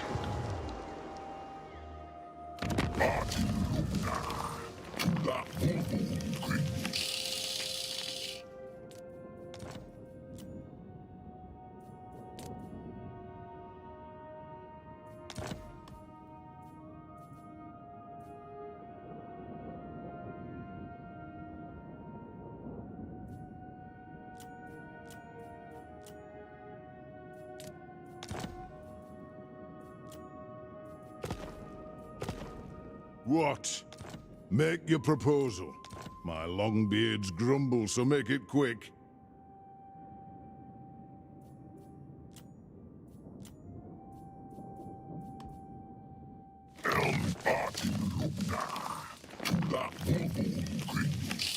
Yeah, I don't think that's really worth it. Maybe I should have just left it.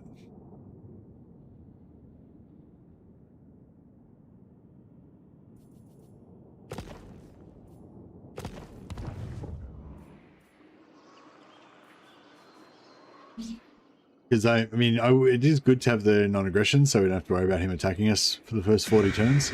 Although he'll definitely attack us after that. But,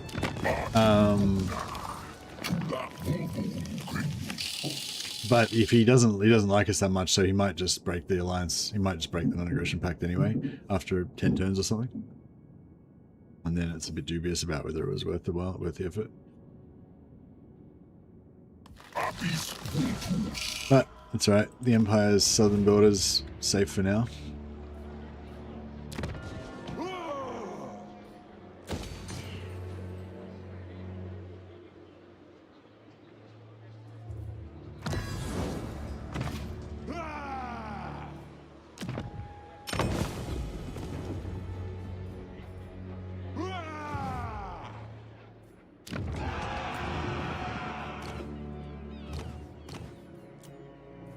Master Engineer.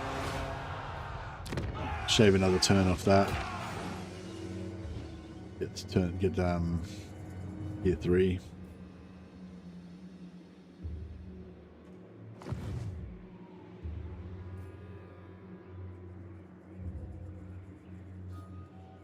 Pioneer of progress. It seems I have much to consider first. Burdened with brilliance.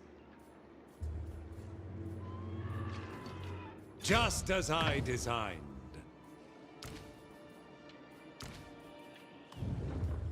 I need a list of our supplies and munitions. So many ideas. Summon the Elector Counts. I've calculated the best route. Inspiration beckons.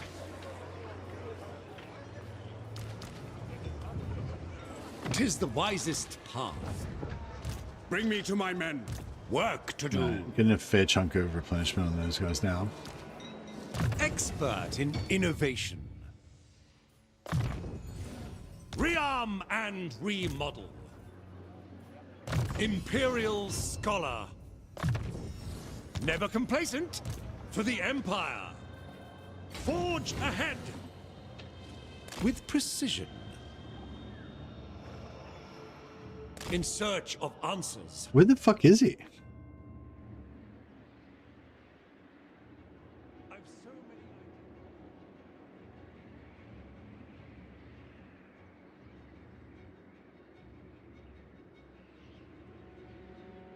many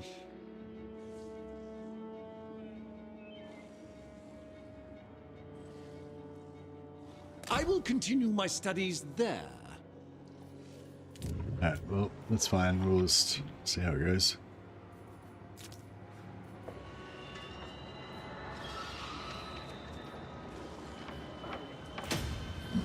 The trade tariffs.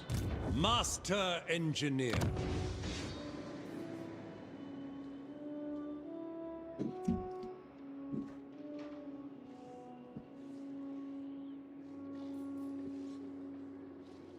Yeah, we'll Death comes to all eventually. Regent trade, No cheese pathetic this soldier guy. God may forestall. Next turn. If we calibrate the pressure by pounds per square inch, then...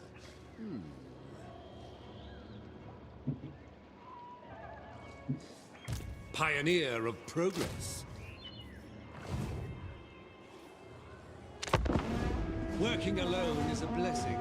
I detest being surrounded by imbeciles. How far are you in so far? Hey, availability. How far am I in so far? What do you mean, like how many turns have I played? I think we're on turn 4? Turn 5?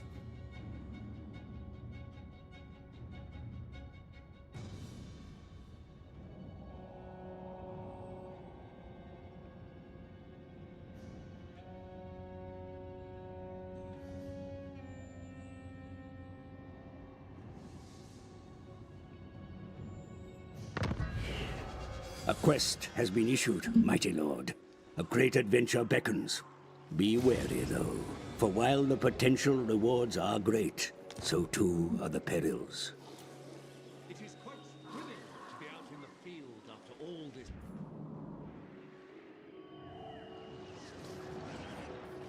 this.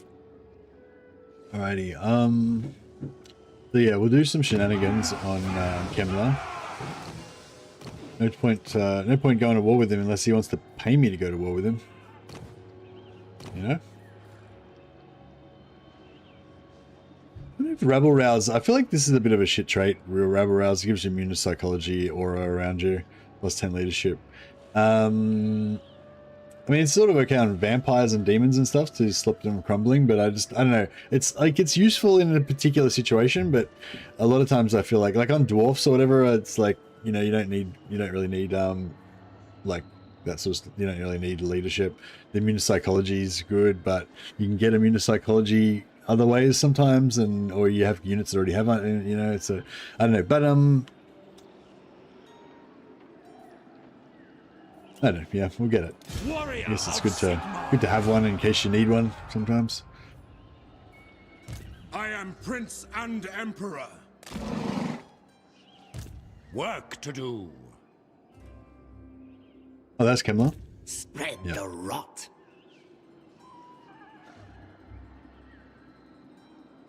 I may share my wisdom, so long as nobody asks any stupid questions. I wonder if I can get the bounce off on this. So many ideas. I don't reckon we'll get it. To fruition.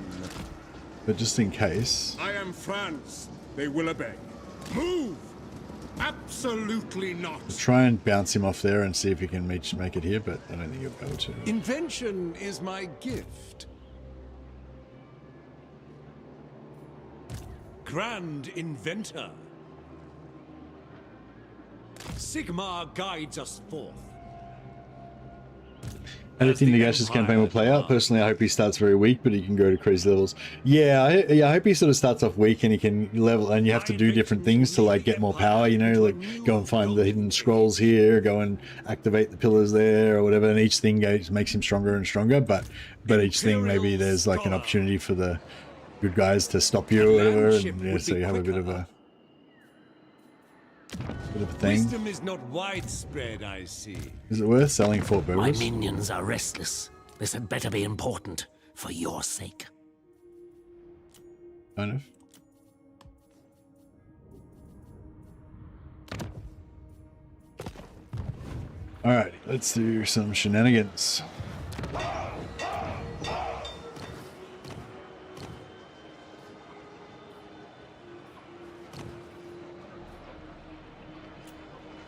Who calls? Say what you must, Growing but Zen. know you play a dangerous game, and I am no pawn. 3.7k. Very well. Selling Fort Berberus for 1700.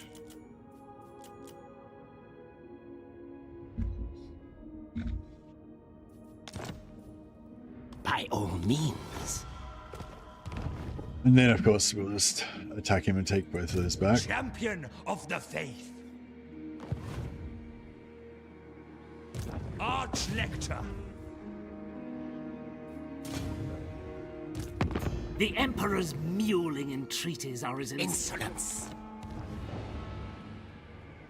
I will marshal the men. What? By the comet! Didn't I sell him Fort Berberus? No, did I cancel it or something? What? Yeah, I thought I sold him Fort Berberus.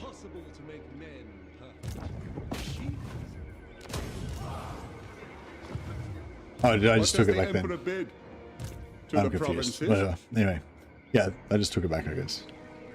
My inventions serve the Empire. I command here. Invention is my gift. Pioneer of progress. Summon the Elector. I don't think this bounce off is going to give us enough to get that, but we'll give it a shot.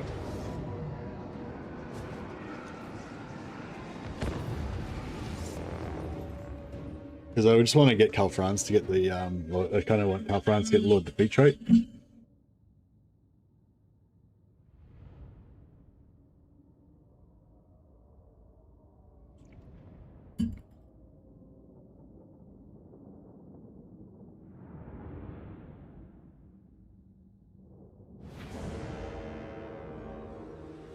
Hard time fighting Chaos Dwarfs with that bomb ability. Oh, the bomb ability, yeah. The bomb, I think, goes off, I think it fires on 45 seconds. I can't remember. But yeah, like, yeah, but whatever time, yeah. Like, yeah, you just got to spread your, you got to spread your units out. I try and, like, draw out the first bomb, before the battle starts. Like, have your units spread out and kind of moving around and stuff. Or ready to move, and then like I might put them in a big long line, and then when I see that it's targeting, I just move the whole army forward a bit so that it hopefully misses you, you know. But then yeah, I think he usually gets two uses of it, so the next one might hit while you're fighting, and it's a bit harder to deal with it.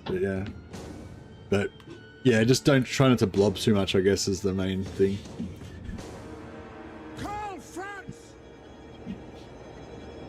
One of those mechanics in there just meant to keep us honest. Stop us from going full blob-tastic every battle. No, they're gonna wait. Very polite of them. New endgame? No, sorry. The endgames haven't changed. The AI has changed for the endgame.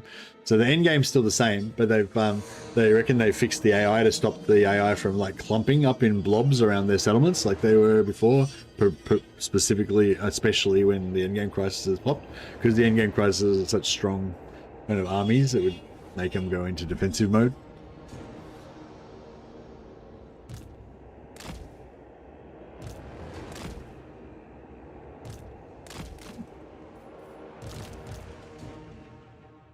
Yeah, we'll just get a nice big line.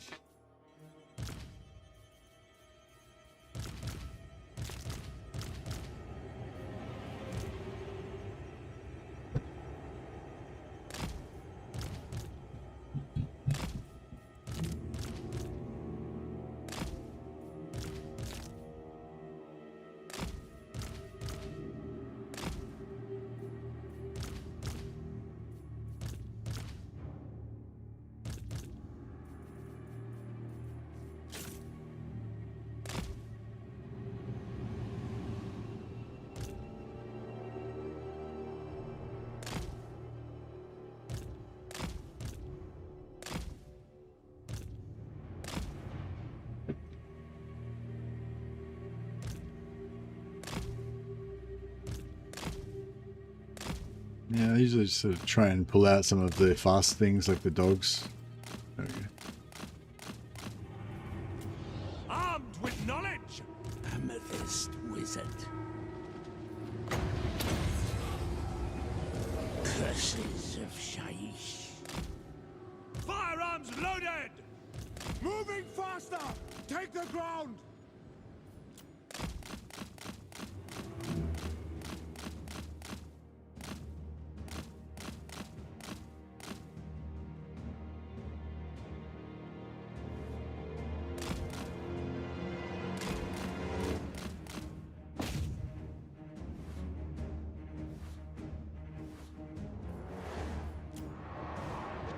Master engineer!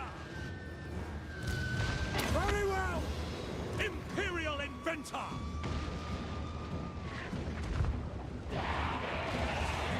Yeah, the bats are getting pretty wrecked.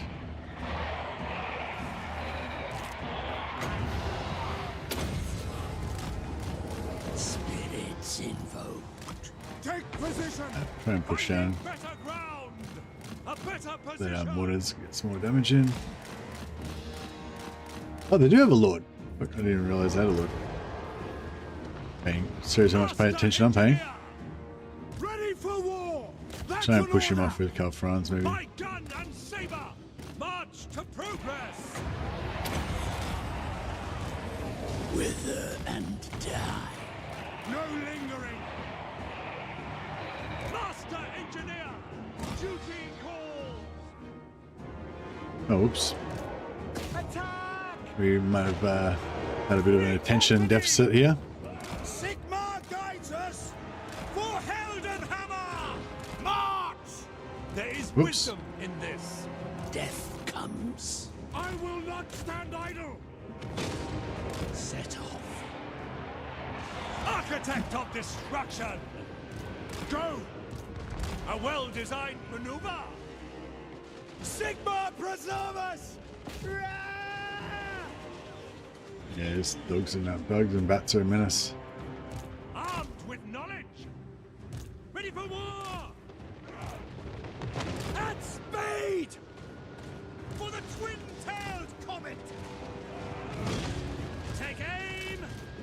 Take position! Ready Alright. for war! Well, our Lingering! ranged can get back to doing ranged things. Quick march! For the Emperor! Prepare for combat! Genius guides me! Go! Ready! No lingering! Master Engineer! For Heldenhammer! Firearms loaded! My subjects call! Creators. It cannot fail! We are Sigmar's heirs! Master Engineer! For the Empire! Calculating distance! Wayfinding! Annihilate. Reichsguard Knights! For battle! Imperial Inventor! I tread the wisest course! Death's foreseen. By gun and saber! Reichsguard Knights! Instrument of war!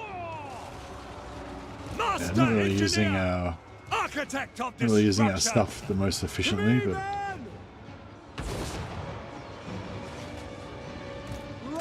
probably could have auto resolved that battle better than I bought it.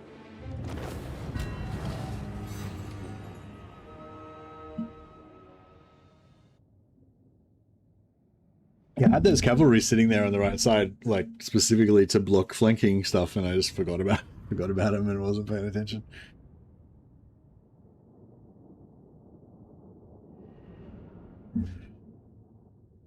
But all is well. But yeah, we could pick up a healing potion at some point. That'd be pretty sweet.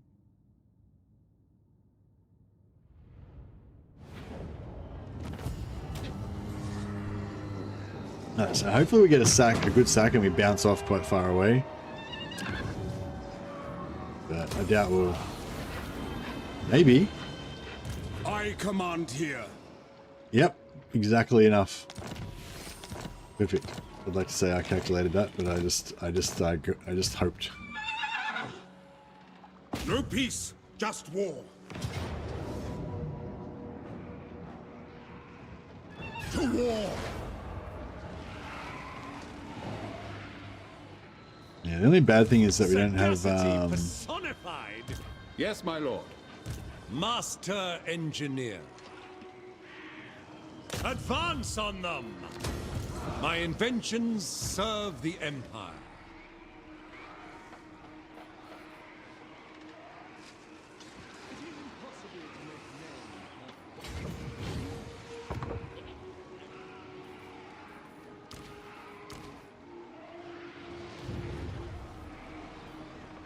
Master Engineer. Ever upwards, eh? Might just mount heal this guy. My strategies are impeccable. So he just got his horse. Just make sure he doesn't accidentally die during the battle. To me, relics. Master Engineer. Raise your weapons. Sigmarite Arch Lector.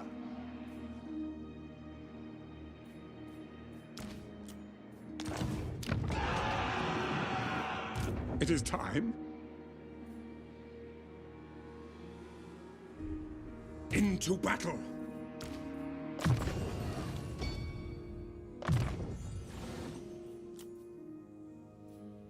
$12, $10.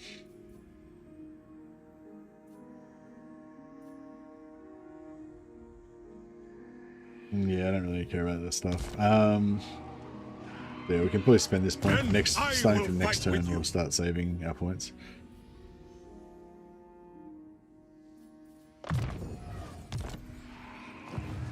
Attack! As the Empire demands. Never complacent. Ulrich's will.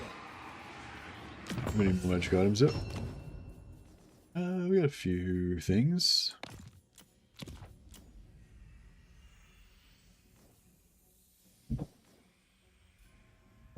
Strength and speed could potentially turn into a healing potion. Or even an Advanced Horseman's, which is pretty good too.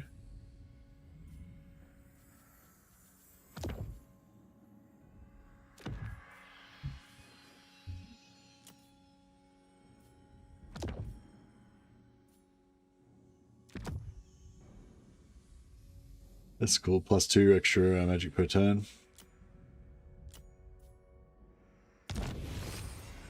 Work to do. Upgrades are vital. Men, we must attack.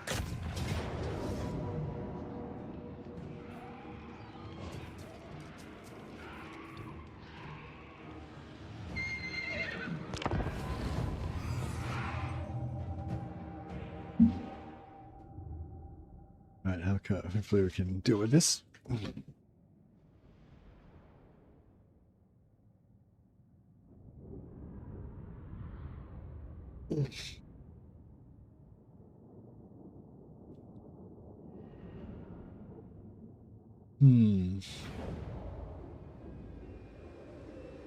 Surprised they fixed the Lords losing health on mount change, but didn't fix the mount healing heroes. Ah, yeah, two different issues, I think.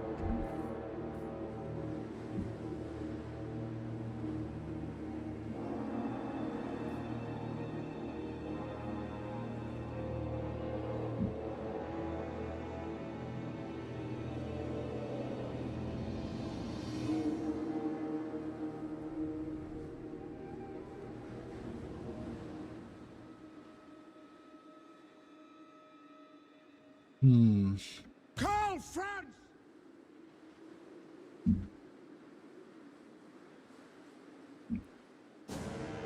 Yeah, because those two things have been happening independent of each other, so I don't think it's the same.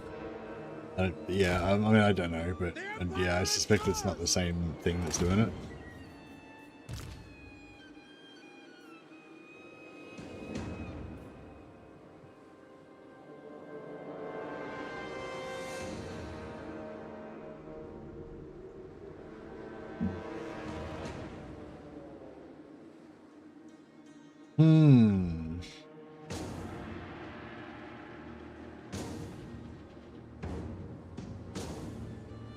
Yes, I mean, I think essentially the get them in a blob and kill them is the way to go, but yeah, we still don't have any magic yet,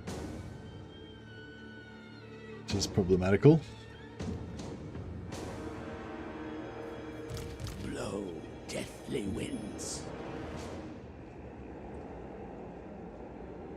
Yeah, I can't really do the hide thing because hide on the other side thing because the mortar doesn't hide.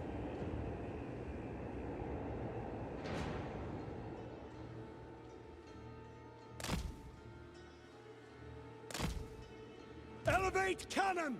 Sigmar commands! Swordsman! Death comes. Great swords! Free company! By Ulrich's wrath!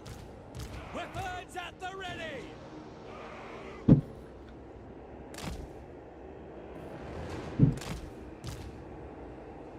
Reichsguard Knights!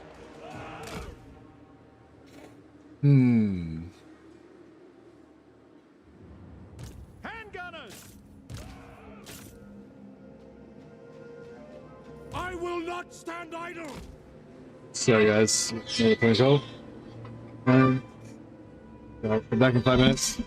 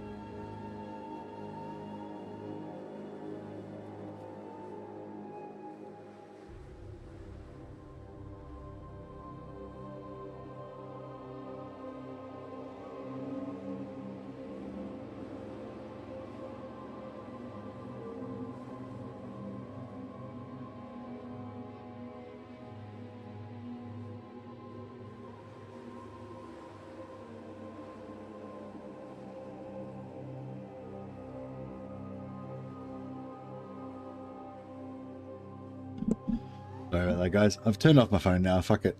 If anyone else wants to talk to me, they can fuck off.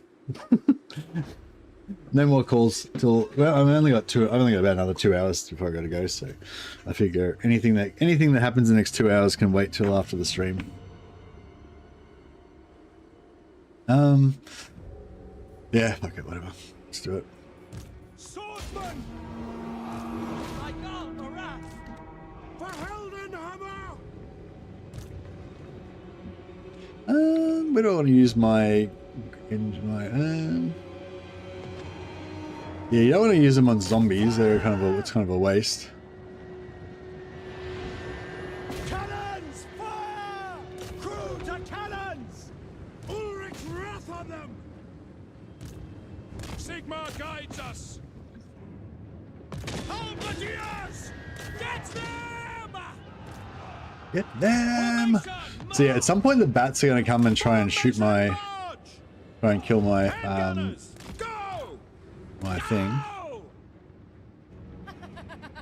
Hey Mercy, have you played 40k Battle Sector? I bought it recently. I'm really enjoying it so far. Yeah, nice. Yeah, no, I think it's a cool game, but yeah, just it didn't really grab me fully. But yeah, I did play it a little bit. I did a couple streams of it, I think, or maybe just one stream of it. But yeah, actually, I might. Thanks for reminding me about that. Actually, because like the other night, I want to, you know, I didn't want to stream because I only wanted to stay out for about an hour. I needed to get some sleep, and I kind of just wanted to play something. So I ended up playing a bit of, I ended up playing a couple of matches of Blood Bowl just against the AI, and yeah, it was kind of fun. But yeah, that would have been a perfect time to just play a bit of Battle Sector. Actually, I might do that. That could be, if I ever have another time like that, I might do that. But yeah, I rarely play anything off stream. So, but yeah, thanks so much for the super chat, man. I appreciate it. I shall put you on the roll of glory. You can be one of my elect accounts or one of my heroes. Yeah, super generous. You're a legend. I'll but yeah, no, Battle Sector is a cool game. I think I think it is a good game. I think it's a worthy. You know, a lot of times these 40k games come out and they're just cash in on the name and they don't really put much effort into making the actual game good. But yeah, no, I think Battle Sector's not one of those. I think it's actually a decent game, but yeah, it just didn't quite grab me too much. Oh, I've got the intermission thing on still. Thanks, Joshua.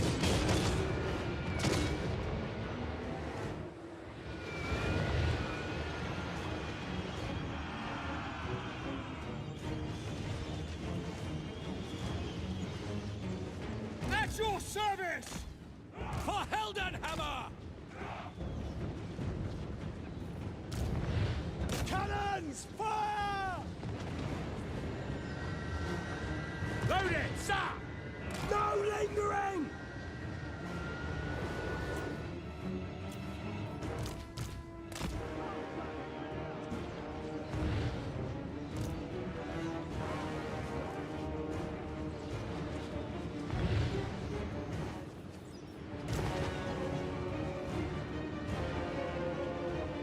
Oh, here's the bats. They're not coming from artillery, luckily. Maybe if you leave your artillery really far back, they don't come as much. But yeah, if you bring the artillery too much up close, they definitely do come.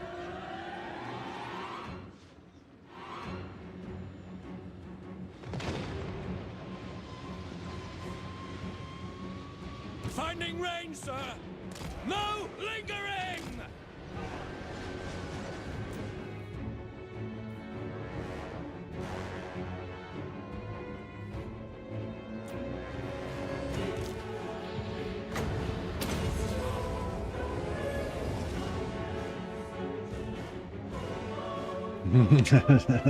The Necromancer's getting fucked. I like it. Alright, let's try and bring these guys in here. I don't know about the knights, but... Ready for war! Reichsguard Knights! Sigma! For Ulta! To arms, men! Take aim! Alright, we need to get more archers over here now.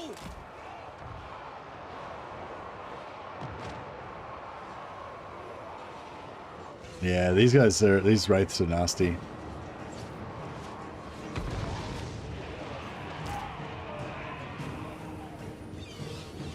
Attack!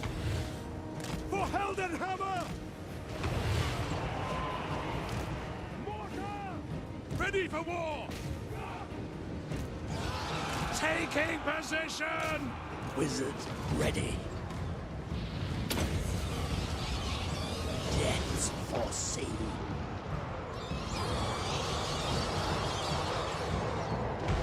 For Heldenhammer! Mortars doing some good work. Oh, is that Karl? Oh shit. I don't know about this. Withdraw! Yeah, I don't know. This is all bad. I don't think we want to be here anymore. On foot. A path. That's an order! Amethyst wizard. Withdraw! Quick march! Yeah, I think we might just pull everything back out. Formation march! Flee! Flee! Fly, you fools! At speed! Reichsguard Knights!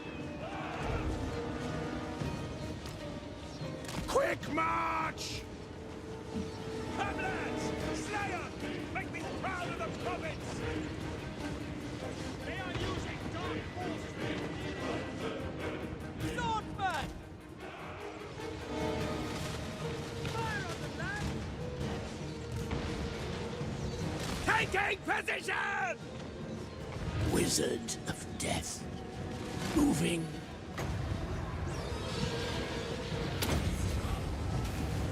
Spirits invoked. Now! By gun and saber! For Heldenhammer! Reichsguard! What the hell are the knights going inside for? Standing by! Fire! Missile infantry! Take the ground! Firearms loaded! A better position! Yes, Alright, sir! just leave these guys back down here just in case. Yes, sir! Formation! Some mortars just flying around randomly. Yes, my lord! That's the tower. My subjects call! Yes, General! A battle! To me, men! See to it!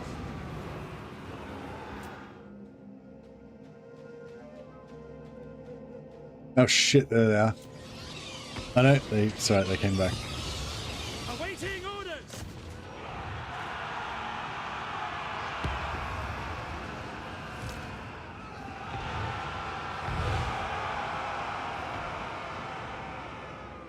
Is that all the bats? By Ulrich's wrath! Crew to cannons! Pick your targets! Ready to fire! Go! For the Emperor! Take position! March to progress! Try and work these guys down a bit. I'm gonna try and Take the ground! get those guys in doing some work. Yeah, that tower's annoying.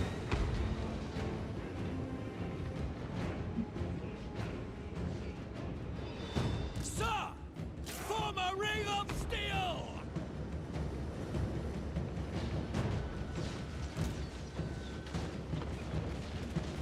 Caster of Shaish.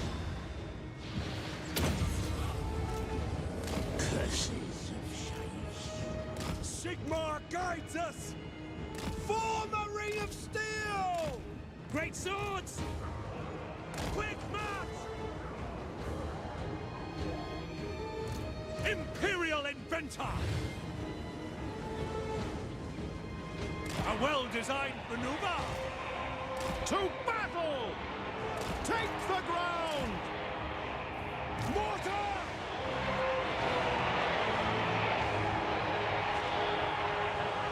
Fight that machine! Master Engineer! Architect of Destruction!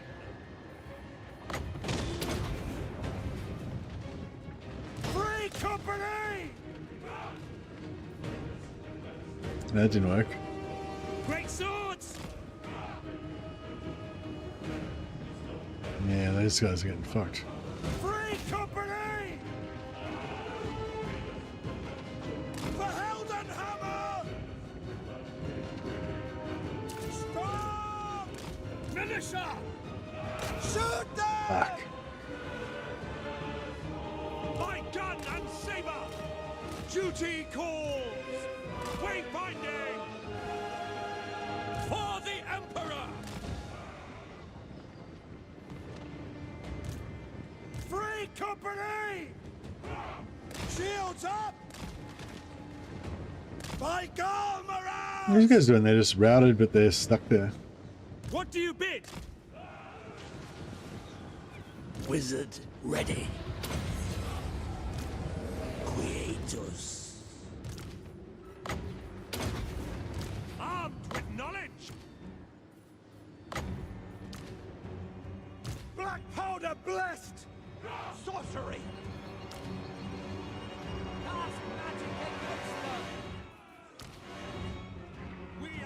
Yes, sir! Quickly! What? Us, I say! How come we can't remount the... It is against Sigmar's teachings! Oh, what? Did they make a change where you can't remount artillery? Oh, that sucks. That's not at all awesome. Amethyst wizard. Imperial inventor! A mechanism of perfection! Maybe, maybe you can only mount if you've I got tread ammo. the wisest course. Oh yeah, you can only mount if you've got ammo. Yeah, that makes sense. Yeah, of course.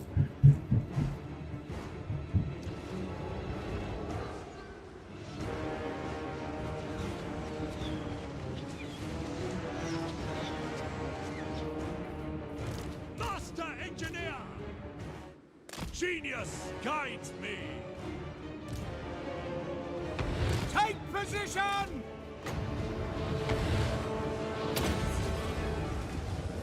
Wither and die.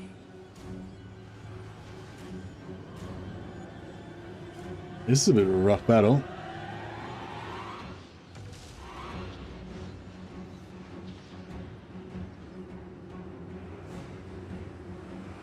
Yeah, Krell's crumbling.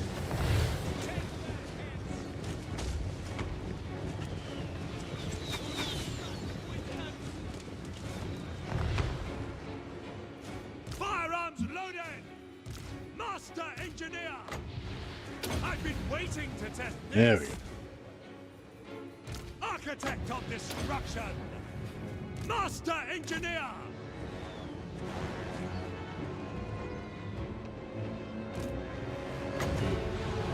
Yeah, get rid of Krell, because he's terrifying.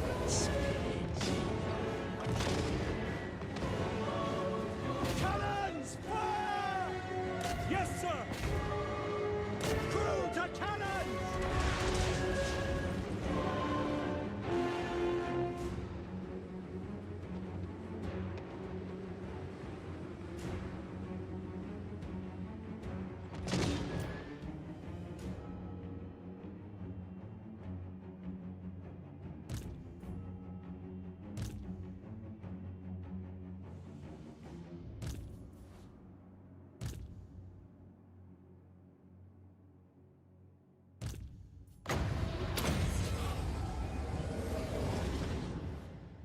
You guys are just standing there, just slowly getting whittled away. I think, because these guys are here, I think maybe it's drawing away some aggro from them at least.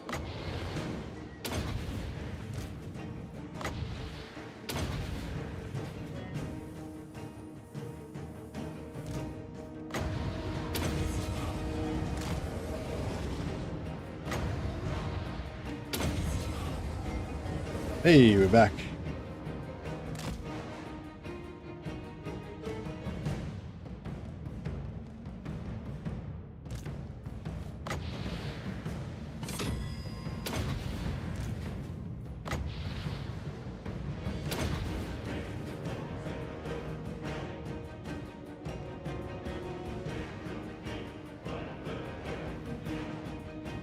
I don't know about all this. We're nearly out of ammo, and we haven't got much. We haven't got much else going on without the ammo. Alright, both of you guys need to kill that. If we can kill these hex wraiths, I reckon we might be This is my command! alright, kind of. Death's force. Or if we can kill Kemler. We are Sigmar's heirs!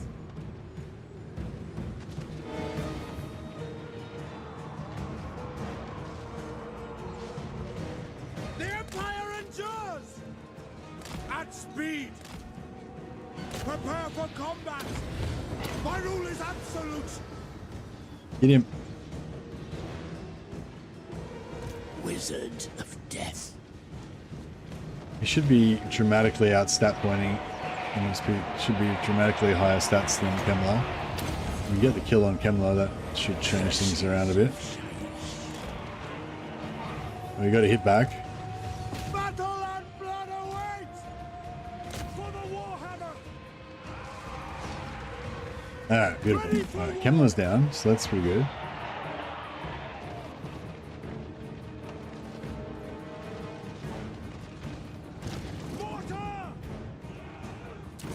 Yeah, I shouldn't have bothered trying to use the mortars on the hex wraiths. It was never really going to happen.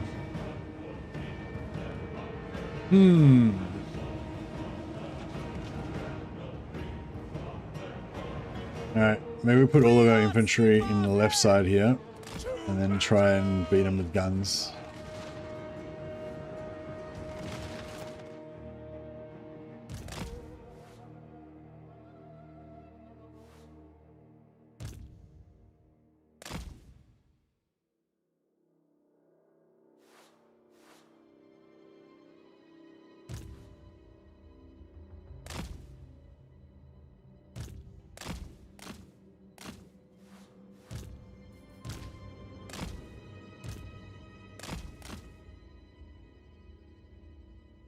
Yeah, I'm a bit worried about those hex wraiths. We can try and spirit leech them one more time.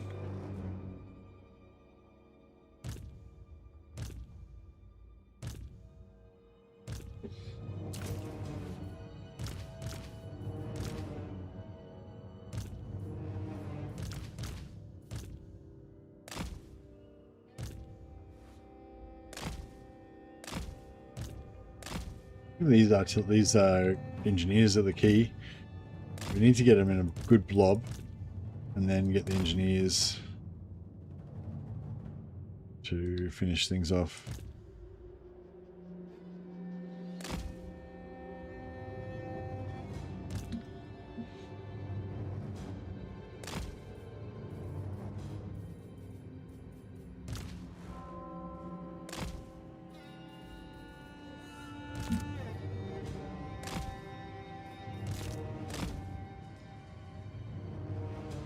Make a big blob over here, infantry and pseudo infantry.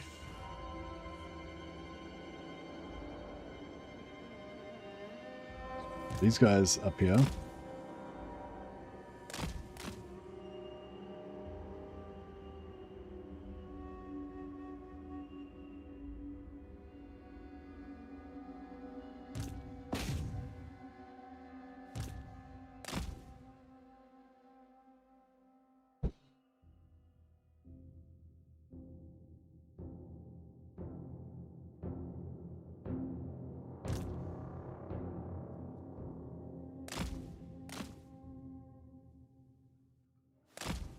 And they're like totally hiding.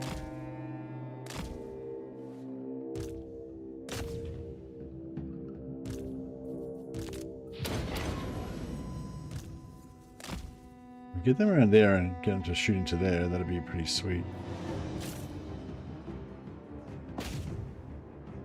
That missed.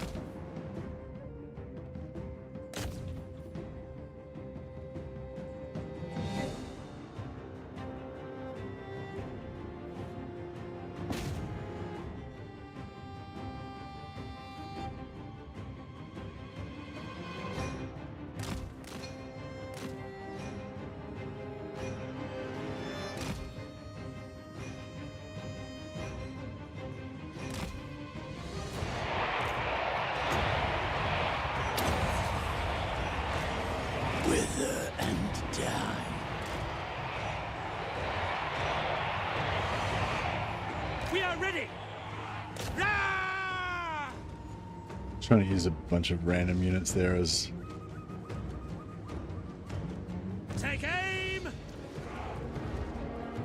Form a ring of steel! Yes, my lord! For Heldenhammer! Go!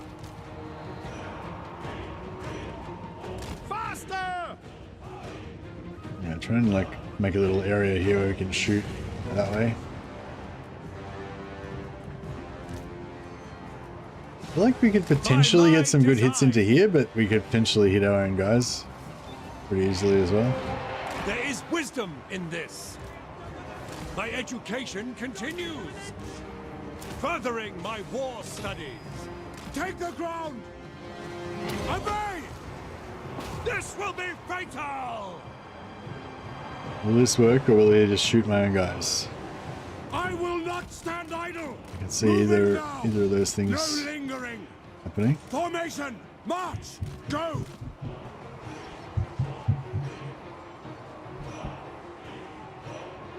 Imperial Inventor! Aiming for the jugular! Nice. By gun and saber! For Alright, this is, I think we got it. Ranged weapons ready! Take the ground! Sigma preserve us! Understood! No lingering! Have we hit our own guys yet? Firearms loaded! For the Empire! I will put you down! Death awaits you! Yeah, they're not firing very often. They're just at the edge of their range, I think.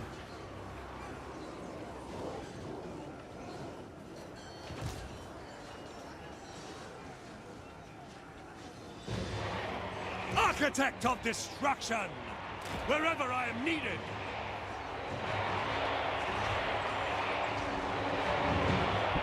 Wisdom guides me! Imperial Inventor! Karl, Franz! On way! Nice. Oh shit. Ready for war! And they path the wrong way, obviously. Wasn't paying attention. Aiming for the jugular! Yeah, as soon as those hex rates going down, then I think we're okay.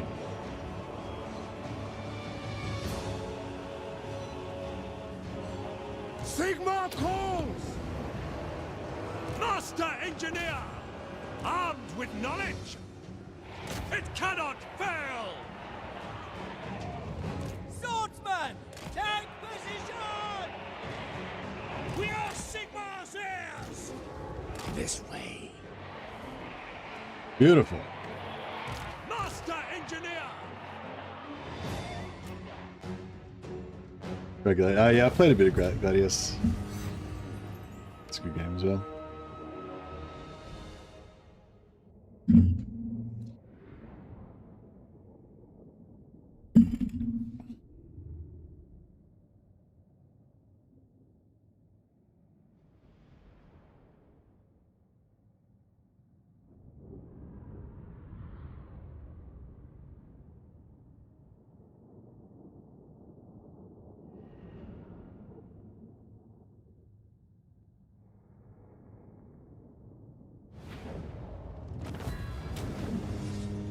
All right.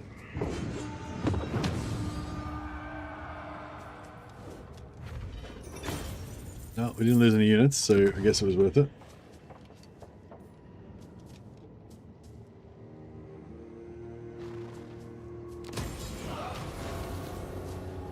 Master Engineer.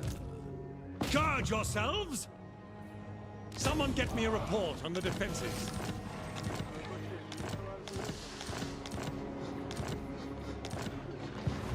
Bring me to my men. In the name of Magnus. I am Franz. They will obey. Alright, so he's got some movement. Didn't get the replenishment we would have gotten if we'd occupied Master the settlement. But Engineer. Time to draw up some plans. Pioneer of progress. Onwards, there is much to do. To the provinces?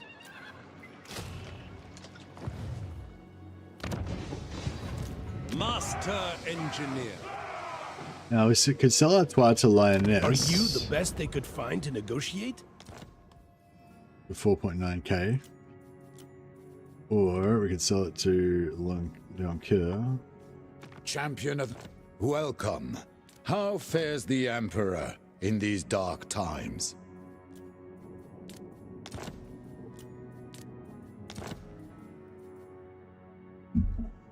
In exchange for Langui.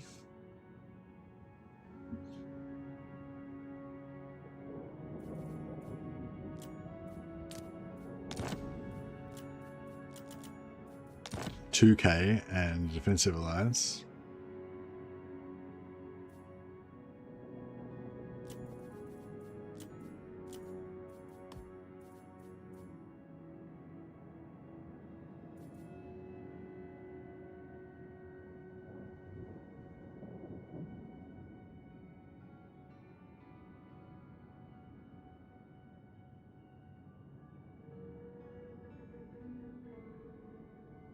No, maybe I just want the defensive because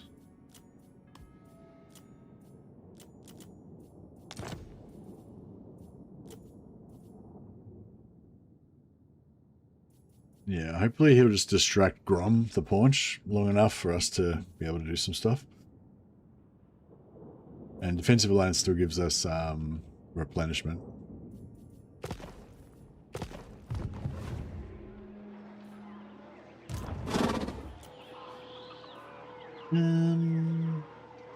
Might grab some spearmen with shields just to... So many ideas.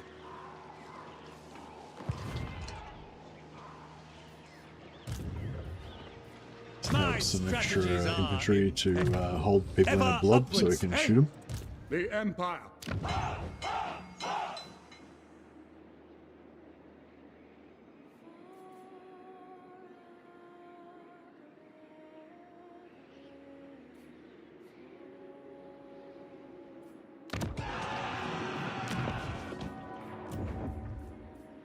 Alright. Get a cunning captain. And a perceptive engineer. Engineer. And next turn we can get a warrior priest. And when Karl Franz levels up a bit, we can also get another +1 captain. Oh, really? I've got like no game category.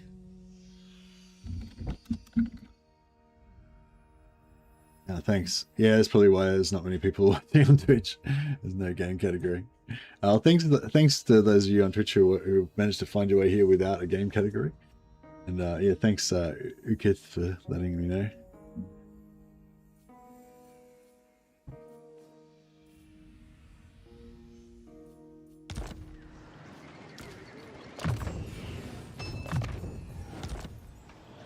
Imperial Scholar. Small but substantial modifications. Alrighty.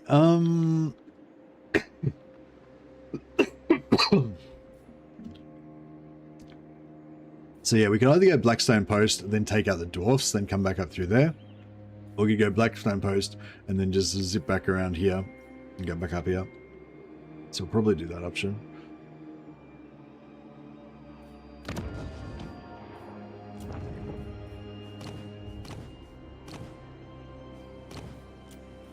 Huntsman General. Garrison duties. Yeah, I wouldn't mind a couple more mortars.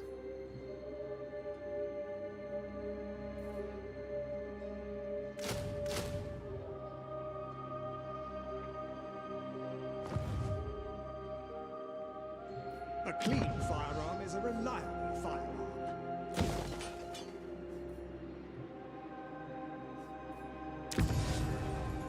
We can open gates in 2 more turns.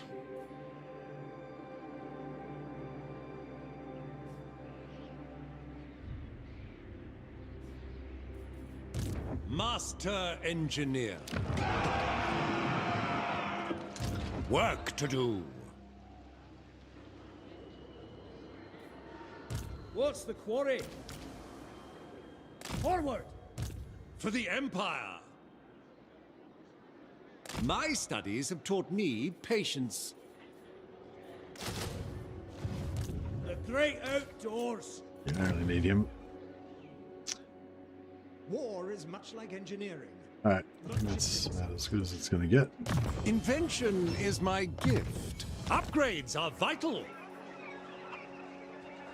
Now, Oh, you know what I forgot to do? I forgot to take the elector count of Marienburg. Immaculate So when you occupy one of the capitals of the empire, if you assign one of your lords to be the elector count, then you get the elector count units and also the elector count magic item, and then you can sell it back to the original faction if you want, and you know it's fine. You still get to keep the stuff.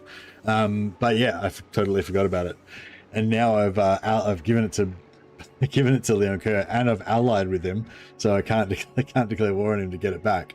And it's a super expensive settlement, so there's no way for me to like get it back from him, basically, unless We have met before. maybe if I take Blackstone Post, if I sell him Gisoro first and then Castle Artois. Maybe.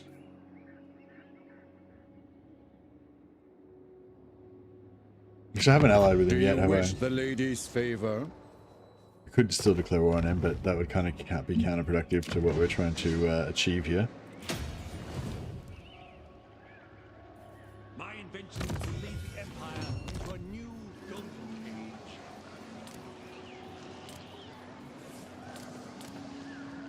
It is impossible to make men perfect. Machines.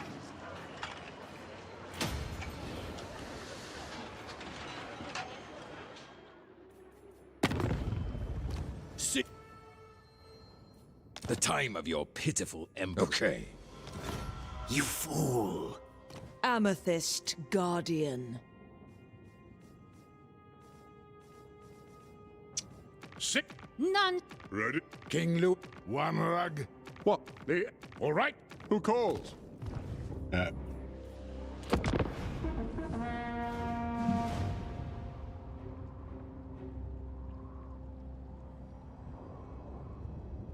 Can I be the captain if you haven't already given me a dude? I've been an engineer like 3 times, I think. Do you like the mustache? What about the mustaches? I guess some of the captains have got good mustaches too. Yeah, that's why I didn't recruit with him. Indeed.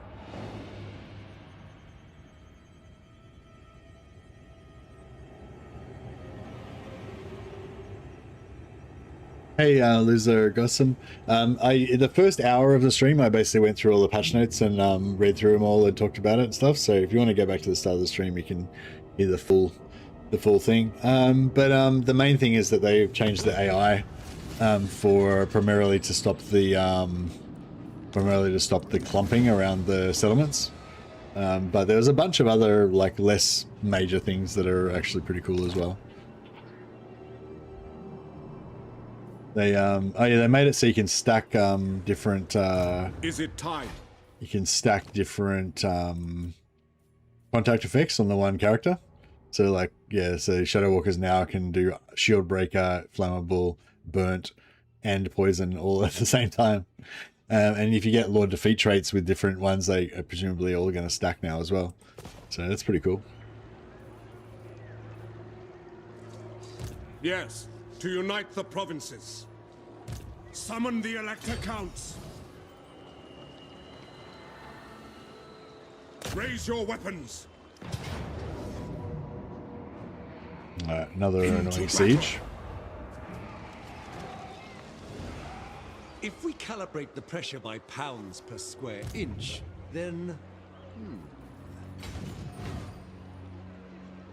So many ideas. Pioneer of progress.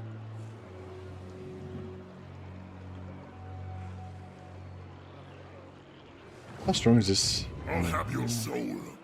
Expert in innovation. Wherever my craft is needed, just as I design. I will exercise restraint for now. I've calculated the best route. Forge ahead! With precision. Get all these guys in. A land ship would be quicker.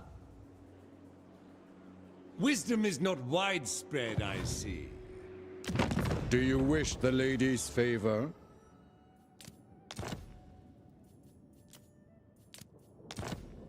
Yeah, we can almost get Marienburg back, hey? Yeah, I kind of need it back. I need it back. Now, we march. What about if I sell them for You ask for a Berbers? boon. Speak, and I will see if it is within my power to give. A good And plan. then I sell them Gissero.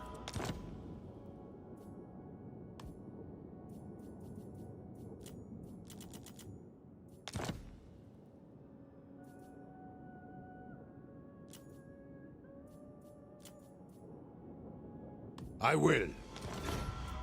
Now they've got Gissero, Castle Artois might be worth more. Beautiful. Then we can get Marienburg back again.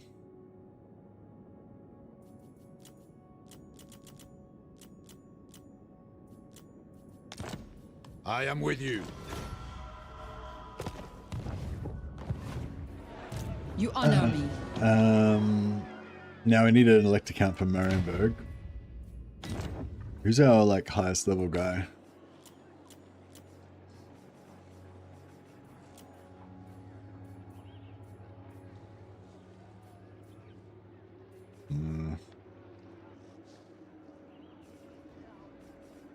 Leonard Pfeiffer is level 7.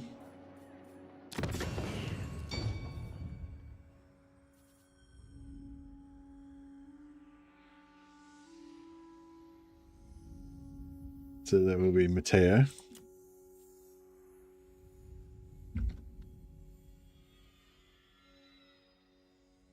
Okay, what's a Chilean surname?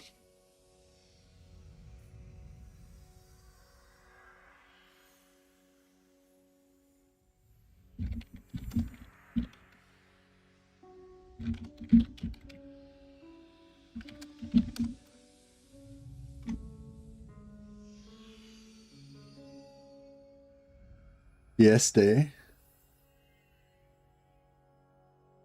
Dandolo. Dandolo is pretty good. Apparently the Dandolo family were a famous Venetian family, produced several doges of Venice, most notably Enrico Dandolo in the 12th century.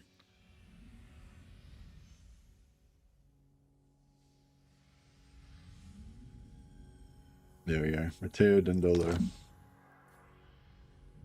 He's a formerly Italian adventurer who went to the Empire to study engineering. Oh, but of course we need to make him Count Matteo Dandolo.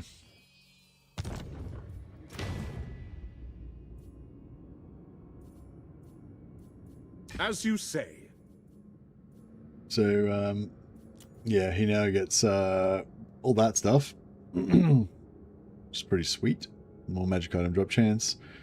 And we get this. It gives us +5 control. Really nice to pop on a captain. That's like a get a regal captain with +4 leadership, +4 public order, then spec into +4 public order, then get that for another +5 public order. And then you can give him two or three followers that give +1 or 2 public order, and you just make a super public order character. And then of course we get the Borderman Outriders, which are super powerful ROR. Accurate down to the finest increment. And then we can sell Marienburg back to Why talk to Marienburg you? again. The Grand Theogenist should declare you traitors and heretics. No, they don't have any money. Fuck them. Fuck them then. They shall not have Marienburg. Ulrich's will.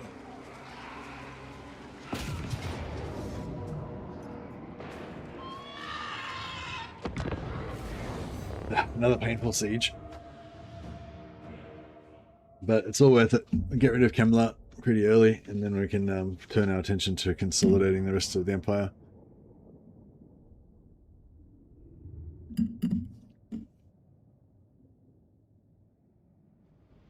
But yeah, there was a bunch of little things, like nothing like major, but there was like heaps of actually little cool things. Yeah, the contact effects thing's pretty cool.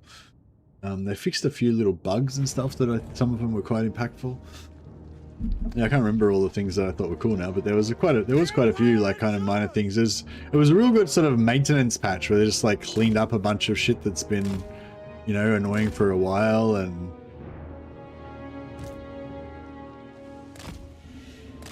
yeah, hopefully this AI's Ready to fire. fix things a little bit. Yes, General. For Heldenhammer.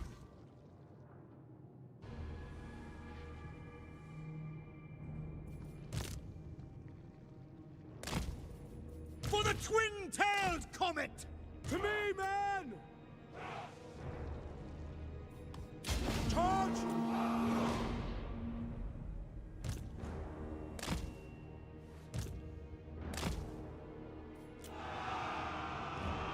Free company!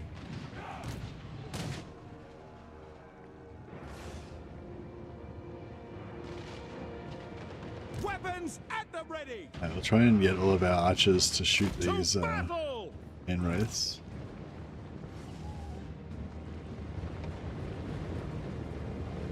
Get them water close so they can help as well. Halberdiers! We obey. Go! Spot us the target!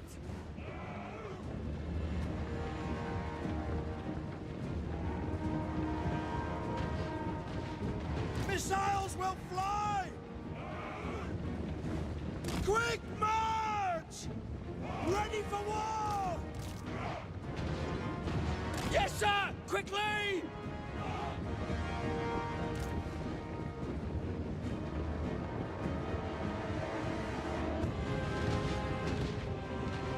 Taking a few shots from the guns there, but that's alright. Missile troops! Weapons at the ready! Find your targets! Yeah, just blink away at those guys. Pick your targets! Master engineer! Finding better ground! Our weapons are yours! For Heldenhammer!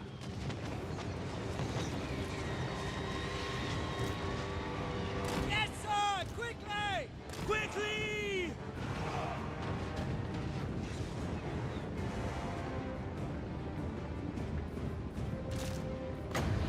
We're gonna have much to use our Spirit Leech on. Death's foreseen.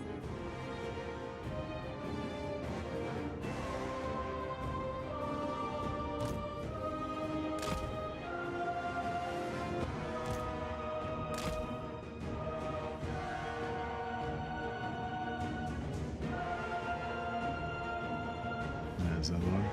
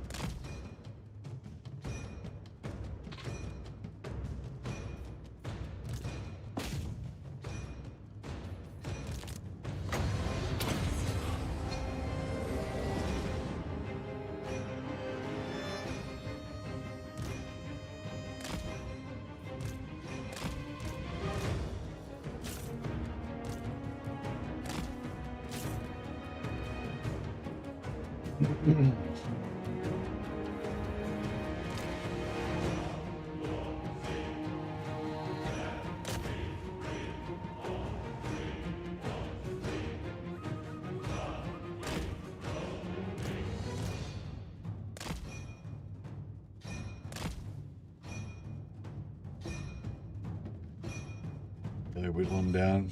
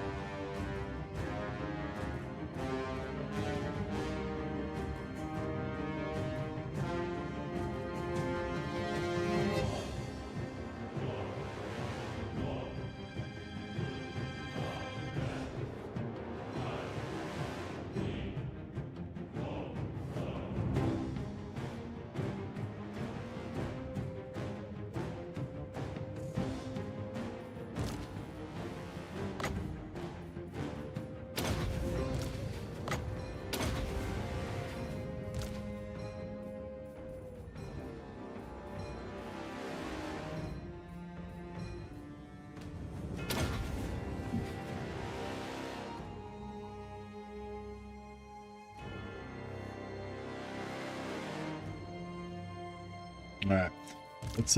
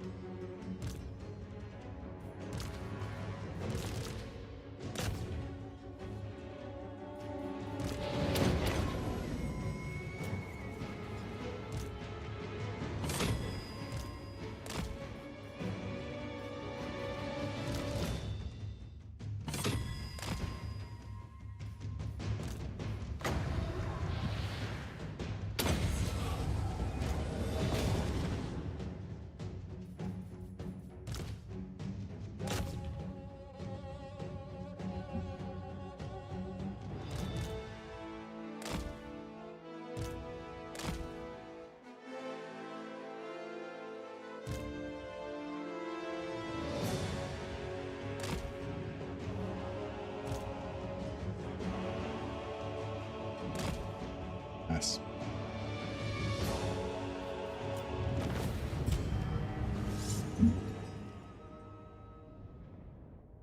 All right, so Camelot's taken out pretty, you know, pretty straightforwardly.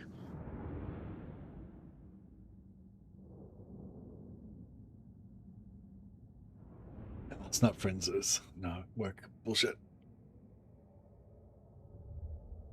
But I'm not working today, so I'm not interested.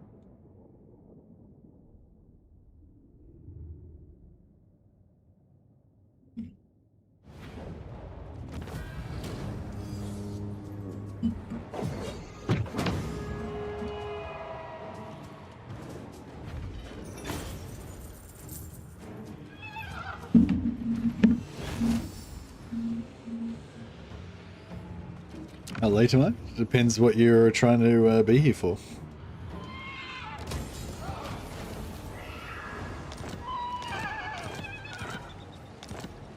But it's only turn 6, so if you've seen me play Franz before, you've probably seen first few turns pretty similar to this a few times. Just as I designed. Master Engineer. Master Engineer. Imperial Scholar. So many ideas. I've calculated the best route. In pursuit of knowledge. By my calculation... Alrighty. Get him out and put in... Ah! I love this guy. Best mustache. This guy can be my guy. To strengthen the Empire.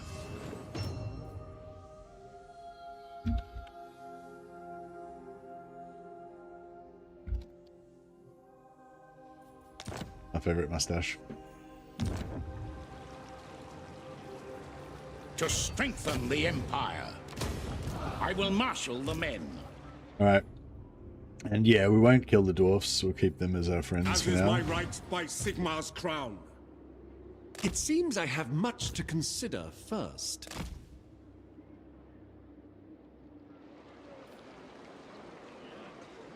To the provinces.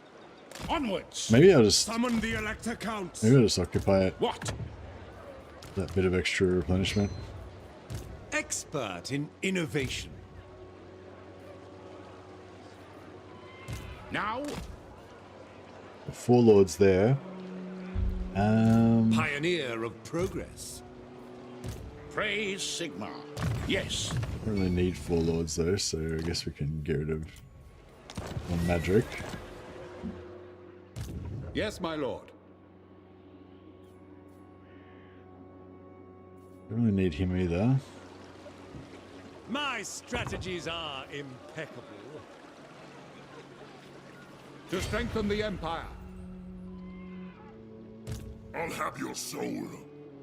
What? Moving off! I cannot comply. By Sigma's right.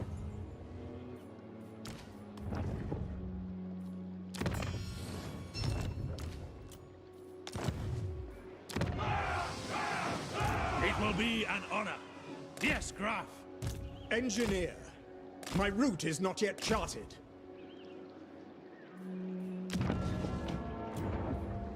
The Empire. What does the Emperor Just bid? randomly clicking shit. Warrior Priest. Tough, regal, fleet-footed. We'll go tough, I think. What do you require? Master Engineer. I want a report on our defenses. I kind of want to get some flagellants just for the flavor, but they'll just die in order resolve pretty fast, I imagine.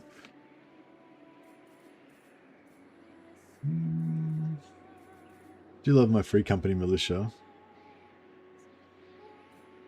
Wouldn't mind some crossbowmen.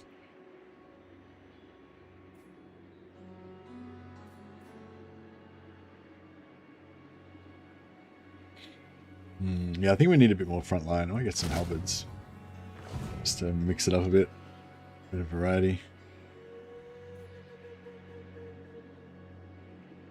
As the Empire demands. Yes, to unite the provinces. I kind of like to sell this all to the dwarfs and have them stay there as our little buddy, but they'll just probably get wiped out anyway. For the wisdom of Valea. They seem to be going pretty ham though. What do they think of? They don't like him too much.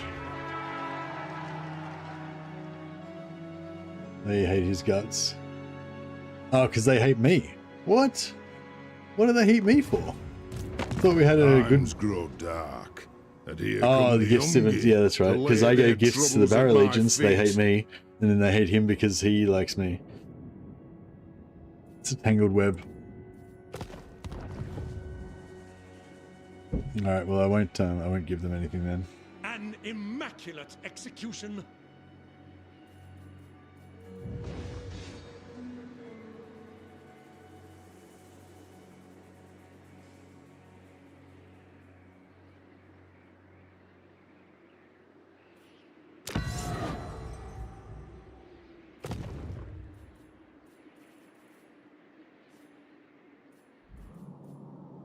Alright, so normally after I take this out, I try and rush back up and rescue Midland, but Midland's kind of not dead.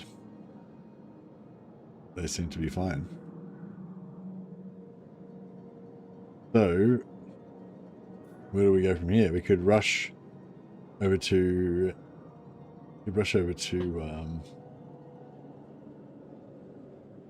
Vlad's lands.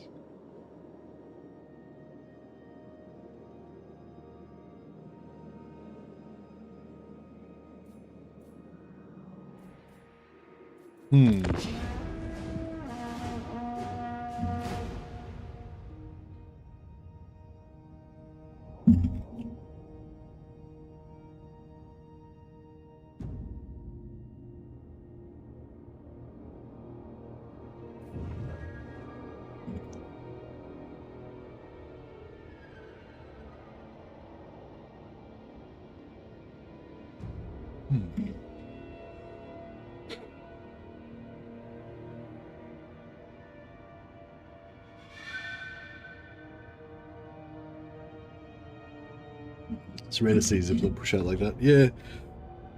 Yeah, they take Munfit quite a bit, I think, but yeah, they don't always take Castle Baston. Precise measurements are key.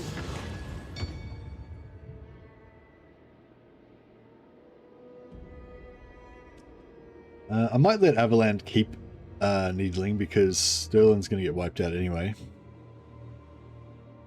You got the Dwarf endgame on anyway, that'd be your French flaw. Oh, yeah, it's on turn 40 though, because the AI stuff doesn't kick in until turn 40, so we've got ages basically to do stuff. But yeah, everything here is temporary. Like, you know, like I've only got the alliance with Bretonia so that I can temporarily get them to help hold off Grom from me. But I don't care if they eventually get wiped out, you know. It's all about, you know, just basically trying to stabilize this area long enough that I can go up and wipe out Festus and then go up, you know, keep going. Oh, okay, now Midland is getting wrecked. Alright. Yeah, I didn't have a clear indication where which one was going to go down first, but yeah, I think Midland. If Midland loses, I guess we can go up there and go after Festus, and if Midland loses Middenheim on the way, then that would be perfect. Good evening. Are there specific locations Archaon's 5 towers spawn, or are they randomized locations across the map? The world getting devastated kind of campaign then, eh? I don't think that's been released yet. Sorry, Network Productions.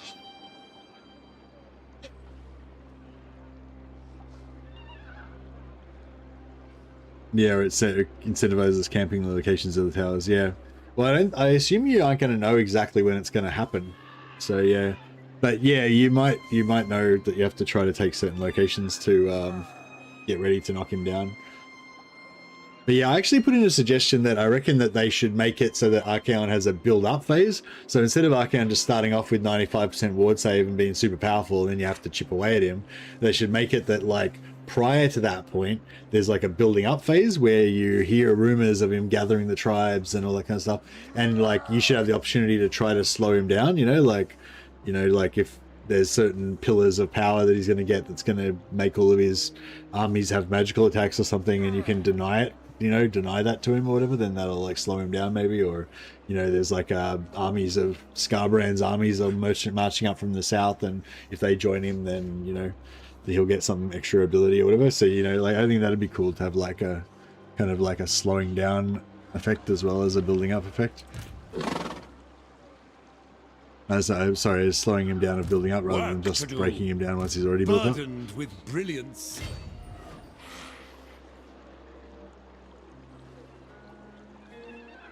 But yeah, I don't know. I think it'd be cool if they were maybe semi-randomized. Like, there's maybe have like 20 locations where they can be, but you only have to destroy 5 of them, but you don't know where they're going to be or whatever.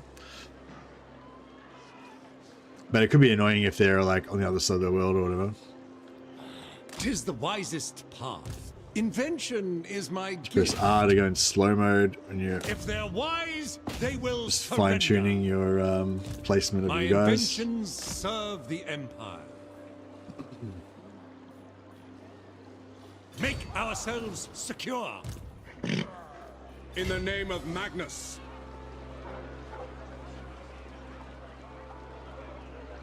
Working alone is a blessing. I detest being surrounded by imbeciles.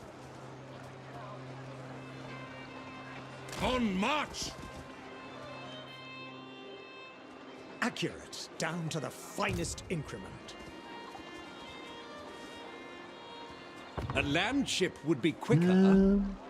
We get 2 units out of here. Probably go 2 archers. So I probably want to get rid of the archers eventually. I'm not really a huge 'Tis a burden archer to always fan. be the smartest man in any room.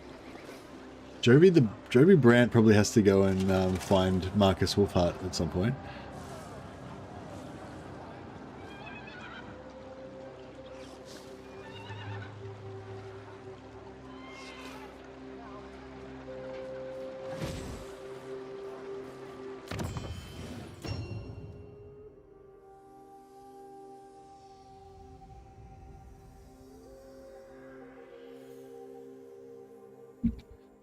William Jarrett.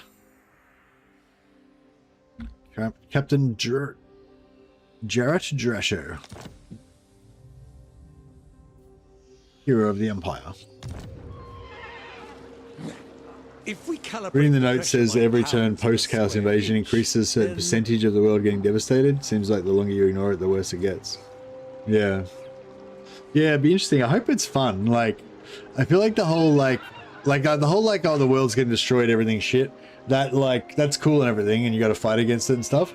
But you're like, you want it to be kind of like fun to fight against. Like, it's not, I mean, I really want it to be like, yeah, rewarding to fight against chaos. Like maybe you get some cool like anti-chaos troops, that special troops that only become available during that time, like some extra souped up flagellants, the doomsayers that have predicted the end of the world that flock to your banners, or like, so you want to get some like cool shit to play with as well. Like I think like just making it just bad and that's it. Like when the Chaos Endgame happens, it's just bad, it's super bad, and all you can do is just try to fight back to reduce how shit it is.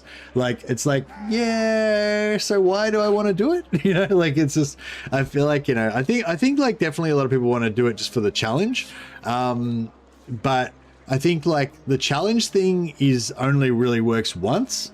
And I'm really into replayability, and it's like, once you've solved it, like once you know how to beat it, then that challenge thing is gone. So you literally only get one game where you get to enjoy the challenge, and then after that, either you know how to do it, and then it's just a chore of having to fucking do it, or you just don't bother doing it ever again. Like I feel like that's kind of how it goes. So that's why. So I think it'd be like, I think they really need to focus on making it all scary and shit, but also making there being really cool stuff in there that you want to do and you want to get,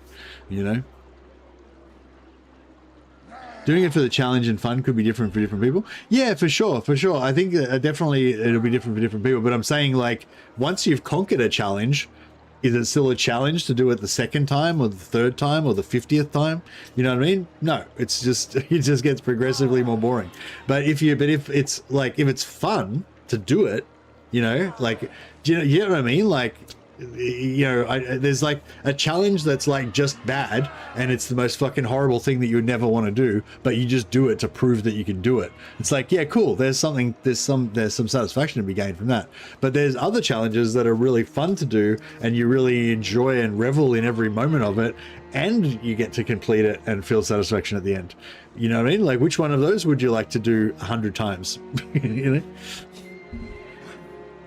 So yeah, for me, it's like, I don't know, like, I think, I don't know, it's hard though, because like, I think a lot of people do just play it once, like they play other games and then a new DLC comes out, they come back, they conquer the new content, play it once, and then they go away and play other games again, and that's probably like, that might even be the majority of players, but for me, it's like, yeah, it's all about replayability and like playing it in different ways and mulling it over and doing it, doing something slightly different the next time, and and yeah, if the end game challenge is just purely a punishment that you have to live through, then that's not really ideal for me,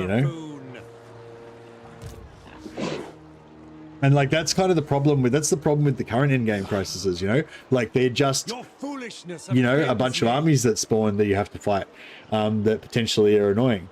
And then eventually it's just, after you've done it a bunch of times, it's just kind of boring, like it's just, yeah. So like, except for the Skaven one and the Chaos Dwarf one that actually gives you cool stuff, and I think those were definitely a step in the right direction. Expert in innovation. I'd like to auto resolve this so we don't have to chase after him. Probably going to take a bit of damage, but as long as we don't use as long as we don't lose any units. We're going to have to chase after him anyway, because he's raised dead. Say not that we are unmerciful. That's alright. Hopefully this guy can handle it. Oh, I forgot to put the units, I forgot to put the heroes in the army after all that.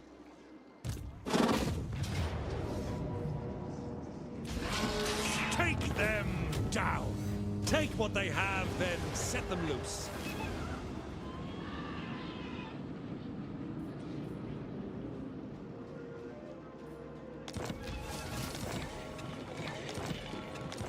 Well, yeah, no, I don't have a problem with the. I don't have the problem with the fundamental thing of it. Like, I think the Archaon being super powerful, Archaon having 90% 5% ward save, like him being basically unbeatable if you fight him initially. The world's getting fucked up, and you have to like go and like try and take over his Dark Fortress to weaken him. Like, I don't have a problem with any of that. I think that's all great. That's all great as a challenge and giving you that scariness that makes you engage with them. I'm just saying, as well as that, I want some actual cool shit that's fun. You know, like to interact with, you know. The nation calls. Grand inventor. If you want it done right, a brisk pace? Yes. No. Moving off. Oh, I just realized we should have gotten Gisero back.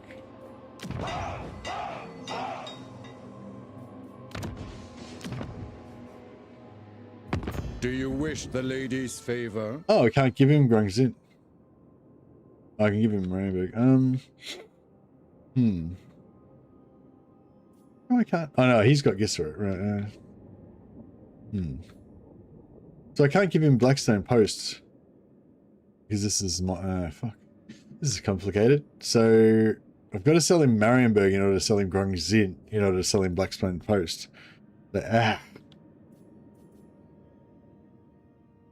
Gelt Stack is still going to rip through that 90% ward save. Okay, Anthony's like, I don't care. I'm just going to go kill him. Nice. But yeah, I just think 100% if there was special, like, you know, imagine this, like everything that they've already said, but there's like, but prior to you kind of meeting Archaon, you've got like, there's like, you know, like there's a wizard that wants to meet you because he's heard about this great, like Max Schreiber, the wizard from Gottfried and Felix, he's urgently wants to meet you because he's found out about this great warlord that's rising, in the north and blah, blah. And he's got like some secret stuff he can tell you that'll help you fight him or whatever. And then you go meet him, and then he tells you that if you do such and such, then you'll be able to get, you'll be able to get the power of the dwarfs on your side or whatever, and you'll get some sweet items from the dwarfs or whatever that'll help you fight Archaon, and like, but you only get, you can't get those sweet items from the dwarfs to fight Archaon unless you do the Archaon endgame. So as well as all the challenge of the Archaon endgame, you now also get these like cool legendary items that you get from the dwarfs or whatever, so there's sort of like, do you know what I mean? Like there's like a kind of, it's like when you play a D&D game, you want to have the big bad guy, you want to have the scary things, you want to have the chance of your characters dying, but you also want to have a chance of getting some loot and getting some experience points and getting new abilities on your characters, and and like meeting maybe allies or unlocking a new shop that you can use, or you know what I mean? Like you don't want it just to be like, you're going to go and do this adventure, it's all going to be bad, you're probably going to die, and you're not going to get any loot out of it. Like, like it's like, that doesn't sound that awesome. Anyway, I don't know, that's my take on it anyway.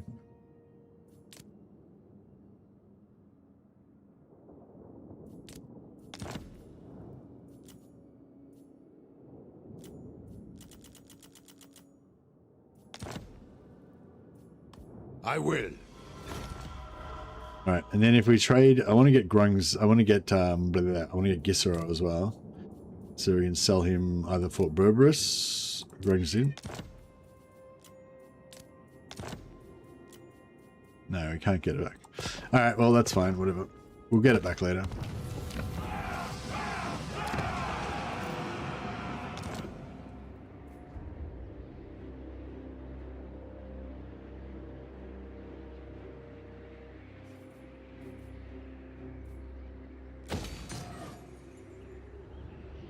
Ready. I see no other option. By the comet, get training. Should I just send him straight to, maybe we should just send him straight to Marcus. Or straight to Volkmar? Who do you reckon's gonna get wiped out first, Volkmar or Marcus? I feel like it could either way, it could go either way.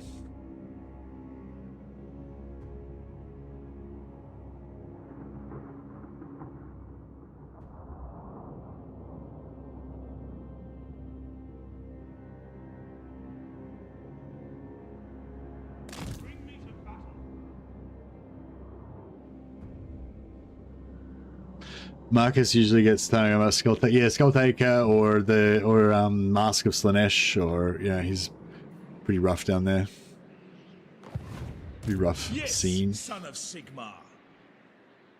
The Empire.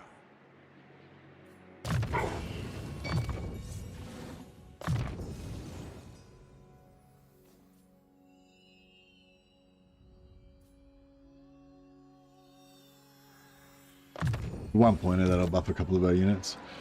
Yeah, and then we'll recruit another one over here that we'll send after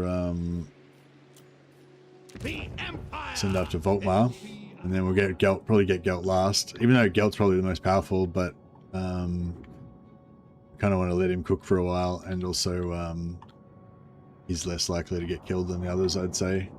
I suppose Karl could take him out early, but we'll probably be okay. Bring me to my men. I am Franz. They will obey. As is my right by Sigmar's crown. War drives progress. I have faster ways to track. Is it time? Imperial Scholar. Forge ahead! My inventions serve the Empire. Time to draw up some plans. Expert in innovation.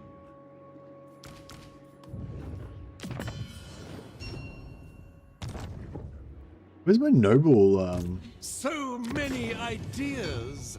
my noble engineer lord? Is he respect out at the moment?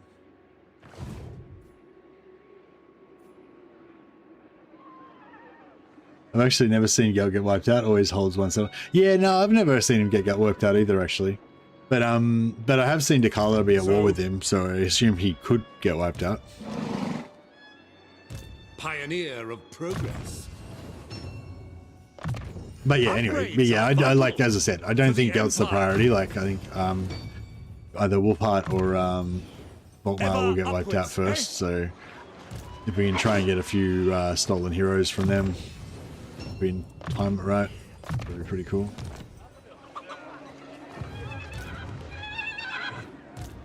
The Empire.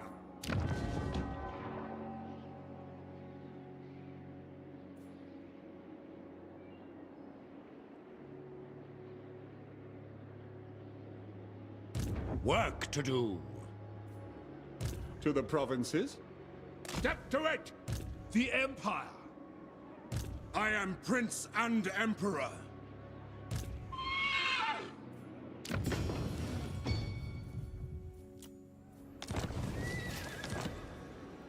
Respec him out, save a little bit of So many ideas.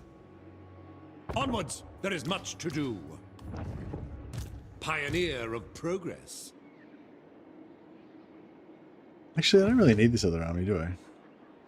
Ready? Of course. For the Empire. I will exercise restraint for now. Aggressive, another good mustache.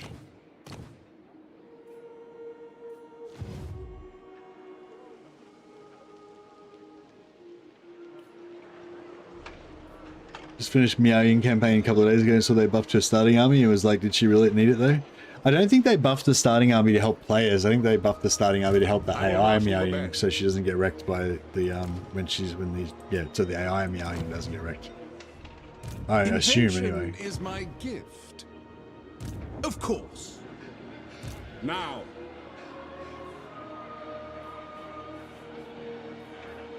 It is quite thrilling to be out in the field after all this time. Summon the Elector Counts. Sigmar heals us. Alright, we've got a few heroes now.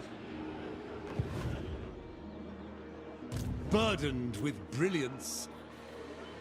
I think getting one Pistolier would be pretty good, I guess. Chase some routers. Alright. Got our extra 2 recruit rank for infantry.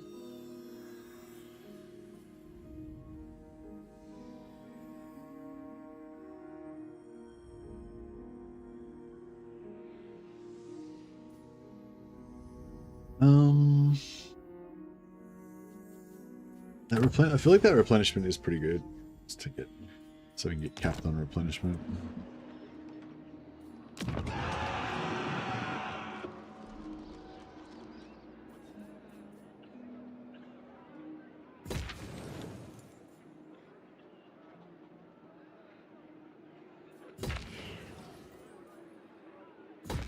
Just get all the heroes.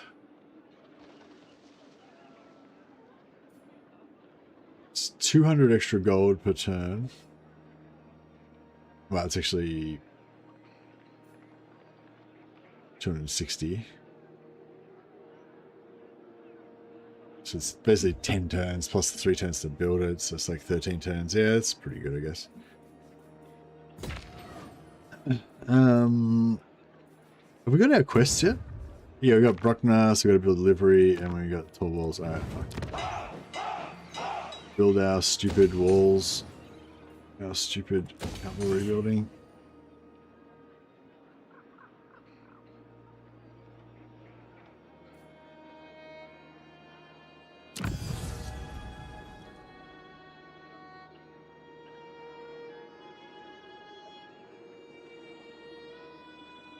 Might just wait. Like to get up to grow as fast as possible, you'd pop that now to save 2 turns. But I feel like it's only 2 turns, you know, whereas the next one's going to be a lot more.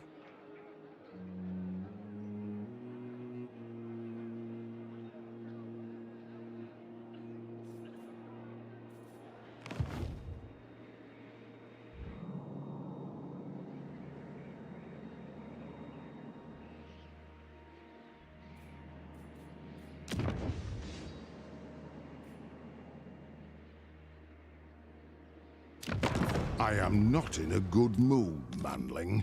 Say your piece.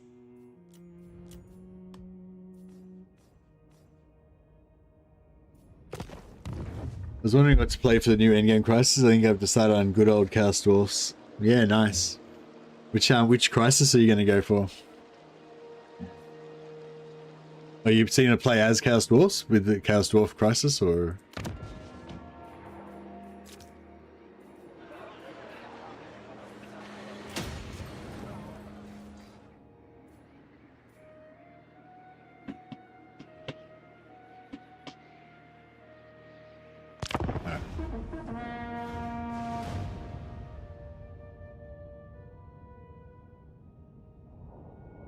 I wouldn't mind retaking Karabberg, just to have a little bit of a buffer on Altdorf there.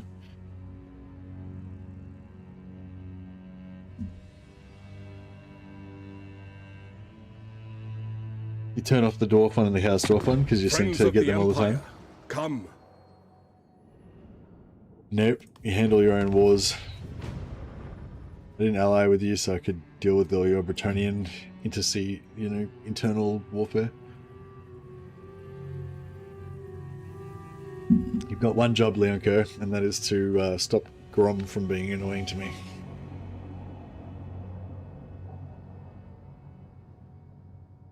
Yeah, I don't know if Leonco is actually going to be strong, in which case it might be nice to actually build him up as an ally, or if he's going to be shit and it would be better to just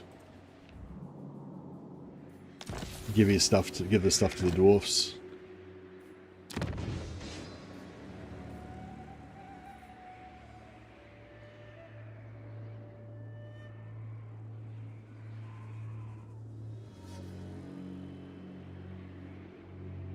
I know, I mean the dwarfs kind of hate me anyway, right? Favor?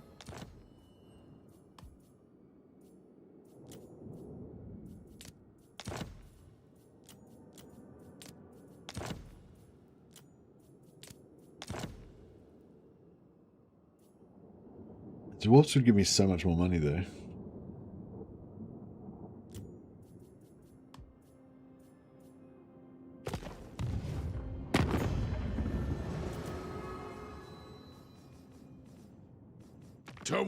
And eventually the dwarfs will probably declare war on Leon Kerr and then force me to choose between them, kind of thing.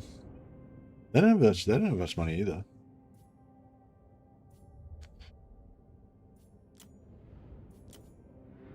was hoping for a big payday out of this. Great, I take comfort in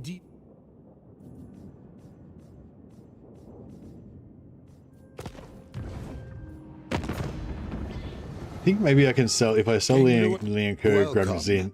How fares the Emperor in these dark times?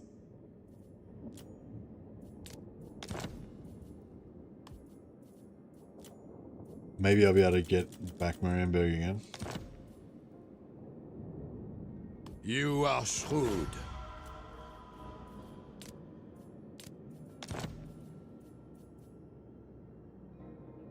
Done. No, and then I can sell Marienburg to west to Wasteland. My hand hovers close to my blade. Utter your demand before I raise it. Oh, they got no money now either. Oh damn! Everyone's a broke ass mofo.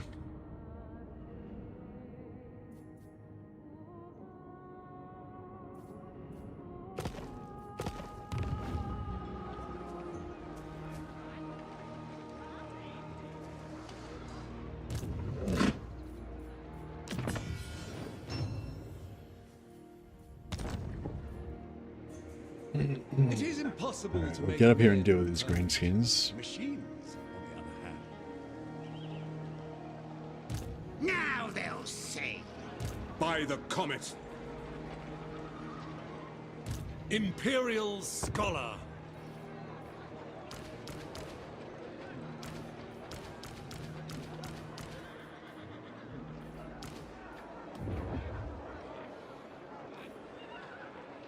Who calls? In the name of Magnus.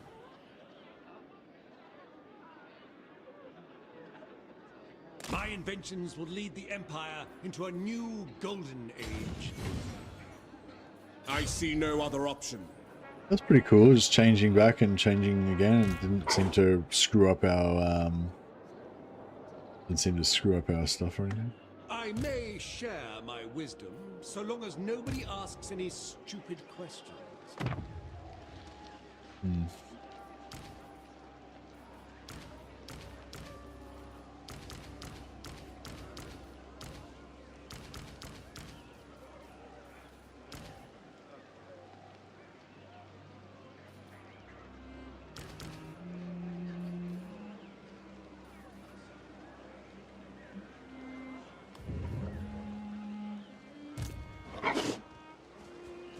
Work to do.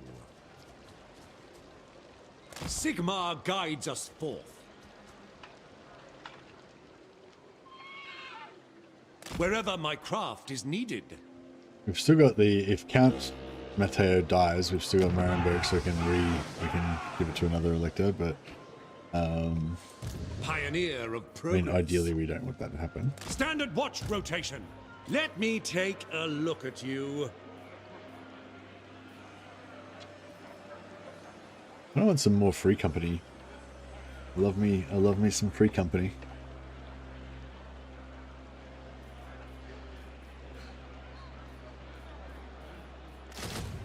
Get some flagellants just for the flavor. Empire.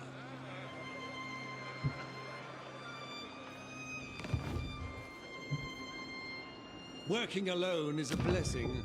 I detest being surrounded by imbeciles. Free company are pretty sweet. We've got some free company already. I've got to have a mixture of all of the Empire units, you know. It's for fun. Your orders?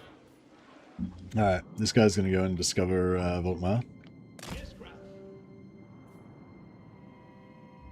And Captain Drasher has been sent off on a important mission to call back the Hunts Marshal. Captain Drasher, at your service. My inventions serve the Empire. Alright. Yeah, so hopefully they take that, then we take it back, and life is good. I wouldn't mind 4 lords to roll north.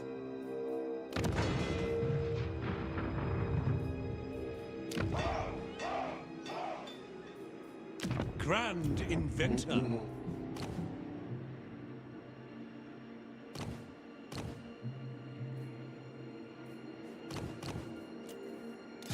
Praise be to Sigmar.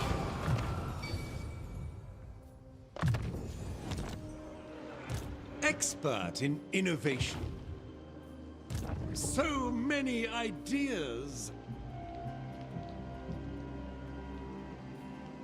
Honored to serve.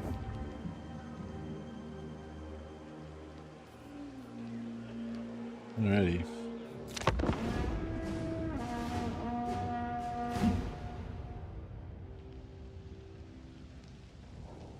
Hey, where's Kazrak? Has Kazrak been taken out yet? He doesn't seem to be doing a whole lot.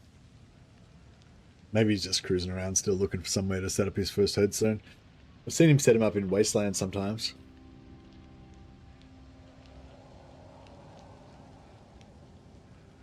Yeah, he's still around. So he just raised Wiseman or whatever.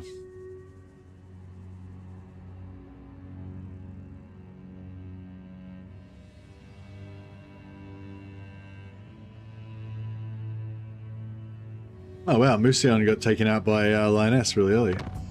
That's cool. Good on you, Lioness. No, we want more prestige, not less.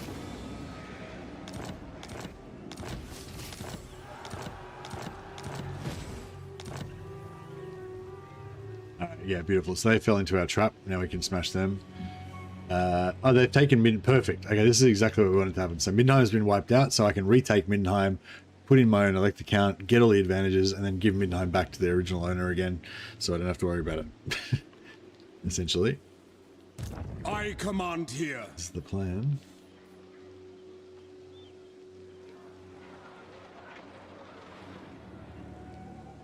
Don't mess with me! What's your message?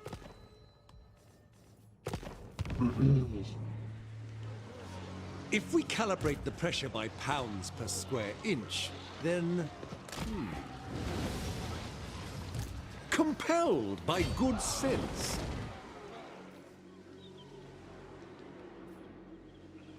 Nobody understands the importance. Hyped about Toddy being a legendary lord now, Nessie. I'm hyped about the Ulrich stuff that's probably coming, because yeah, we know that we're going to get Knights Panther and Two Division Guard, and Two Division Guard are the elite version of the Knights of the White Wolf, essentially.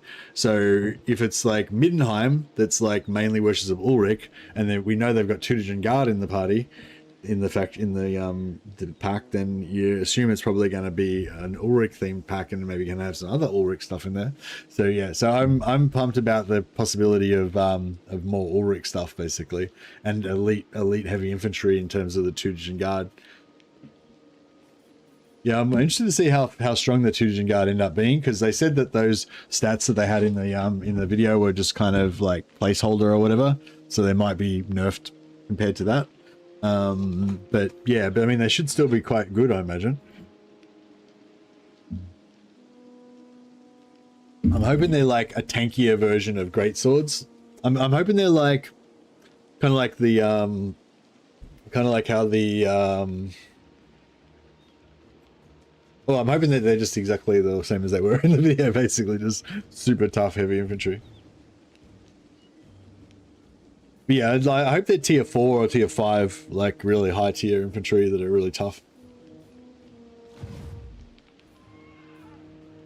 Work to do.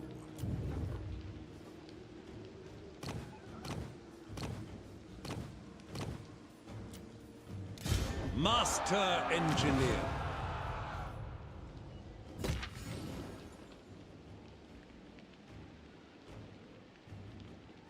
Probably pricey, yeah. Burdened with brilliance.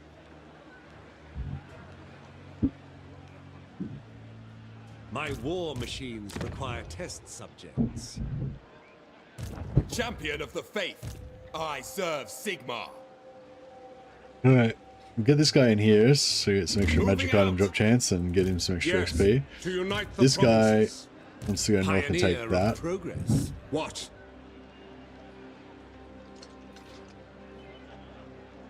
It is impossible to make men perfect. Machines, on the other hand.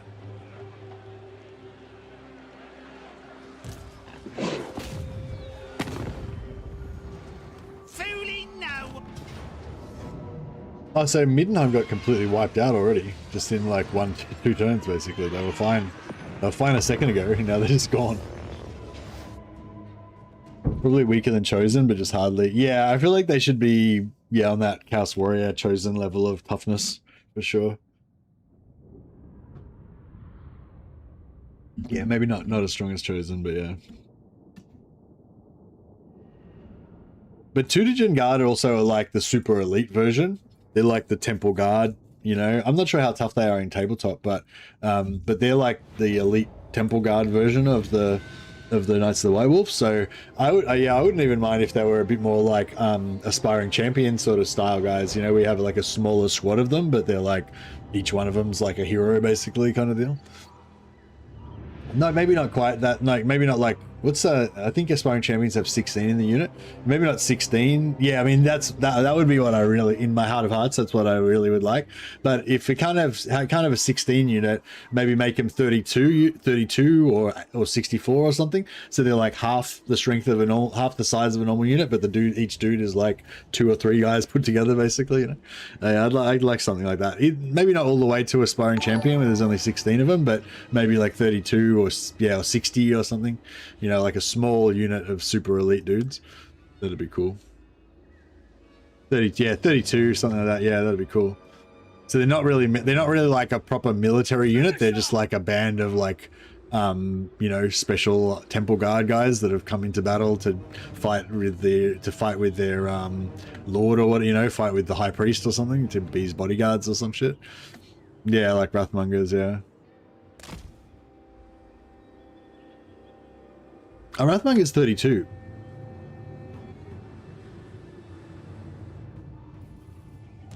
Wizard ready. They've got a lot of shit, these greenskins, don't they? Got a lot of crap. Spotters the target! Handgunners!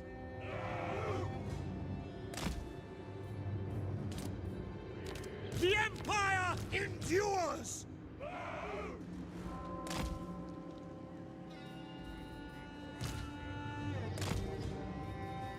We are Sigmar's heirs!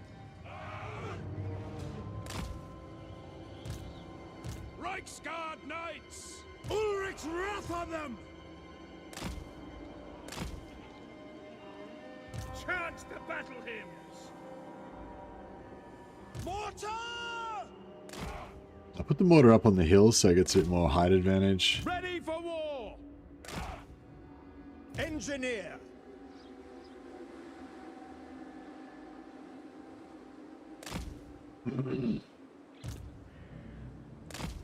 Grave danger. Caster of Shaish. Battle protocols!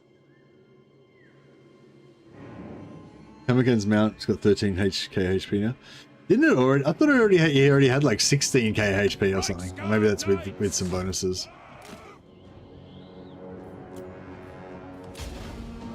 No lingering! Quick march! Hearts will stop.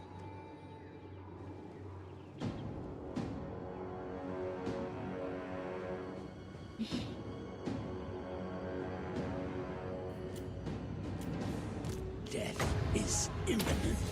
To me then! For the Emperor! At speed! Take position! Blow deathly winds. Swift, set off, moving at speed. Ready for war!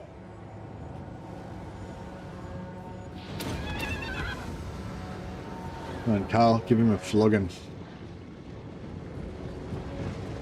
Come on. He's not. Just can't hit him. One of those double buffs should be melting him.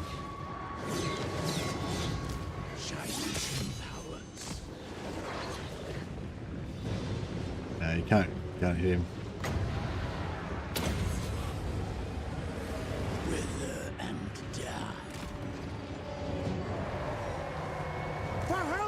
Hit him. Hit him, Karl.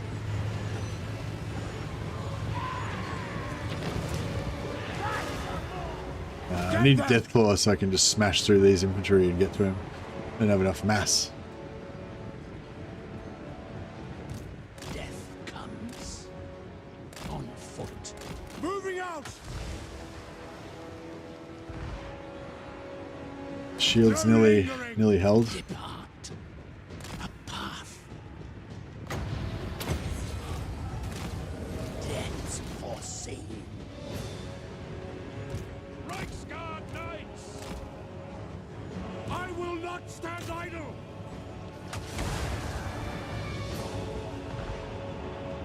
Grave danger. Yes, sir! Getting flogged. Quickly! Formation! March! Amethyst wizard. This way. Going. Sigma! Reichsguard Knights! Taking position! Quick march! Take the ground! Karl, Franz! Ready to serve! Formation march! Yeah, just pull him into the middle of our gun line. My subjects call! Reichsguard Knights!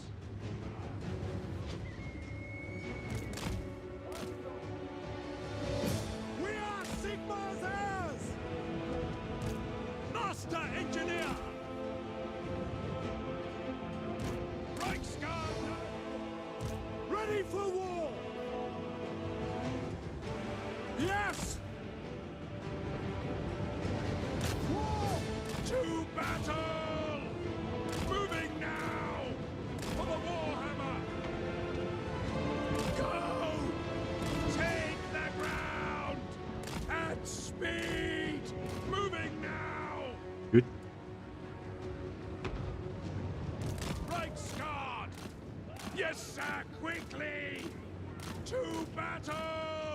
Squigs are having a bad day. March! No lingering! Go!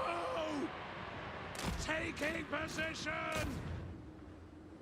For Altdorf! Finding range, sir. For the twin-tailed comet. No lingering! Take position!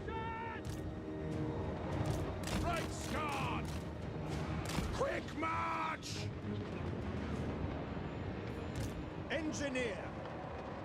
Reichsguard Knights! Yes, sir, quickly! Master Engineer!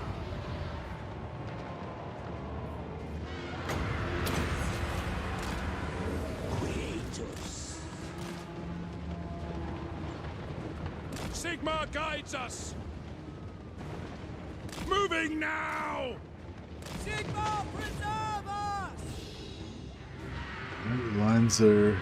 Oh, where'd they get shot by? Archers, yeah. Ulrich's wrath on them! Ready to smite! We are Sigmar's heirs! Reichsguard Knights!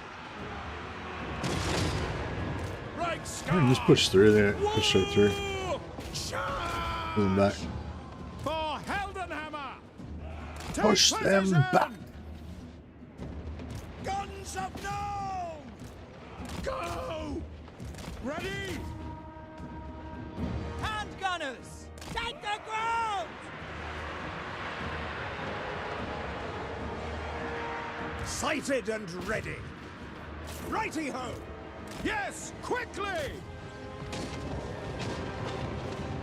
I will not stand idle!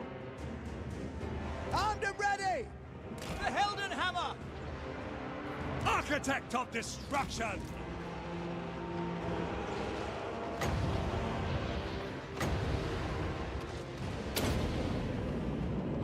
Curses of Shaish. Our weapons are yours! Engineer! Militia!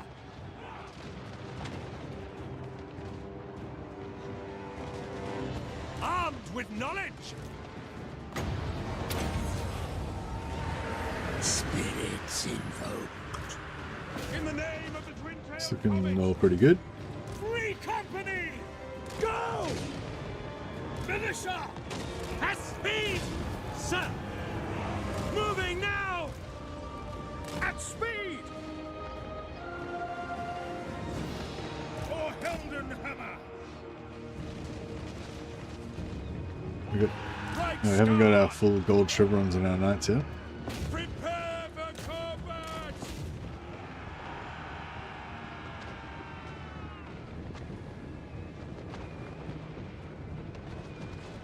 Mercy has a better beard than Grombrindle. Wow. Wolf Priest hero, maybe. Yeah, maybe a Wolf Priest hero. The ground quakes! Maybe we'll get like the R. Ulrich as a legendary lore. No, no legendary lore. But no, I don't know. Reichsguard! Formation march! But yeah, I reckon we'll get some Ulrich stuff. And I'm looking forward to it.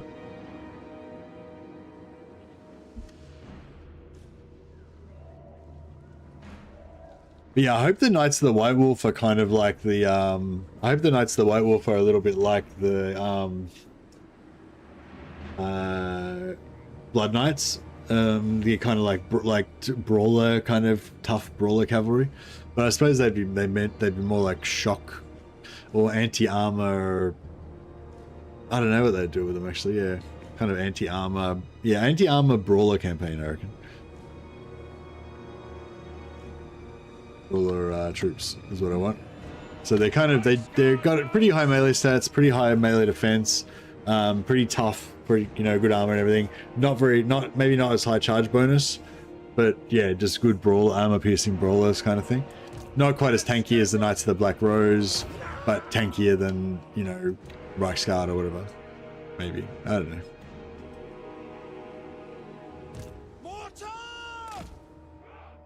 That's just purely from like what I think would be fun to have, but not necessarily like that there's any lore reason why they should be,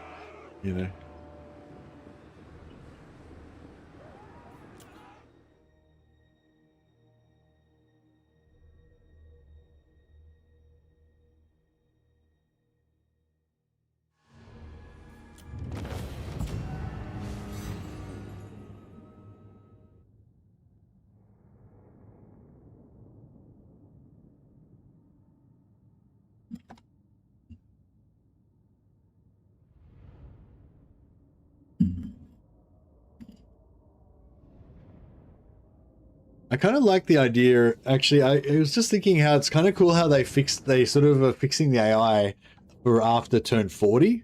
So basically, if you turn on the end game before turn 40, then you'll get the blobbing effect and you won't get the good AI. Whereas if you turn on the AI if you turn on the ultimate end game after turn 40, then presumably you get the good AI, which is cool because, like, yeah, like from my point of view, there's no point having the end game on earlier than turn 40 because unless you just want a really short campaign, you just want to bash some stuff, like if you want to have a longer campaign where you get a bit of a story developing and stuff like that, you don't really want the end game being involved in that because doesn't really, I don't know, I feel like, yeah, I've talked about it so much. But anyway, yeah, I guess I'm saying yeah, it's almost like they're saying, the end game is meant to be at the end game, so you're not allowed to do it until turn 40, essentially, So you still can do it before turn 40, but the AI will be balked.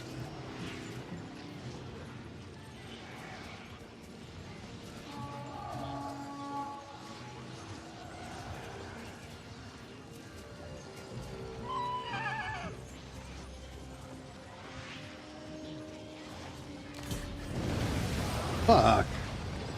The whole reason I was thinking about, I didn't really want to give it to him, but I wanted to, I thought, if I give it to him, I won't bounce off, so it won't waste my movement.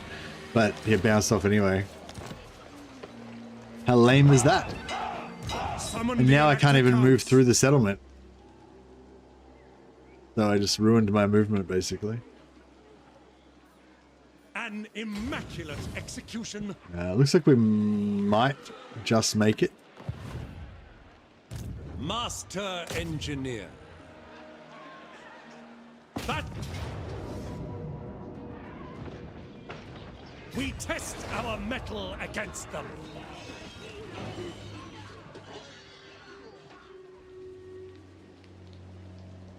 Bring me to my men. Yeah, I think we should be okay. Yes, to unite the provinces. Master engineer. Diligence is expected. Master engineer. Expert in innovation. I will do anything for Sigmar. I will do anything Going for forward. Sigma. Follow your Won't orders. do that. Yes. Work to do. Advance on... No mercy!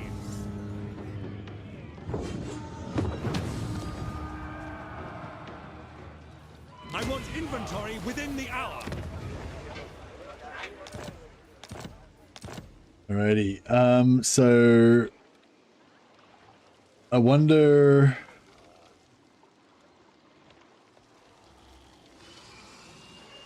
Where Azrak is.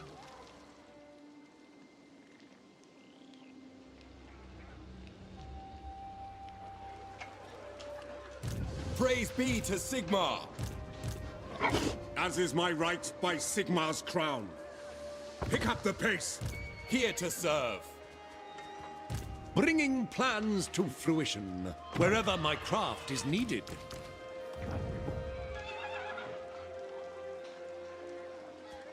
It seems I have much to consider first. Might move him to the What back. orders? Grand inventor. Might. The Empire. I see no other option.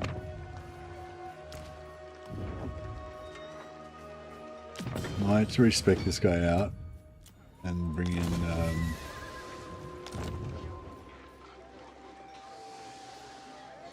Bring in Mercer. The Empire.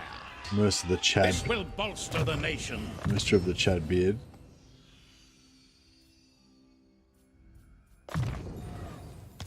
That way he can retreat if... Yeah, so I'm pretty sure Kazrak just raised Windstag this turn, and then he would have got his little bit of extra movement and moved probably to around here. But yeah, so is that a terrain feature that's always there, or is that an encampment thing? Like, I know that's always there.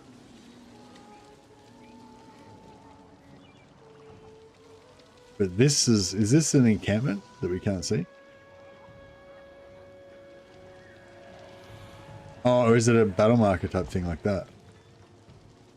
No, I feel like that's an encamp. I think that's the place where, you know, the army encampment thing is. I don't know, maybe not. That's just chaos damage. Oh, really? That's just natural. It's not okay. Oh, I reckon he would be around there though. Like, he would have bounced off there, got a little bit of movement, and he'll be somewhere in this region. So you could probably get this army. My inventions serve the Empire.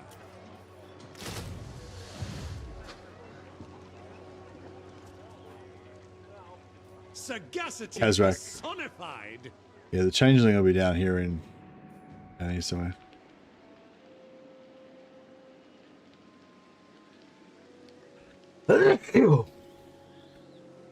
Excuse me, sorry.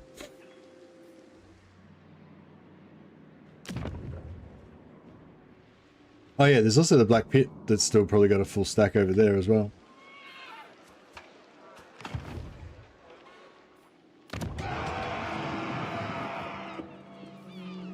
Expert in innovation.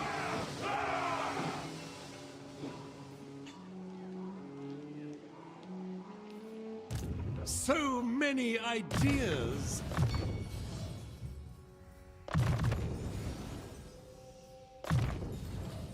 Never complacent. For the Empire! Do we want to keep recruiting more stuff? Oh yeah, we should get some bordermen. Riders, I forgot about that. I command here. Otherwise I'll regret not having them.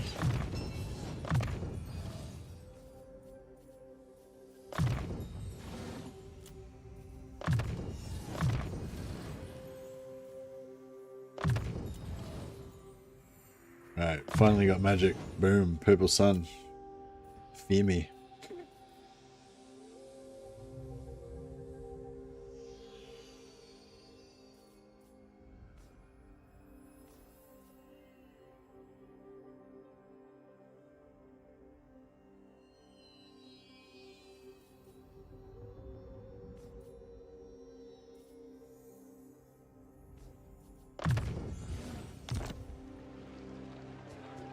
Burdened with brilliance.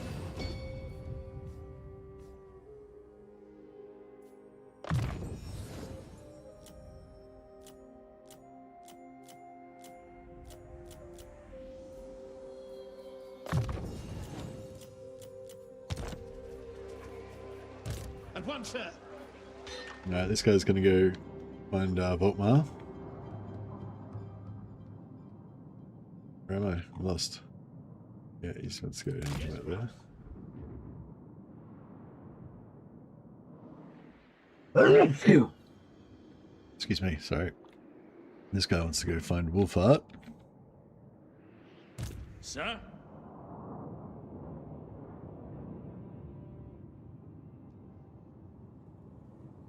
That's what the Emperor commands.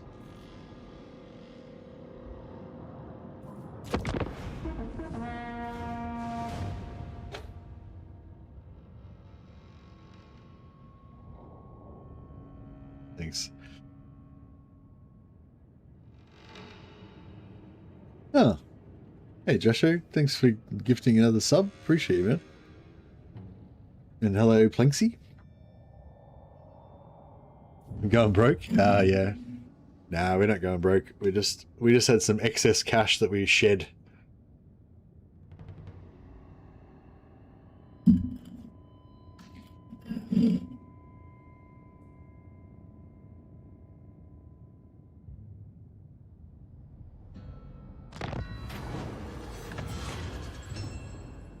Demand the Moot's return.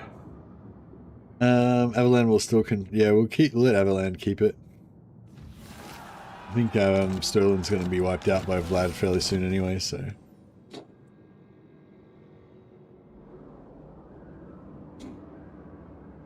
No, I'm not broke. Got 3,000 gold. What are you talking about? Fucking crazy talk.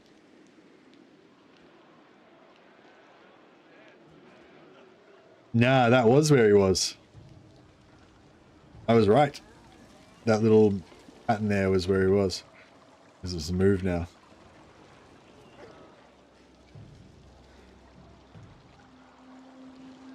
I am Prince and Emperor. In the name of Magnus. I am Franz. They will obey. How do we how do we deal with this? I need to pull him out of ambush, If but you want it done right. ideally without getting ambushed. Invention is my gift. So, yes, to unite the provinces.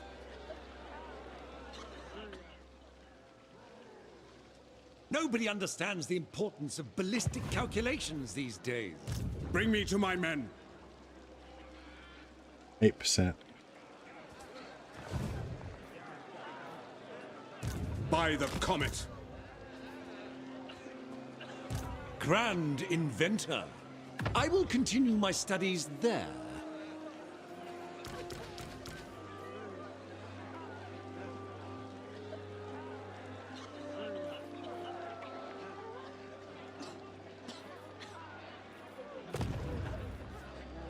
Summon the Elector Counts.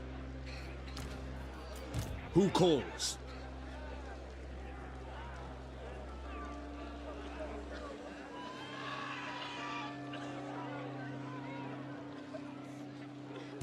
pioneer of progress.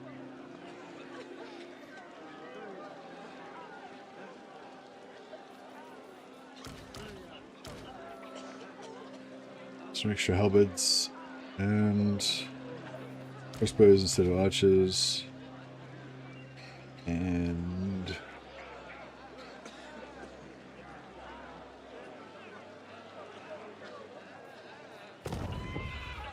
as is my right by Sigmar's crown. maybe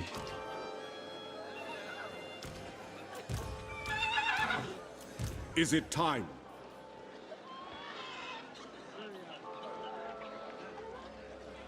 Imperial Scholar.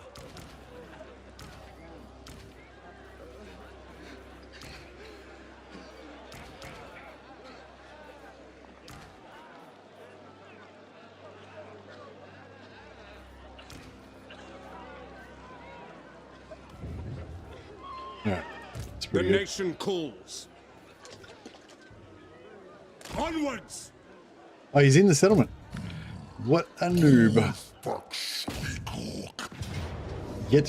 Getteth wrecketh Kazrak. Men, I will fight with you.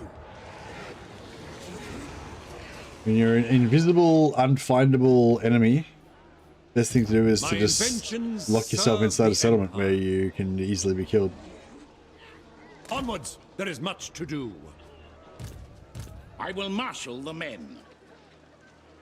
Expert in innovation. As the Empire demands. A truly ridiculous proposition. My studies have taught me patience. Inspiration beckons. And we might try and take Middenstag Yes, my lord. It is for the best. using him. Men, we must attack. I'm tempted to just auto-resolve it. Okay, yeah, we got to start auto-resolving more stuff because otherwise it's going to take forever.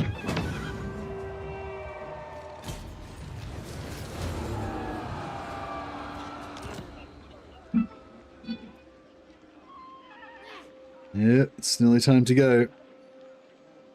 No, I reckon we can go for another 20 minutes.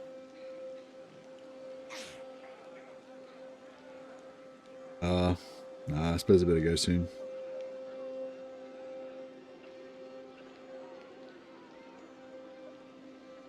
Wait, we'll just wrap up this turn and then yeah. So yeah, we've only got through 10 turns. However, I believe it will dramatically speed up once we get a good like doom stack rolling and we can just start auto resolving a lot more stuff.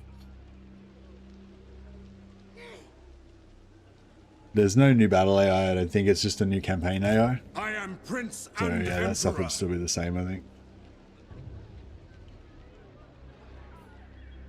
The nation calls. Onwards. Alright, now we'll just use the Lord Switch shenanigans. We march. Empire's To, blessings. Yes. Another Lord in here. And just any random Lord, doesn't really matter. Actually, we'll get this guy back in. No finer commander. Compelled by good sense. And we can pay 2.4k to colonize it, but then we won't be able to sell it to them for as much, so I'll just return it to them. And then, oh, he got movement bugged as well. So he's not meant to have any movement, but he got bugged out somehow. Master It's weird. engineer. I wonder how he got bugged out. Or maybe this unit... Invention is my gift. Actually, yeah, I don't know how he got bugged out. How did he get that extra movement? Weird. My strategies are impeccable. So many ideas. Errol Schumacher can be our new like Tis a hey lately burden to always be the welcome. smartest man. I'm just about to jump off though actually soon. Sorry, I gotta go to the gym soon, so I might jump on later on for a quick Bannerlord stream just so we can show off the new dev blog for Bannerlord for those of you who haven't seen it, but you know, if those of you who are here now, you can just go and check it out on the Discord. And yeah, then back onto Warhammer again tomorrow. or maybe tonight, or whatever. I don't know. We'll see how we go. So, no reason. Make this guy Count Errol, and he shall be the Count of Middenheim.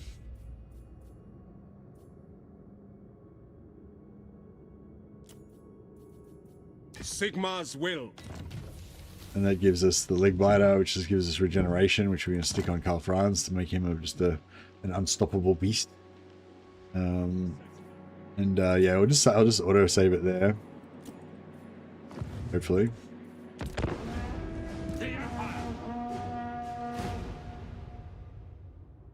Sorry, should have moved these guys before I did it.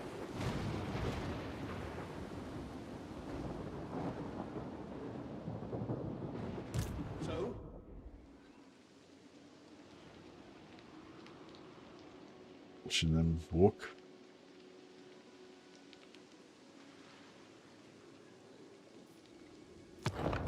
Alright, that'll do it. Alright guys, thanks so much for hanging out. Yeah, I hope you guys enjoy the new patch. And yeah, we'll be continuing on with this Karl Franz campaign. Try and smash through the first 40 turns relatively quickly, and then we can investigate whether the AI is in fact fixed or not. But yeah, there was a bunch of other cool stuff in the patch notes, so if you missed it, I read through it at the start of the stream on the YouTube VOD. Just yeah, you go back and watch the first hour if you want to see me talk about that. And yeah, I'll see all of you lovely folks later on. And yeah, thanks heaps to Matteo and Joshua for your generosity. And yeah, you guys all have fun. See you again soon.